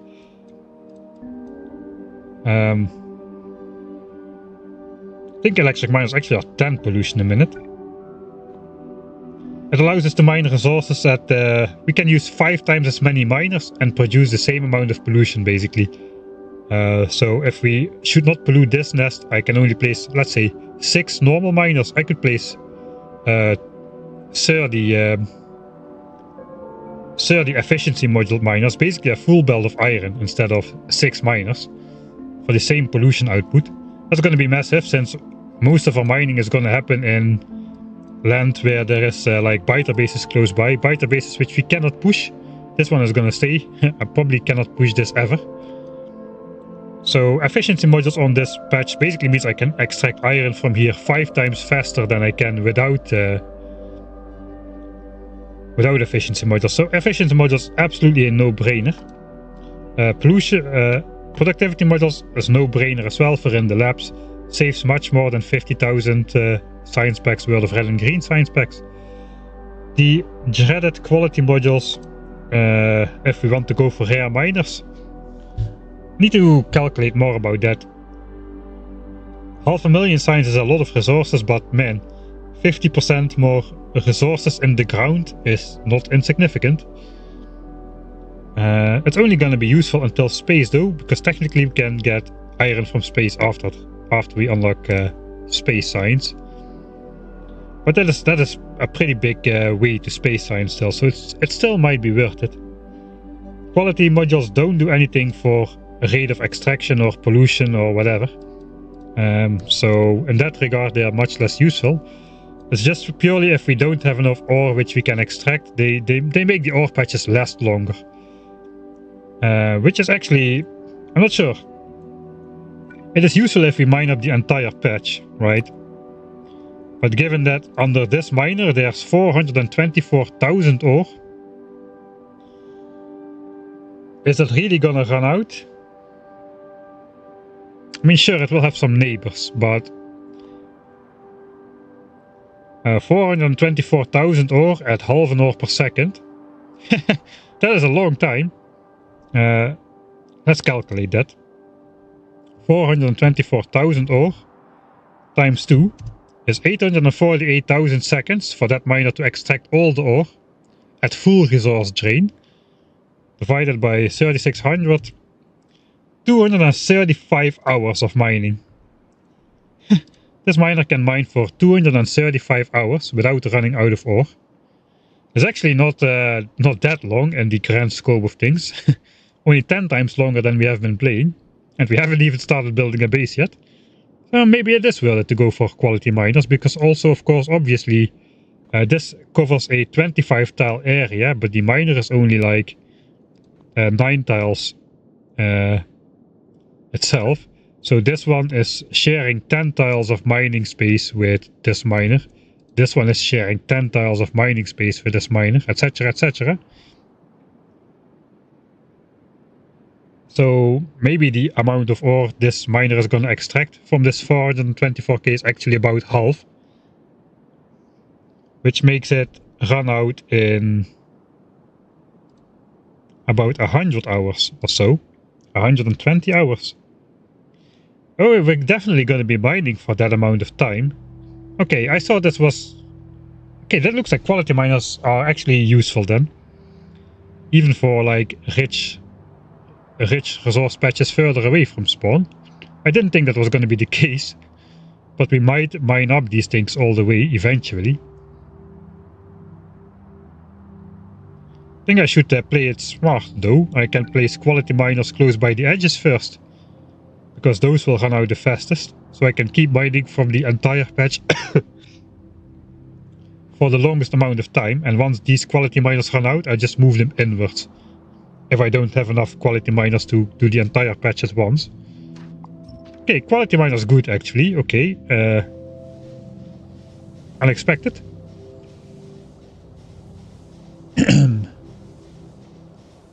I don't know. I like to think I'm in space in 235 hours.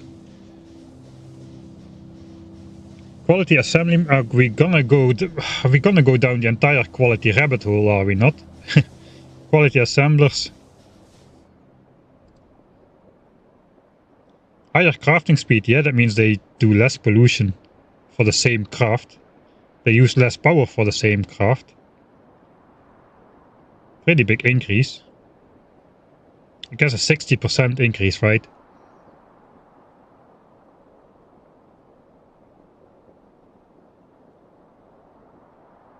Alright, that is also pretty massive. But even more expensive than the miners. Basically these cost like 2 miners.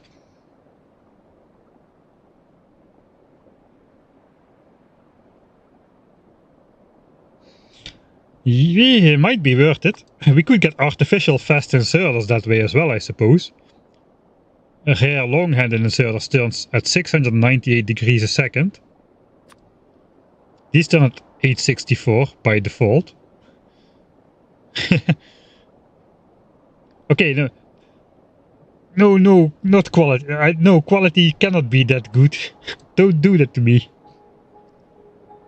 Quality oil refineries, oh no. Oil refineries are pretty power hungry.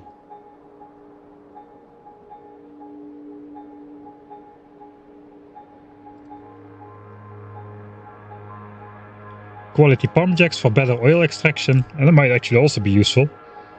Okay, let's not go down the quality rabbit hole just yet. Quality boilers.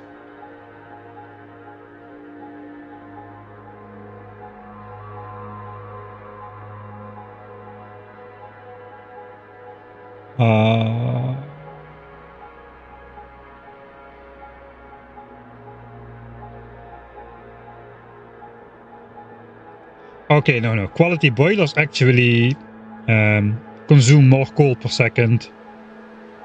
So they just start working faster, but they also consume more coal to work faster. You don't get the energy for free.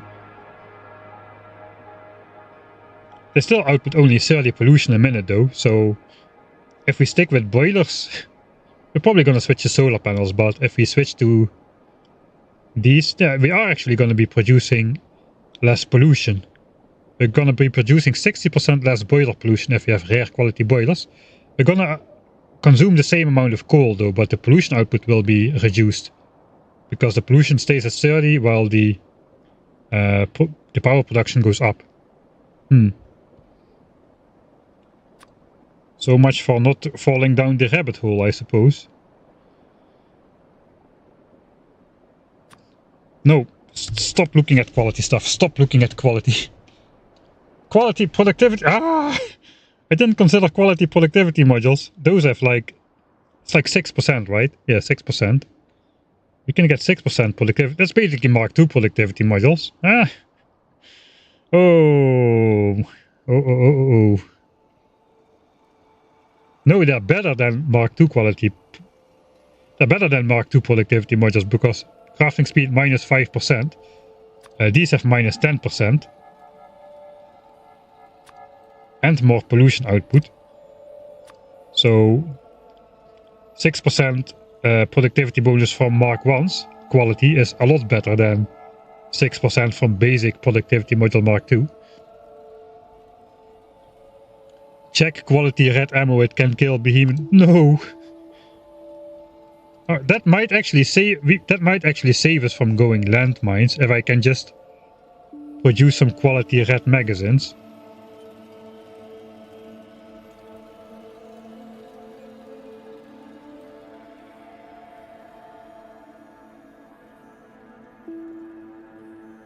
Yeah, it can kill behemoth biters easily.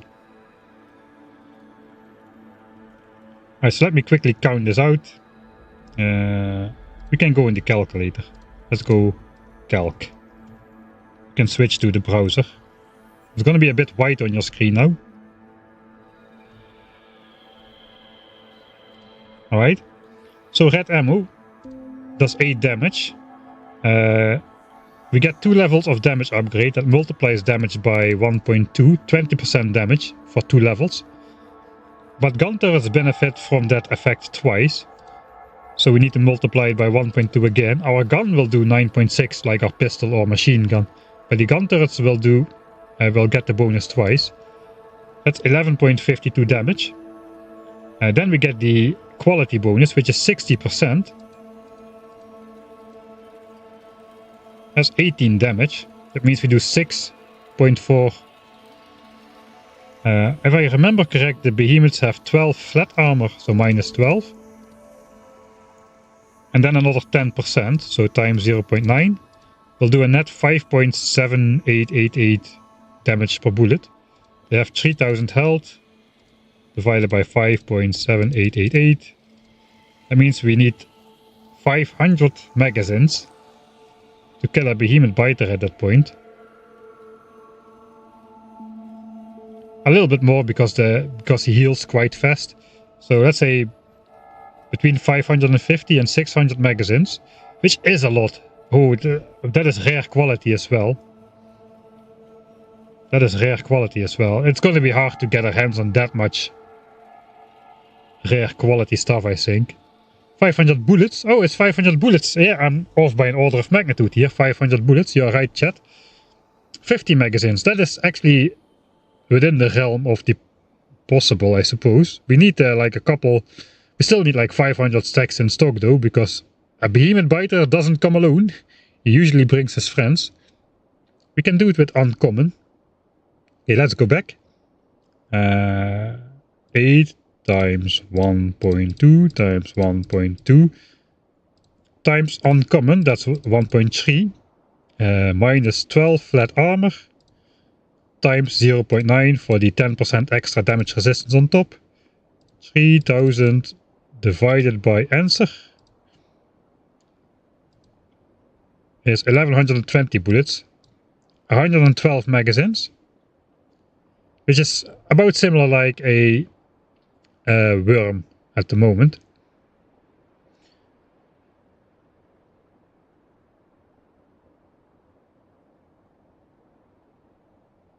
We're gonna have access to this pretty late though, and then we still have to make the ammo.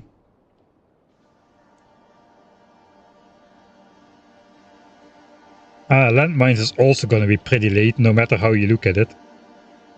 Landmines are more reliable though, and easier to use. They do like 250 explosion damage or something.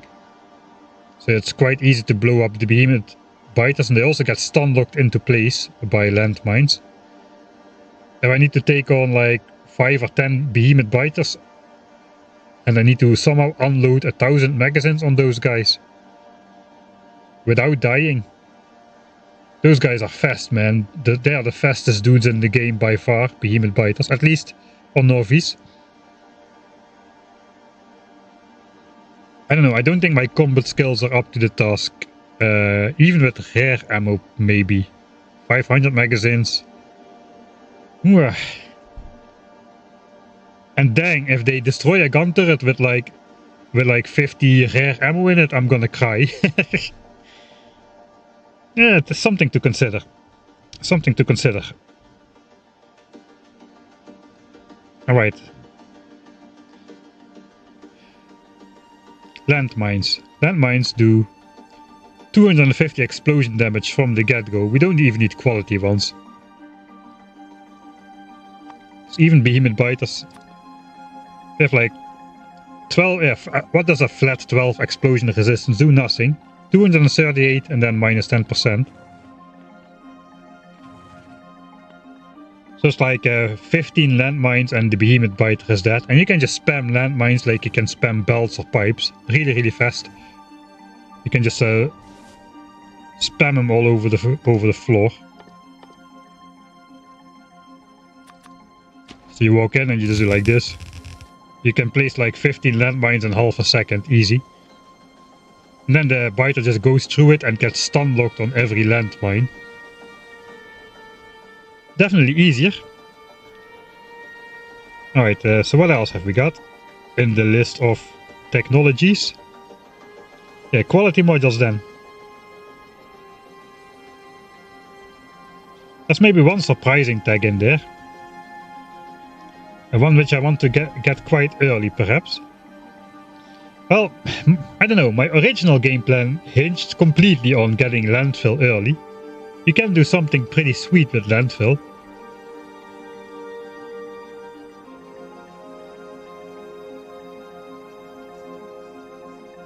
I'm gonna keep it a surprise, I think.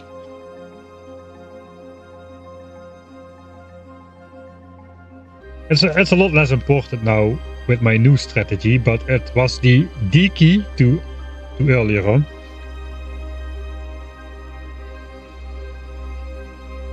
Landmines have a delay, that is true, but it's not very significant.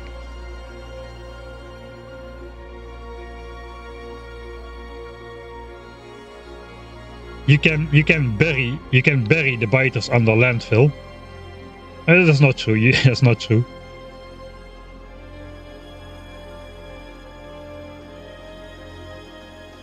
Island base. You could build an island base.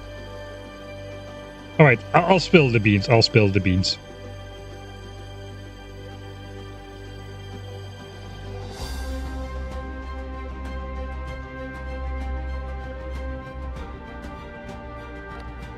Alright.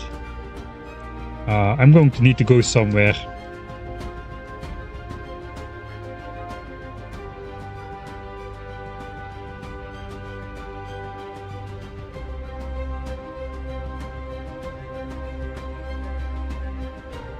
Somewhere where there's none of my structures. Alright, I'm gonna go here.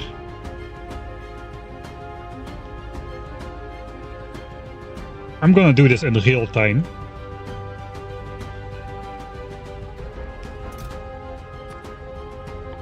The problem with Landfill is it's quite expensive.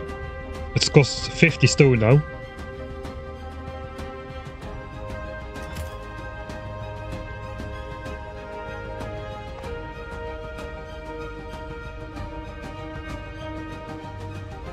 Alright. Here's Landfill. Now first of all, indeed, you can make an island base. You can make a base inaccessible to biters. If I stand over here,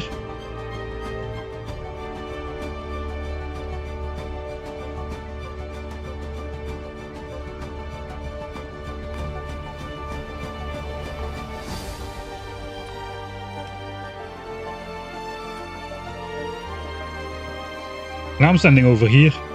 They cannot get to me. They just cannot. Oh, they can. Bad luck for you.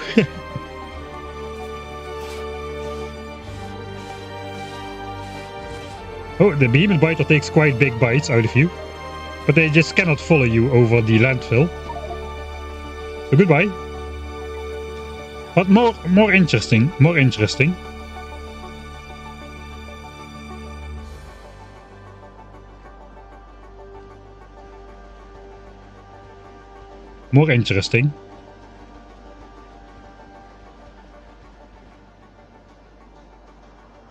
Okay, now look closely on the minimap.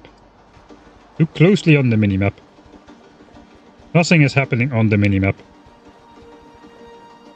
Isn't that interesting? With Landfill you can build fish farms out in the ocean. Like this. Basically just encapsulate some fish with some landfill. And now these fish cannot escape anymore. They will be in here forever. That is not at all important. What is very important though is this. Alright, now you need to watch the minimap closely. Look right around where my name is. What happens when I place one more tile of landfill? What do you think? Let's get some... There's like a certain threshold and then something interesting happens. What do you think will happen when I place one more tile of landfill in front of me?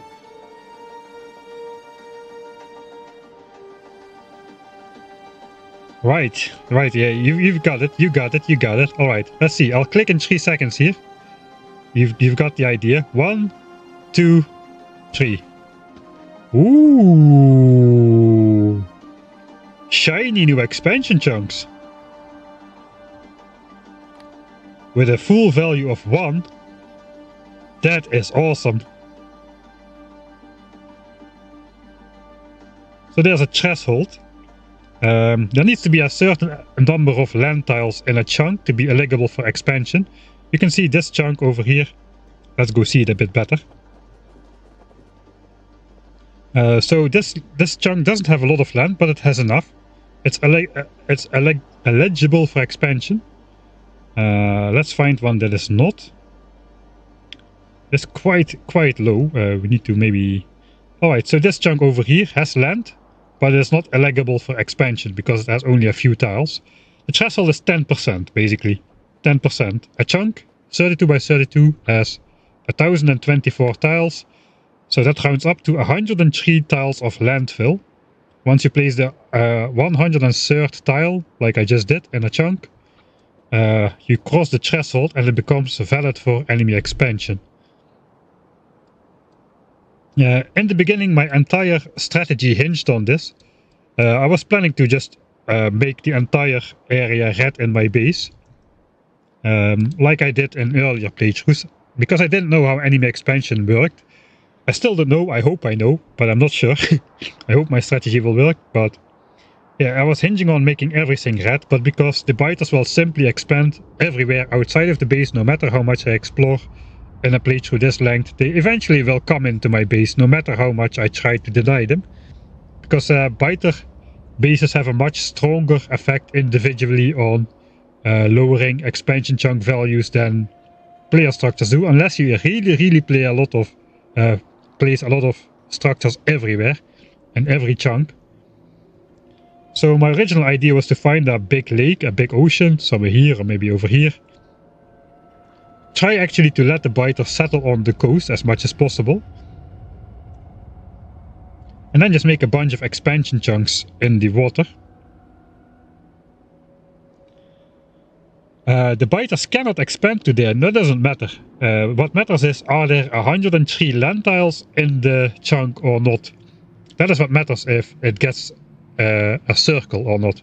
It doesn't matter if the biters can actually expand to there.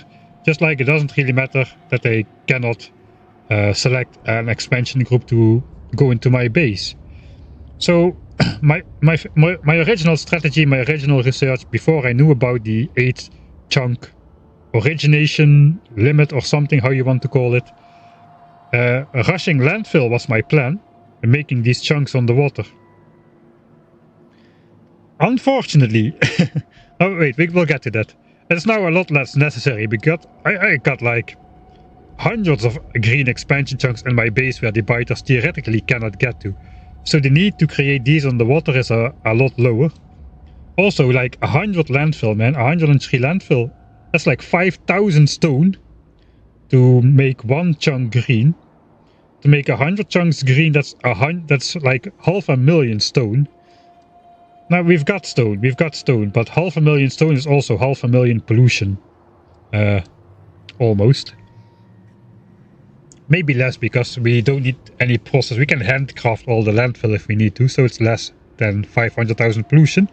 But still, that is a lot of investment. And I found out it doesn't work. It doesn't work. It works, but not like this. Let's go in editor mode.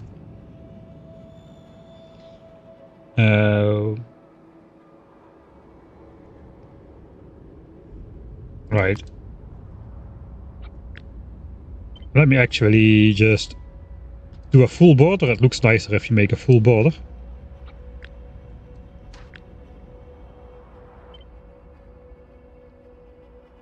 Snap to grid, makes it easier. We'll put it in the library and I should be able to access it. So that was originally what the other weird blueprint in my book of measurements was for. Basically I hold this over a biter base, then I can see on the lake where the expansion chunks would be, and then I know where to place the landfill. All of these big squares are places where I could place landfill, and it would be a bright green chunk, as long as I hover this over a biter base and no other biter bases interact with that. So that way I can know that these are all good, for instance. But there's one caveat with this. I don't know how it exactly works. But I do know it doesn't work. I did a test with this. I had like these expansion chunks here and I had land expansion chunks. These did get selected every now and then, but way less than you would expect given their value of 1.0. Way less than you would expect.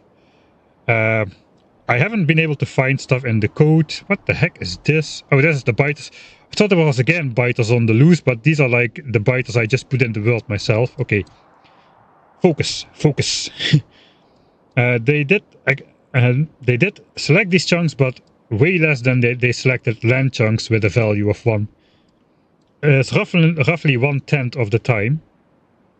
I've did a couple of tests, and the closest thing I can deduce, I don't know if it actually works like this.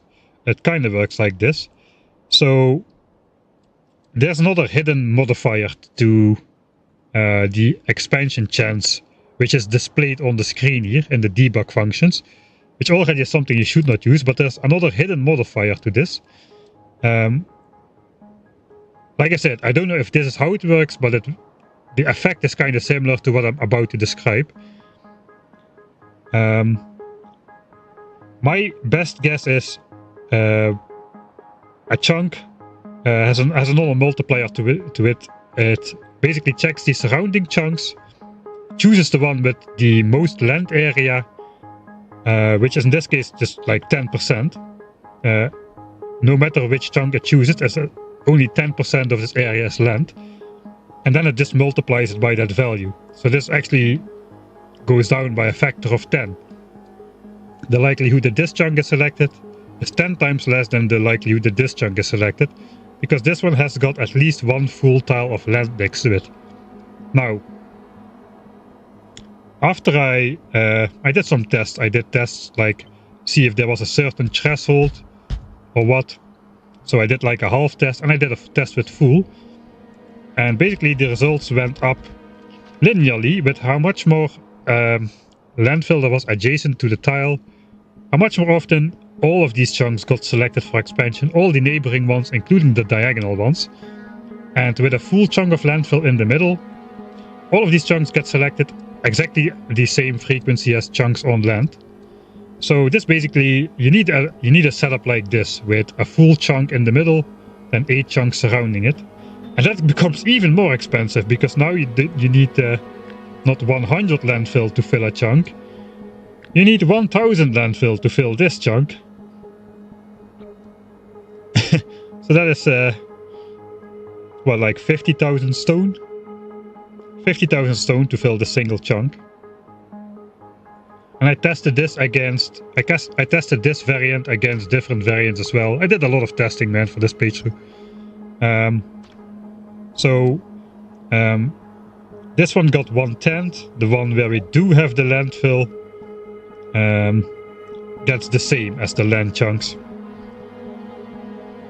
I did way more testing than that, I'm pretty sure. I'm not sure if that's exactly the multiplication factor, but the more land there was in an adjacent chunk, the relatively linearly more frequently these chunks in the surrounding got selected as well.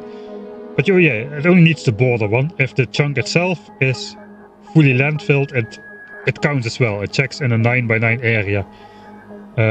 If this is filled, and this chunk has landfill on it as well, this chunk is like 10 times less likely to be selected than this chunk, basically.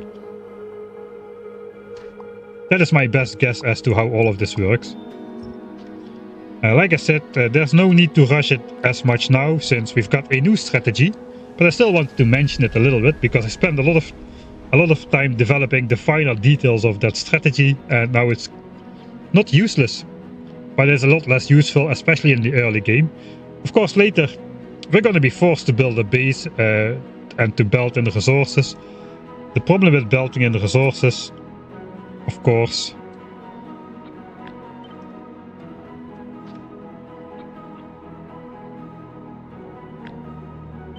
is that even if we belt in resources in a single chunk like this one, we're gonna make red like 5 chunks, a 5x5 area just to belt in resources, right? And also our factory needs to be big. We're gonna have lots and lots of furnace stacks. Many of these green chunks eventually will disappear, and then we slowly start to need to replacing them with those green chunks underwater. But instead of needing to do that as soon as possible, like before behemoth biters, we can now wait a pretty long time to start making expansion chunks on the water. So yeah, cool strategy, but useful a little bit later perhaps, but not as critical anymore.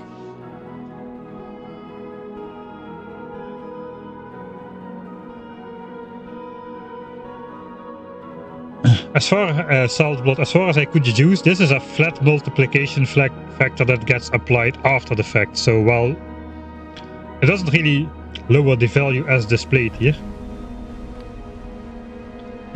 this is a much stronger, these are like maybe 100. The chances they actually settle here is like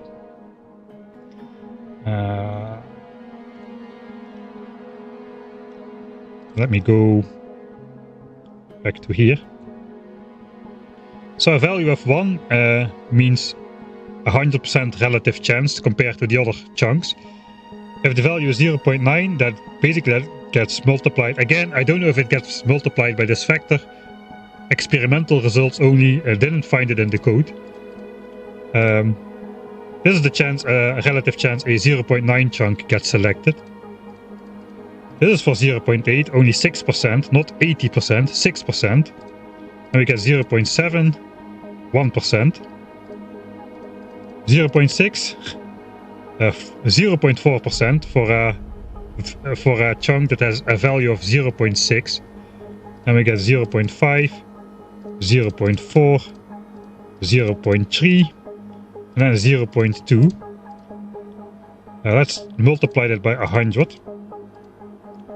That's like 1,000 of a percent chance that a chunk of 0.1 or 0.2 gets selected. So as long as there is still, it's not a 0% chance, and it will happen. Like if we have one green chunk of value 1, and if we've got 1,000 chunks, 1,000 red chunks of value 0.1, and there's going to be 100 expansions. On average, we will still get one expansion in a chunk which has a value of 0.1. But as long as there is plenty of green chunks around, it's going to be highly unlikely that over the course of our game we're going to get settled upon. So that is not how the landfill modifier works, though. The landfill modifier basically is a flat modifier, as far as I can tell. So you don't actually get the displayed value down to such a low state. So basically, this means 1,000 of a percent chance that this chunk is selected over a chunk with value 1. But yeah, the landfill is just like a 1/10 instead of like a 10% chance that the chunk gets selected with value 1. Alright, that's enough about expansion chunks, I suppose. Pollution, yeah, pollution makes tiles also red, but that's just a red overlay. It doesn't make expansion chunks red. This is basically, you should not look in this. This is cheating. Debug functions, you should not use those. If you use artillery, you can do artillery from the islands later on to clear out the biters. That's actually a good plan. You don't get revenge attacks because the biters try to attack the location from which the aggression comes from, which is going to be the island. That's a good strategy. There has to be a degree for biter science. Yeah, this entire playthrough is a massive distraction tactic. That is definitely true.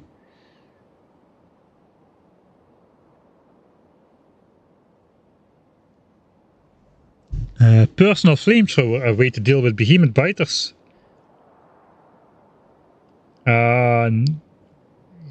Yes, if you allow yourself to eat fish, I think, then you can pull that off.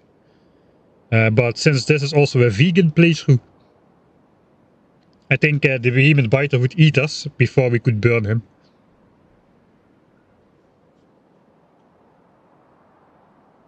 So landfill at 1.0 is roughly equivalent to 0.8 or 0.85.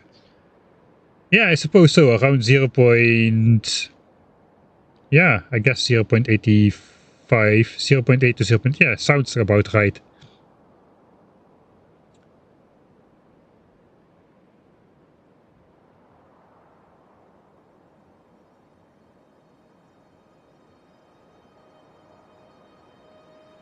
You want rare landfill to further increase expansion chances by 60%. That would be an awesome use for rare landfill. That is awesome.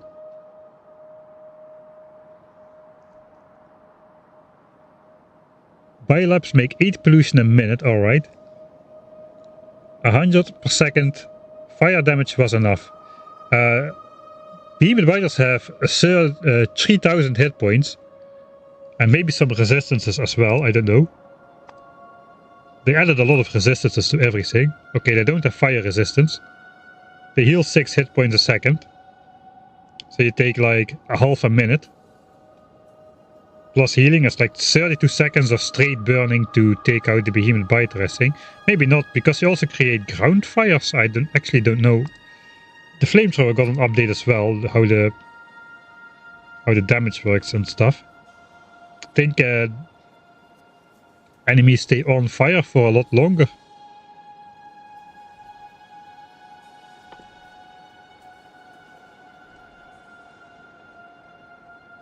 Damage 60 a second fire, 13 a second fire. Does the flamethrower have damage by itself? No. So we just really rely on the damage from the ammo. Yeah, 60 a second fire directly. It keeps the enemy on fire. And wait, there's another damage here. Applies effect 100 per second fire damage once on fire. Alright, so a behemoth biter now stays on fire for 30 seconds after we light it once. Maybe this viable. It will still take the behemoth biter like over half a minute to die. But we don't need to we don't need to continuously be close by to the behemoth biter, I say, while behemoth biters outspeed me by a factor of, I don't know, I think they're twice as fast as me, almost. I mean, medium biters are super fast compared to other enemies on Norvies. But behemoth biters take the cake, man, 65 kilometers an hour. So yeah, while we could try to run away from the behemoth biter and just let him die by the fire, I don't think we can. Yeah, I can use flamethrower turrets, but the problem is I won't have oil on me. Maybe I can carry oil barrels and an assembler and a solar panel and a power pole and a flamethrower turret and some pipes. But by the time I got that set up, no, it's probably not gonna work. Not for me, at least. Body block the biter with walls. I guess that could work. We could try to surround him with a quick swoop of walls. He could take a bite. If he takes a bite, he stun locks for a bit, and we could create some distance and try to wall him off. Let's see. I'm curious if that'll work. I think we should have a behemoth biter ready on hand. Let's give myself a flamethrower. That's a rocket launcher. I haven't used a personal flamethrower in like, I don't know how long. Flamethrower ammo. And like a stack of walls, I suppose. Pipes is probably too ambitious with behemoth biters. It'll take him like 2 bites.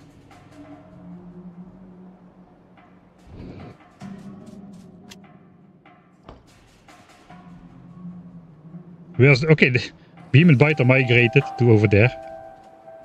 Probably should make a save, but not override my actual save. Try out editor mode. I might die just on my first attempt here. Can I kill myself? Okay, I cannot put myself on fire though. I do take damage from the ground fire. Does that stack? If I do a lot of ground fire, does it insta-kill me?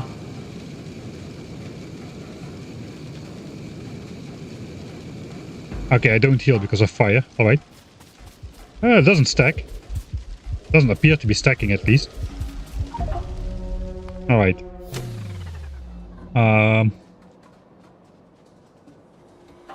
Alright, can we kill the behemoth biter in a burning forest though?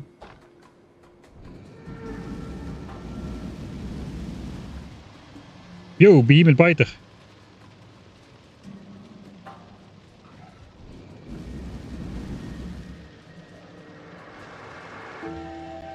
I think he's on fire.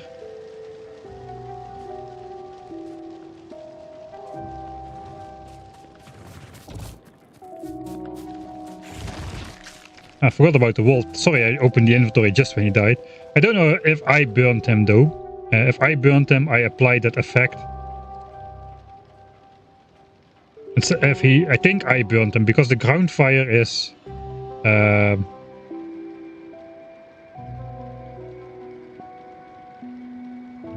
does not do as much damage. It was 30 in a second. I have 250 hit points. I definitely did not take 100 damage a second from ground fire. Yeah, that's more like 13.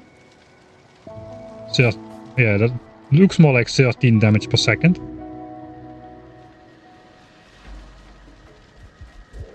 Okay, that does seem to stack though. If I walk through multiple fires at once or something like that.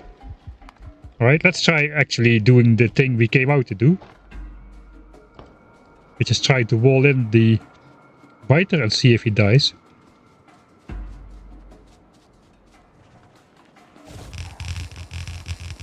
Right.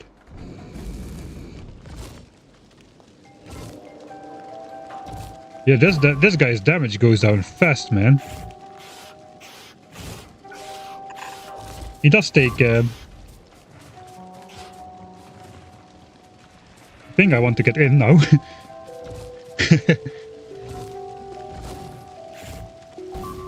He's going down. There he goes. Oh, that was easy. Well, it looks like viable. Okay.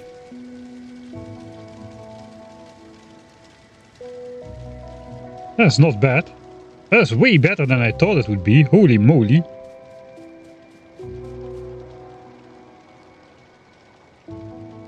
Is that a tank flamethrower? I don't think you can... No, it's just a regular one.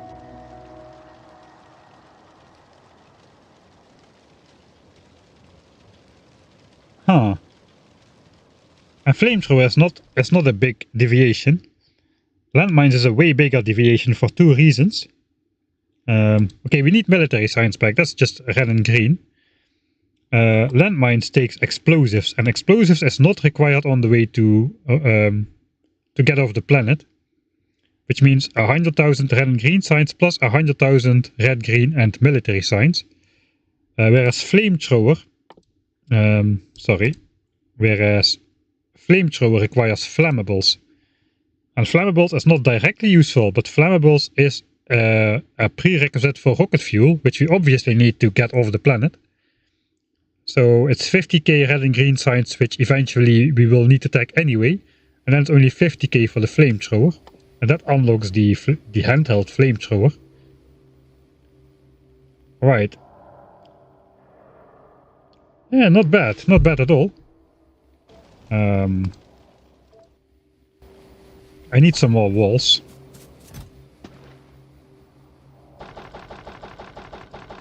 And I don't need like 4 flamethrowers.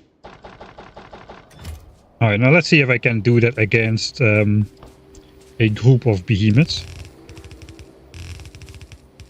I will build him a nice little prison. So I have a little bit of preparation time.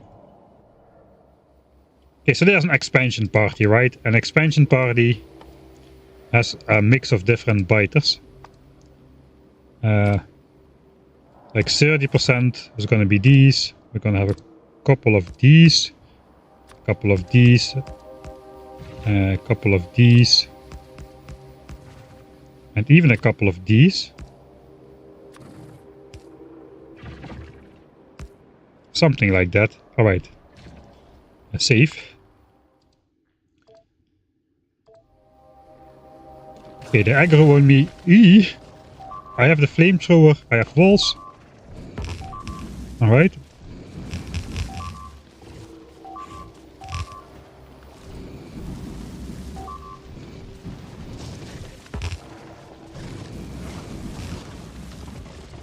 Seems viable.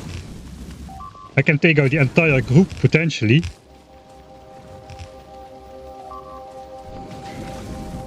Eee. It is pretty easy to kill yourself though.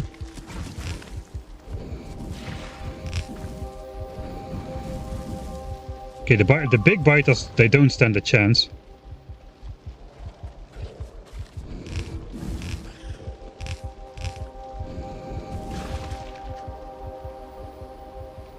These are stuck attacking walls. I can probably let myself heal before attacking those.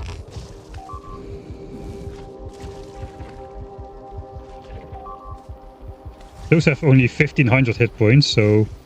Is he attacking the wall or me? Oh, he's attacking me. Wait, do walls block spitter attacks? What? What?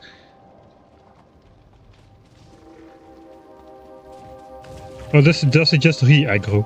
Oh, he re-aggroes on me, alright. He cannot pathfind behind the wall. Okay, I can take out the entire expansion group with an unupgraded handheld flamethrower. in the behemoth biter area. Okay, that's nice. I should not walk through this though, because then this happens. Whoa, that is painful. I will have the heavy armor though. Yeah, those guys just melt. That was it, right? Okay, that's some great news.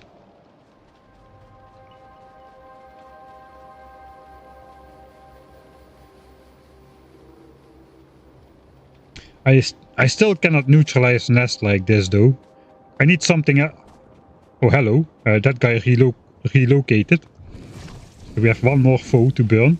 Oh no, I'm burning the pipes. Another reason we should use walls. Because walls are 100% fire resistance, whereas pipes are not. And after pipes die, they unblock the nests again. Yeah, of course they die immediately right now because the ground is on fire. But once it's behemoth evolution time, that is bad news, especially if it happens to a biter base. Alright, I do need a lot of walls for this, so I think I can refine this a little bit as well, that I don't spend that much. Just like Insta.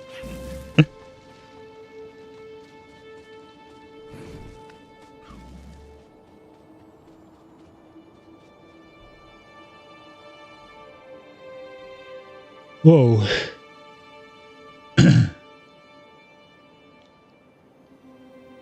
I didn't lose a lot of walls. Yeah, walls pretty strong compared to pipes. And fireproof. Alright, repeat until he sees. What repeat until he sees? Quality flame? No. No, quality flamethrower fuel is not a thing. 96 second fire. And 48 seconds on fire. That means I just need to single tap a behemoth biter. Even with uncommon, 39 seconds will do it. With 100 per second fire. I need to single tap a behemoth biter.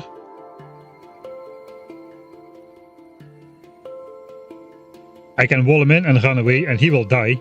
Just from a single instant of firing on him. It's like I kill those small spitters like this on the behemoth biter. Wall him in and run away. And the behemoth biter will die. It's that simple. Is it that simple? That is so stupid. Alright, here we go. Where's my infinity chest? Let's get some quality flamethrower fuel. Just a second quality.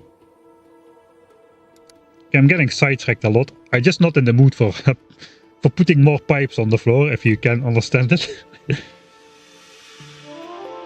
What does a quality flamethrower do? It just has more range. Alright. 15 range is already a lot though.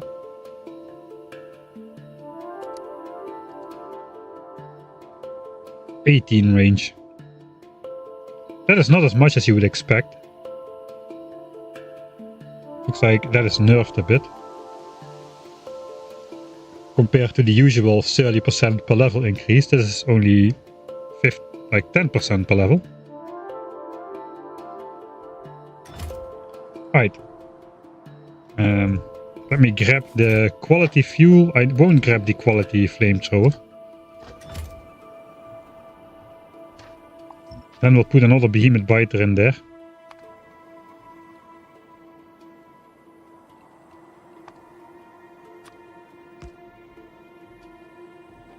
I single tap him. And I run away. Oh, I'm not fast enough in running away. He's still aggroed on me. Alright. I can just box him in though. So he should just die from this fire alone. What are you doing? He's not doing anything. Fine with me, I suppose. Too late now. Single tap. One shot.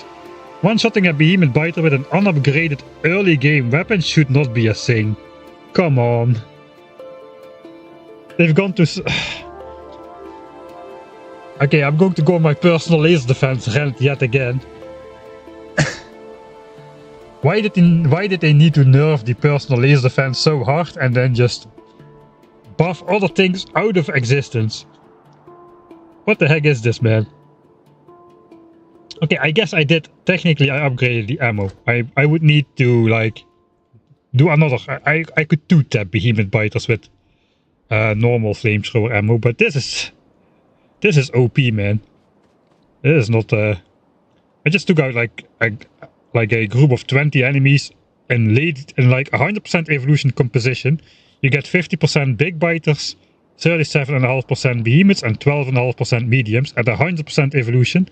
That is how I made the expansion group composition. 3 behemoths, 4 big ones, and a medium one. And I could take that out quite easily, like a big group with a standard flamethrower and normal flamethrower ammo, which is like red and green signs early game, just post oil, and then 50 military signs. Wow, that is some serious buffing.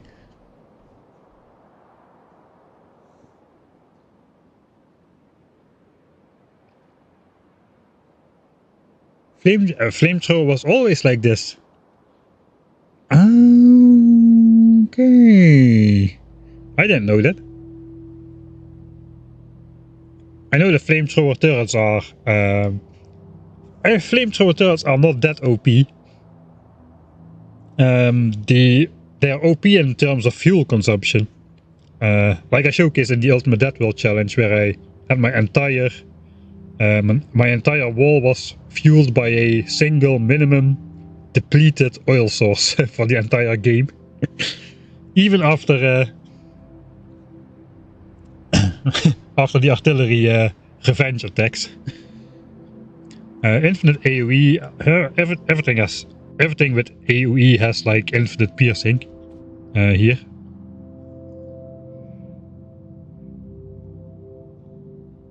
Wait till you find out what flamer turrets can do. I don't think I can do this with flamer turrets. I mean, of course I can say they should not be shooting the nests, but like they will get caught in the area of effect attack, right? Even if I target the worms with the flamethrowers. Maybe not though. Okay, we might have a serious strategy change coming up again. If I can do this with flamethrowers. There's no way, right? There's no way flamethrowers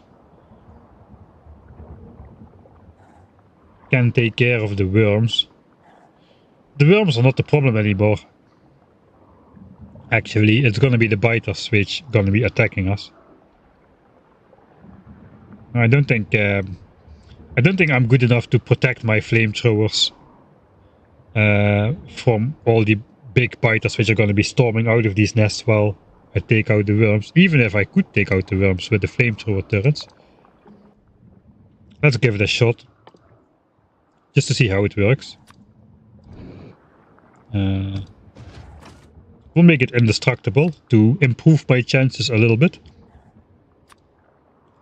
We'll set it to just the worms then. And see if it burns something else or if it just burns the worms.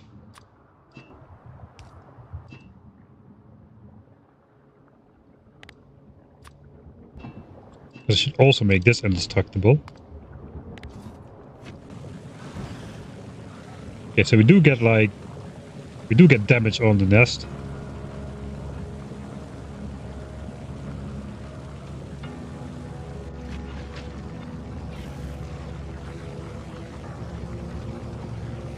I guess the nests are gonna be at much higher HP though. Now they're only at 800, they're gonna be at over 3000. So maybe that's viable.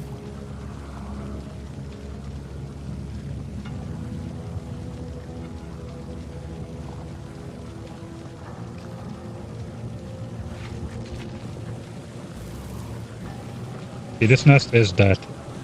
So I cannot just let him shoot unsupervised because Maybe with the 3000 hit points they won't die as easily. I don't know.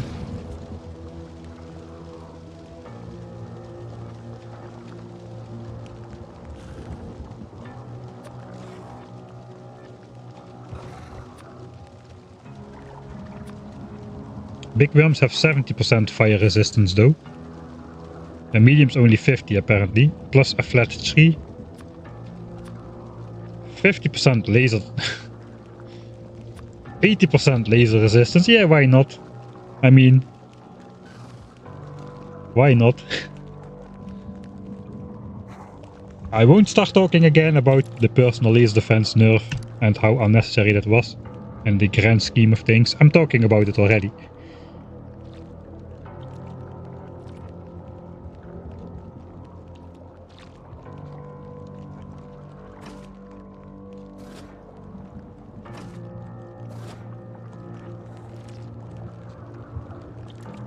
Actually, I don't have it set to ignore unlisted targets.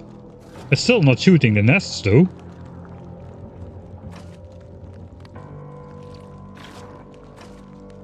It's also not shooting the biters. Wait, what? Huh?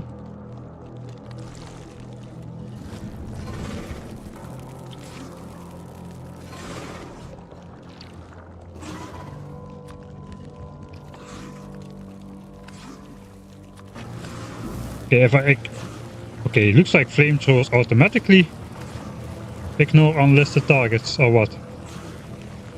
Okay, now it has this target already. Let's see if it switches.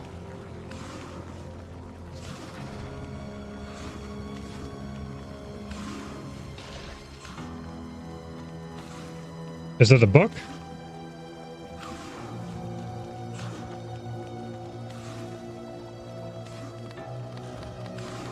It doesn't matter if I flick this on or off, apparently.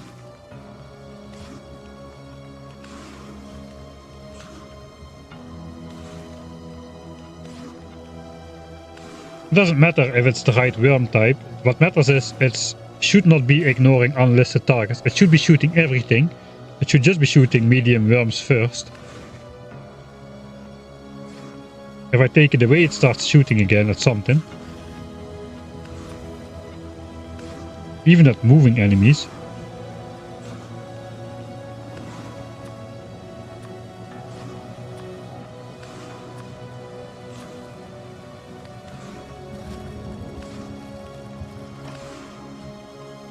Alright, and now it is not shooting at medium biters.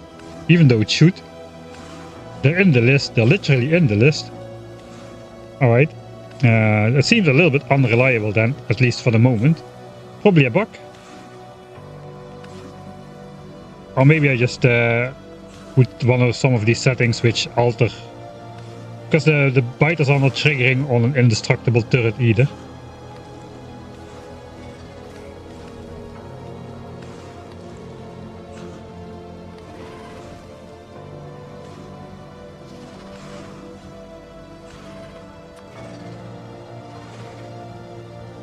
Okay, so wait, what?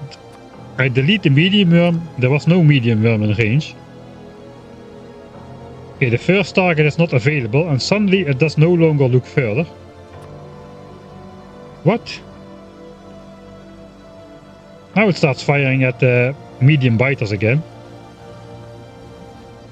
Why though?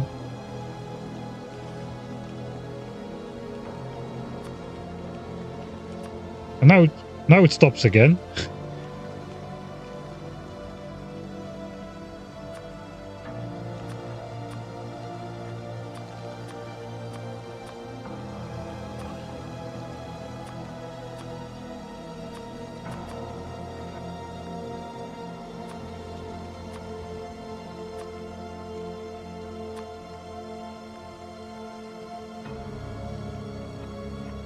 There's definitely some weird behavior going on here.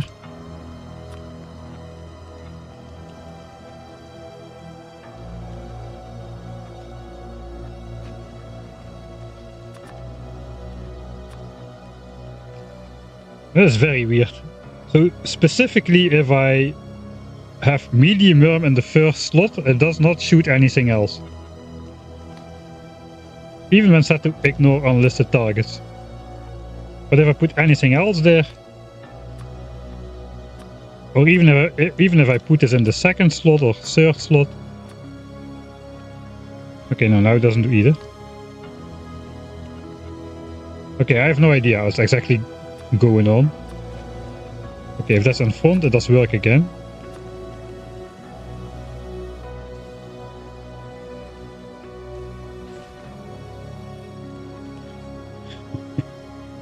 I have no idea what's going on there. Okay.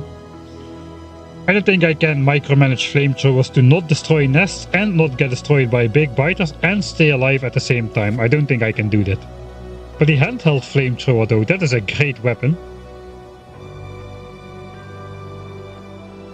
Poison capsules would be awesome to take out worms from the nests, but I still would need to block up all the nests while the biters are spawning all around me. So I think we need to keep going with the... I think the gun turret strategy is still in the list, to be honest. Maybe it's aggroed on a specific meat. Ah, that could very well be the case.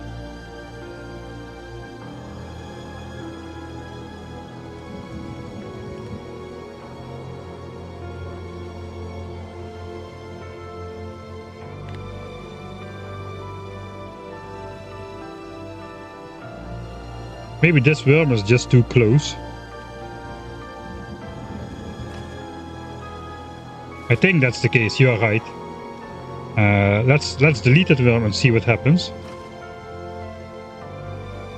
I think it's indeed just aggroed on there. Okay, let's not ignore unlisted targets. So, for those of you who don't know, like turrets already... Like this one already is aiming over there, even if he cannot shoot.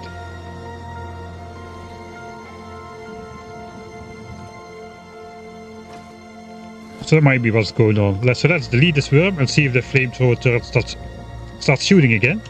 Yeah, there it goes. Alright, so not really a bug, just a little bit of unexpected behavior. The flamethrower was already locked on the worm, which it couldn't reach. It's still kind of a little bit of a bug, I suppose. So yeah, it was locking onto the worm, which it couldn't reach, and then it started ignoring everything else.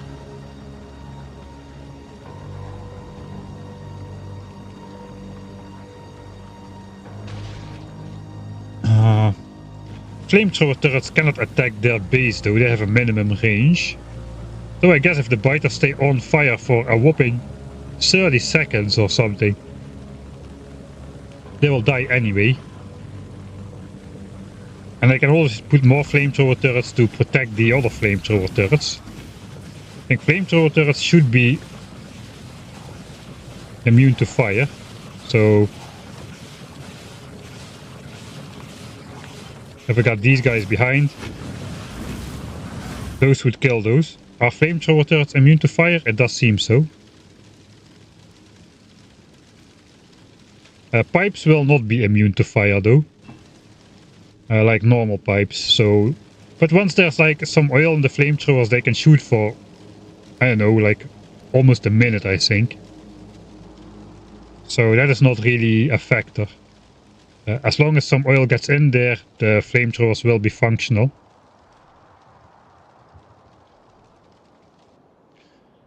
It will become harder for me too to navigate between the fire though, so yeah, I gotta think about that a little bit. Okay. Yeah, three behemoths in there. Looks like 3 spitters. Yeah, I think I have the right composition for 100% evolution in there. Quality pipes have more health. Quality walls maybe will have more health as well. Alright. Have I gotten too sidetracked? Dang, it's already past 12 o'clock again. How long can you play Factorio without playing Factorio? Well, quite a while. How much progress did I make today? In terms of game time? I think this is where we started. 15 hours and 50. That's still 6.5 hours. 6.5 hours of placing pipes. and taking down forgotten nests and developing a plan and doing the weird stuff. I guess exploration is going to be then in the cards for next stream. I'm probably going to have a couple streams during the weekdays to get just through the grindy part a little bit more efficient. Because, I mean, it's great that you are all here and it really helps to get through the grindy part, but it's still very grindy. So I think I'm going to have a couple weekday streams to get through the grind a bit faster. And I also want to, this is going to be my new series on YouTube, the edited series. So if you miss some streams, don't be sad, because the entire story will eventually become available as an edited playthrough. It's going to be a new episodical playthrough. So episode 1 is probably going to encompass everything up until the start of the stream or the end of the next stream. I don't quite know yet. I think until the start of the stream of this stream is going to be the first episode. And then until the start of the base is probably going to be the next episode.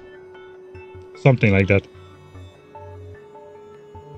But yeah, now I need to explore a lot of land. I need to explore all of the land that I can, probably. We need to explore until we can go no more. Eventually the biter bases should become so dense, and there should be behemoth worms and stuff, that it's just impossible to walk further. We're going to be blocked off by water, by cliffs, by nests. We just have to turn around. But maybe we won't go that far. I don't know, we'll have to see how much we explore, but we need to explore a whole lot more. Right now, let's check it out. Let's load the actual save. This one. An hour ago, that was a 1 hour tangent.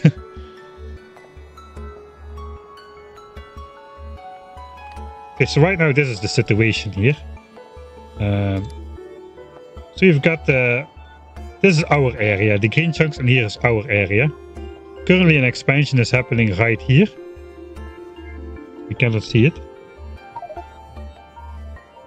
Currently an expansion is happening right here. Yeah, they are settling at the moment. And eventually all that land will become red around us. This is not the actual amount of land we have revealed. We have generated. The actual amount of land we have generated is this. That is what exists right now in the world. It's not enough though. And also, we need to find way more resources still, I think. So next stream is going to be exploration. We're going to just choose a corner, maybe this one, and just start going out, finding out where all the resources are, where the biters are, what we think we can claim. And after we have explored everything, we're going to do another tally of the resources. We're going to see basically I'm saying basically a lot, basically. I'm just going to count all the iron, and I'm just going to say, okay, this is like 3 million iron, and it's claimed. If it's claimed, we give it like a green marker or something like that. Right, 3 million iron is claimed. This is 7.2. Yeah, we can mine this. There is nothing close by. 7 million claimed, etc, etc. Then we can look at iron patches which are claimable in the future. Perhaps this one could be yellow. We cannot mine it right now because there's a biter base nearby. But if we manage to neutralize that biter base, we can mine it. We can even trickle mine this one. This one would be red for now because and maybe not quite red. We need some different symbols or something. Yeah, let's say red. This one is red for now because we even cannot mine a single miner on there. It will pollute the biters. We cannot get close by enough. We need to neutralize them. But then, for instance, if let's just go a random direction, scout out a bit further. So yeah, the nests eventually get like impenetrably big later on. There's big worms here already. Let's go further. Eventually we'll get into behemoth worms as well. Over here is already behemoth worms. Those have like 48 range. That's like a chunk and a half. It's incredible. They really will block off a lot of terrain. What was my point? Why did I go out here? I had a good reason.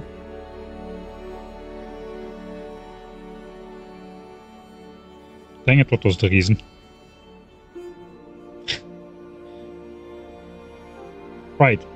The reason was finding resources which we never will have access to. Like this stone patch. Let's pretend it's an iron patch. We will never have access to this one. Absolutely no way. So this iron patch would be inaccessible for forever. So we can place a skull on top of it, something like that. And we can make tallies of... Then we can make a tally of how many resources... how many resources we have claimed. Maybe we have like iron claimed.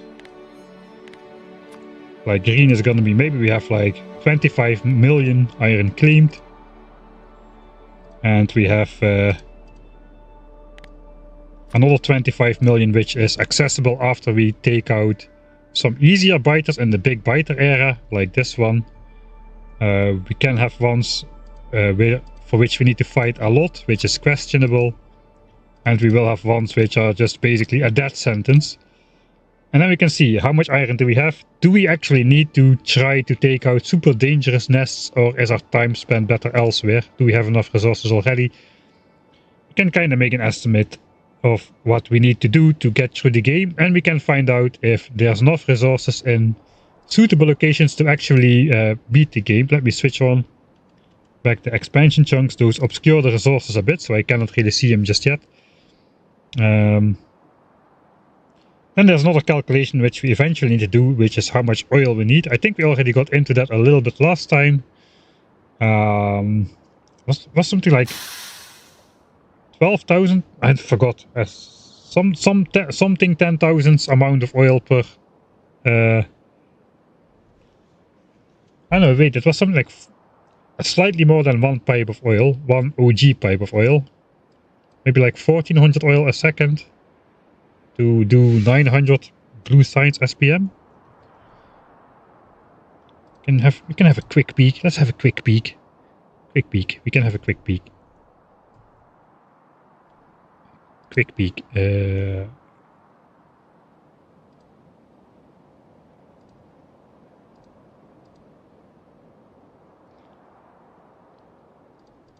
Alright, so blue science.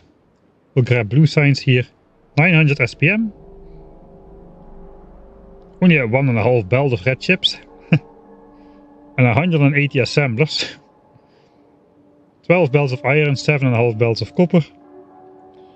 And 75,000 oil per minute. With basic oil processing, which is all we will have access to for the first little bit.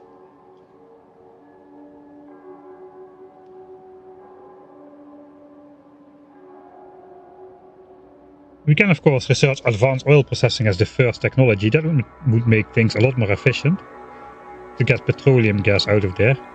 But this is like 1250 oil a second. That is, I think that's 12,000%, 12,500% oil. And that's a lot because oil comes out strong at first and then it just slows down over time.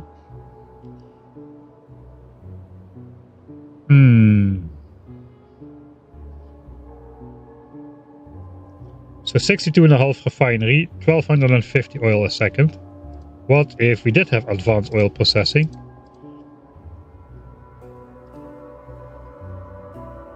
That's only 600 oil a second, less than half. Because of the cracking. More efficient recipe already just for petroleum gas. 55 instead of 54. And then you get the heavy and light oil for free on top of that, which you can crack down into more petroleum gas. And it's not as much, it's like 6,000% oil for 900 SPM. Right? Yes, 900 SPM. Okay, maybe oil is not going to be as hard of a bottleneck as I thought it was. More promising stuff. More promising stuff. Alright, I have a good feeling about this playthrough now. We discovered several things which will help us. And we also solved several problems with the base, like the 2 breaches we had during the test were caused by basically biters being here and being in expansion range of these chunks. So this biter nest easily sends out an expansion party around the lake. We didn't know these guys existed just yet, and they settle over here. That was breach 1, and breach 2 was caused by most likely just some idle biters which somehow relocated to this nest. That's 2 major, especially this one. This one was bothering me. Because I didn't know these biters had relocated, and it very much seemed like they just somehow had covered a much larger distance than they should be able to. The hard resource requirements went down from 100 million iron to like 50 million iron if we really squeeze every last a little bit of iron out of every opportunity. We can get down to under 50 million iron and 30 million copper, so that's pretty good. I guess we will need a couple million iron also if we want to make quality miners. So yeah, 50 million seems like a good benchmark. And oil, let's reload the actual save game. Let's take a quick look how much oil is on the map.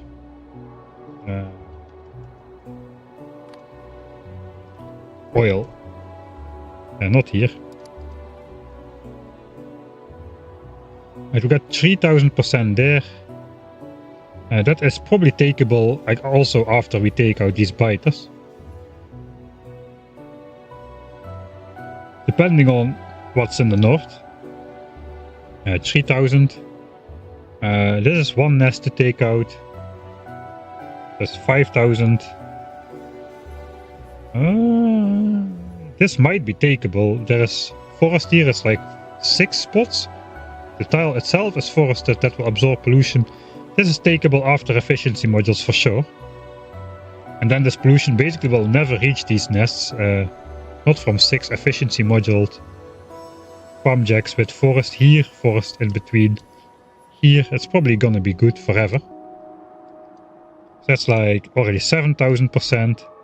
This one is already accessible as 9000%. This one is already accessible as 10,000%. And this is already accessible as 12,000%. That's enough for 1,800 blue signs per minute from the get-go. I don't have the required amount of iron and copper to go along with that though, for sure no. After advanced oil processing, that's like 1800 blue SPM.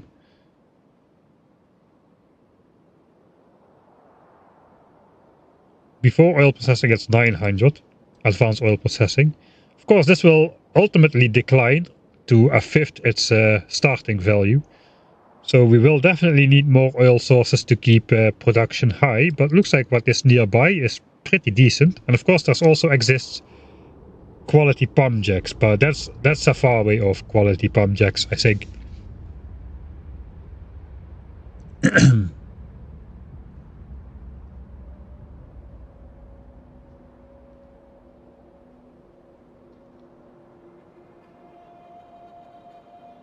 I still haven't fixed that corner. Which corner did I not fix?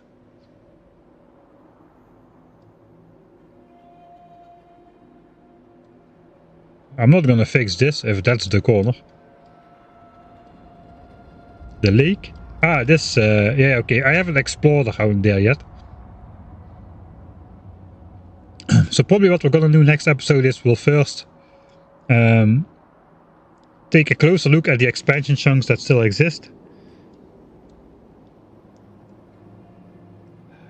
I would like to think I would probably have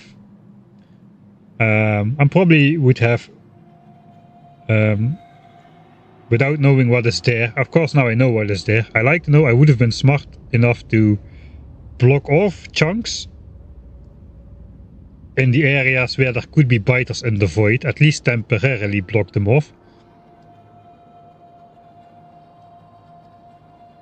So any biters that are present out here, I would probably want to, anything that's green in this area, I would want to place at least some temporary pipes. We can delete, remove the pipes later again if we need to, but I think that's the only area really where we are at the risk of biters being in the void somewhere. So yeah, we either block that off or we start exploration on this side and just see what's next to the lake. Block the nests if we can. I think the most were small. There were some big ones as well, so I'm not really sure exactly what is where. Either neutralize the nest or neutralize the expansion chunks over here. There's not much green chunks here anyway. Also there's like iron over here, which we need to mine. We won't lose that much expansion land. Most of the juicy land is right here around my starting area. And the chunks down here. And that was the reason why I wanted to take out these nests. These two nests over here. If I hadn't taken those out, this would have been like 4 or 5 chunks higher, which basically eliminates this entire area from the map. So that was why I chose to eliminate these nests, even though they don't directly grant me access to good resources. It was kind of worth it though. That's a lot of extra chunks, which hopefully stay green until the end.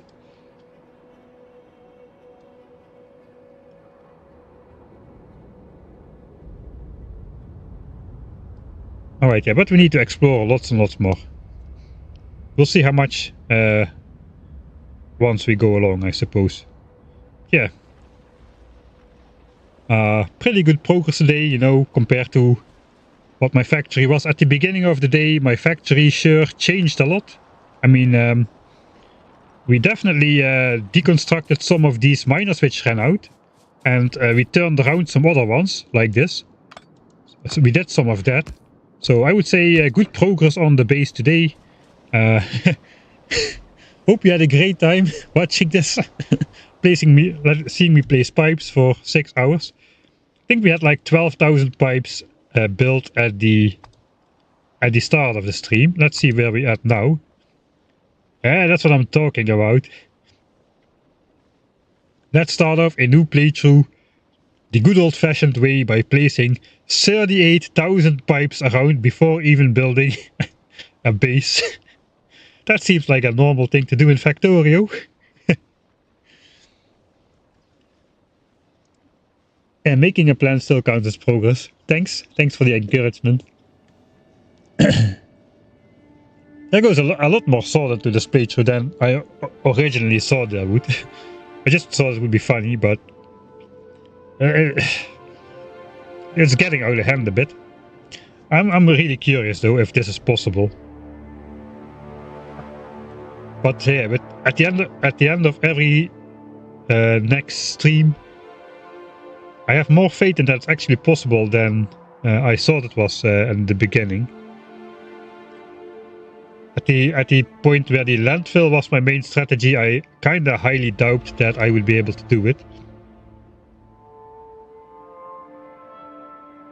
But with a good start, with like hundreds of green chunks in the center, I think we can slow down expansions for long enough so that we can claim at least a couple of resources outside of our area, even from between like big biter bases and whatnot.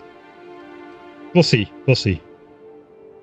We just learned oil is a lot less restrictive than we thought we were. Yeah, I'm pretty happy. Just gonna take a long time to mine up 104 million iron and process it into science. But then again, it's also taking a long time to mine up any iron and process it into science. 20 hours and a bit we're in. But it's starting to shape up. We've got a fully protected starting area, where theoretically, after we fix this little problem over here, biters will never be able to settle inside my base. And they will constantly want to settle inside my base, which means they'll ignore settling outside of my base. At least the settling outside of my base will be greatly slowed down, which is going to be important. The higher the evolution gets, the more expansions will be happening per hour. We're currently at like, I would say 4 expansions per hour, maybe 3 to 4 expansions per hour. Is going to go up to 15 eventually. So it's good we have this done. Now we can also safely leave the base behind and go explore our hearts out, while the base is theoretically completely safe from losing juicy green chunks. For example, if these biters could expand to here, that would delete a lot of green chunks without really adding any new ones. So if they would settle here, it would be a complete disaster. If they would settle like here, it would be a complete disaster. Here, complete disaster. Yeah, this is like the effect on expansion chunks a single base has. It's like a 6x6 area if you have a little bit of, if you are a little bit unlucky. That means that like this entire area could be red with one expansion. So I'm glad that is what we did first. Defend the base, quote unquote defend. Build our vibration activated pipe raider, which hopefully triggers the alerts if biters might want to get through at any point. We have some reaction time. We just saw we can fight off behemoth biters, a full expansion group of behemoth biters with the cheap flamethrower, instead of having to go for landmines or like rare quality red ammo. I don't know. For the first time, I think the chance is bigger that this is possible than that it is not possible.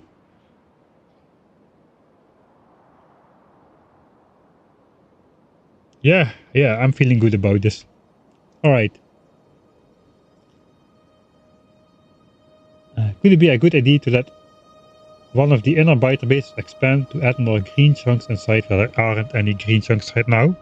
Like here, no. I need space to build the base.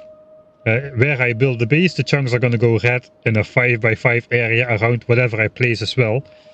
So maybe an expansion here would be okay, but it would just add red chunks and just add a couple green ones. I think it's pretty neutral. Maybe we can build some smelter stacks in here as well. I don't know. I don't think we would be able to add many useful green chunks to the empty areas without also making an equivalent amount of red chunks. So I think no. I think I'm happy with it as it is. I'm not using 1.1. This is 2.0.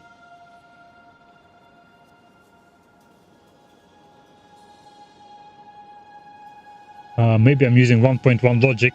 Of course, all of my 10 years of Factorio experience originally comes from Factorio 1.1.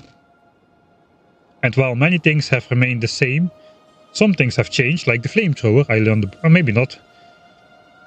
You had 1.1 in the calculator settings. That is true.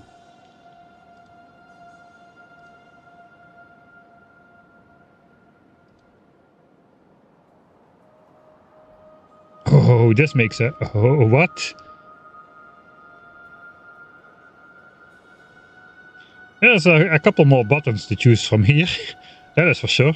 Let's not look at that. How does this look now?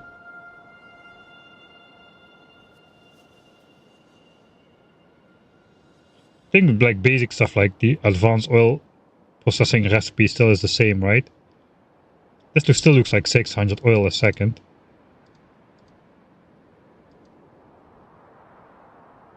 I think it's the same. Alright.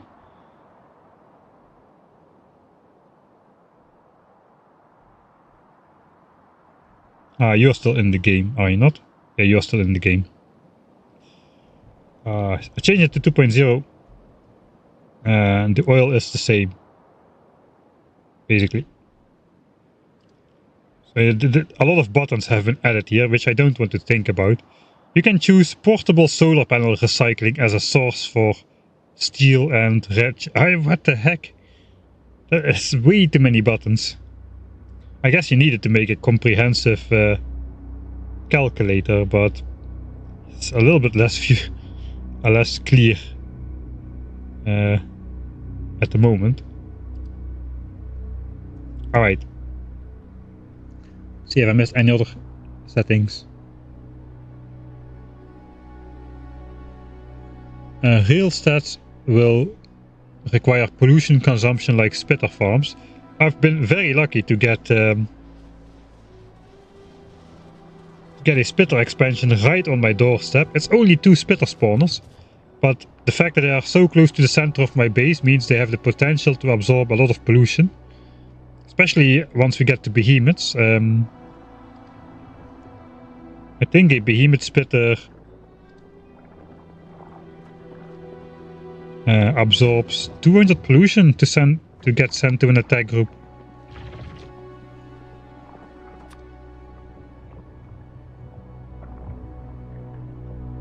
I guess I need to change the evolution factor to 1 to see that. 0.99 is good enough as well. Alright, so now we have 200 pollution consumption for a behemoth spitter. And if they can spawn,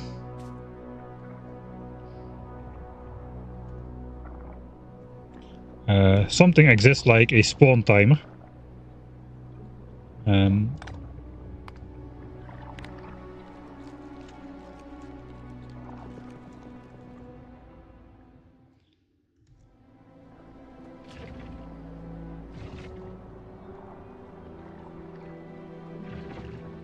We can switch on debug, then we can see some more.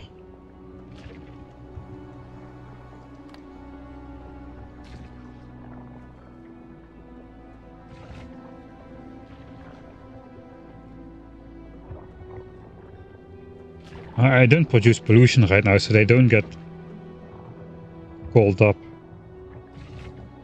Alright, there's 400 ticks spawning cooldown for a big spitter.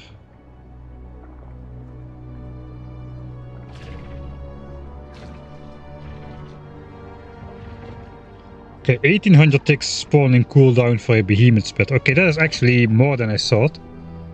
1800 ticks is like a half a minute. That means it will be able to absorb about 4... still a lot though. 400 pollution per minute absorption from 1 nest. There's 2 nests, 800 pollution a minute. That will suck a hole in my pollution cloud. I think we can find some other ones. It is a little bit dangerous to unleash these spitters, because if at any one point they sink one of these pipes in their way, they will start attacking those pipes, and if they attack those pipes, we suddenly also get the biters to spawn, and that is something we definitely do not want to happen. That is way too dangerous. So spitter farms need to be pure spitter bases. We've got a couple more. I guess this one is one with 1 base, but if it can absorb 400 pollution a minute, that is great. This is not one. But yeah, I think there's like a one with 5 over here somewhere, but that's far out. That's not so useful. But here in the center it's kind of useful. Here's another one with 4, also right in my base. So there is some chances to make spitter pollution absorbers. But I think eventually the limiting factor is just going to be how much ore can we extract, how many miners can we fit on these patches which we can fully mine, and how many miners can we operate on patches which threaten to pollute biter bases which we cannot get rid of. And all of that ore extraction combined, that is probably what's going to be the limit on the amount of signs per minute we can get eventually, not the pollution. Maybe I'm wrong, but with the after efficiency modules, I think the amount of extraction is going to be the limiting factor. Right, we'll have to see about that. Let's see if I missed something else. Don't tell me. Okay, I'm not in calculator mode. That's good.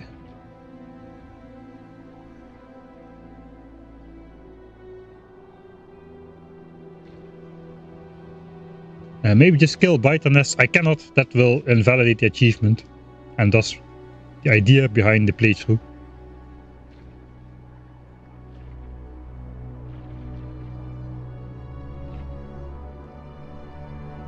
Productivity modules and miners almost never worth it. I don't even think in this kind of playthrough.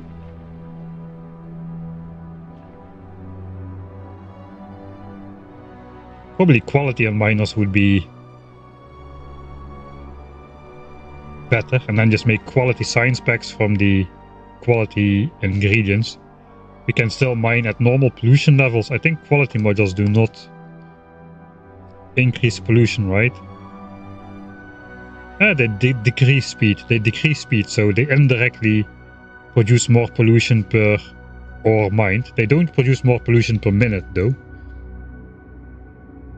They don't have more energy costs, so that's kind of neutral. These have more energy costs and then an extra pollution modifier on top of it. I think efficiency modules are going to be key for the miners, though. We're going to have like some quality miners close by, where we can make like, so we can make rare miners maybe, and then use the rare miners on ore patches we want to last as long as possible. So probably on the poorer ones first. Yeah, we'll have to see how that goes.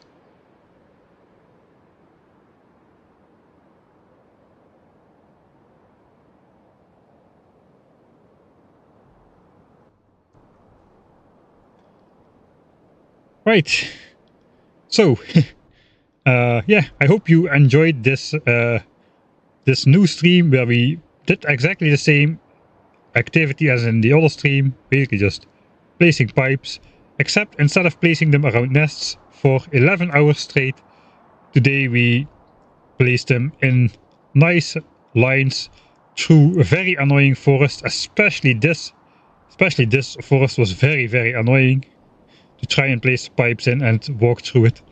And we did that for like, I don't know, 6 hours before we lost focus and went on experiments and tangents. Hey, that's how you discover new things. That's how you discover new things in Factorio. I learned a lot today.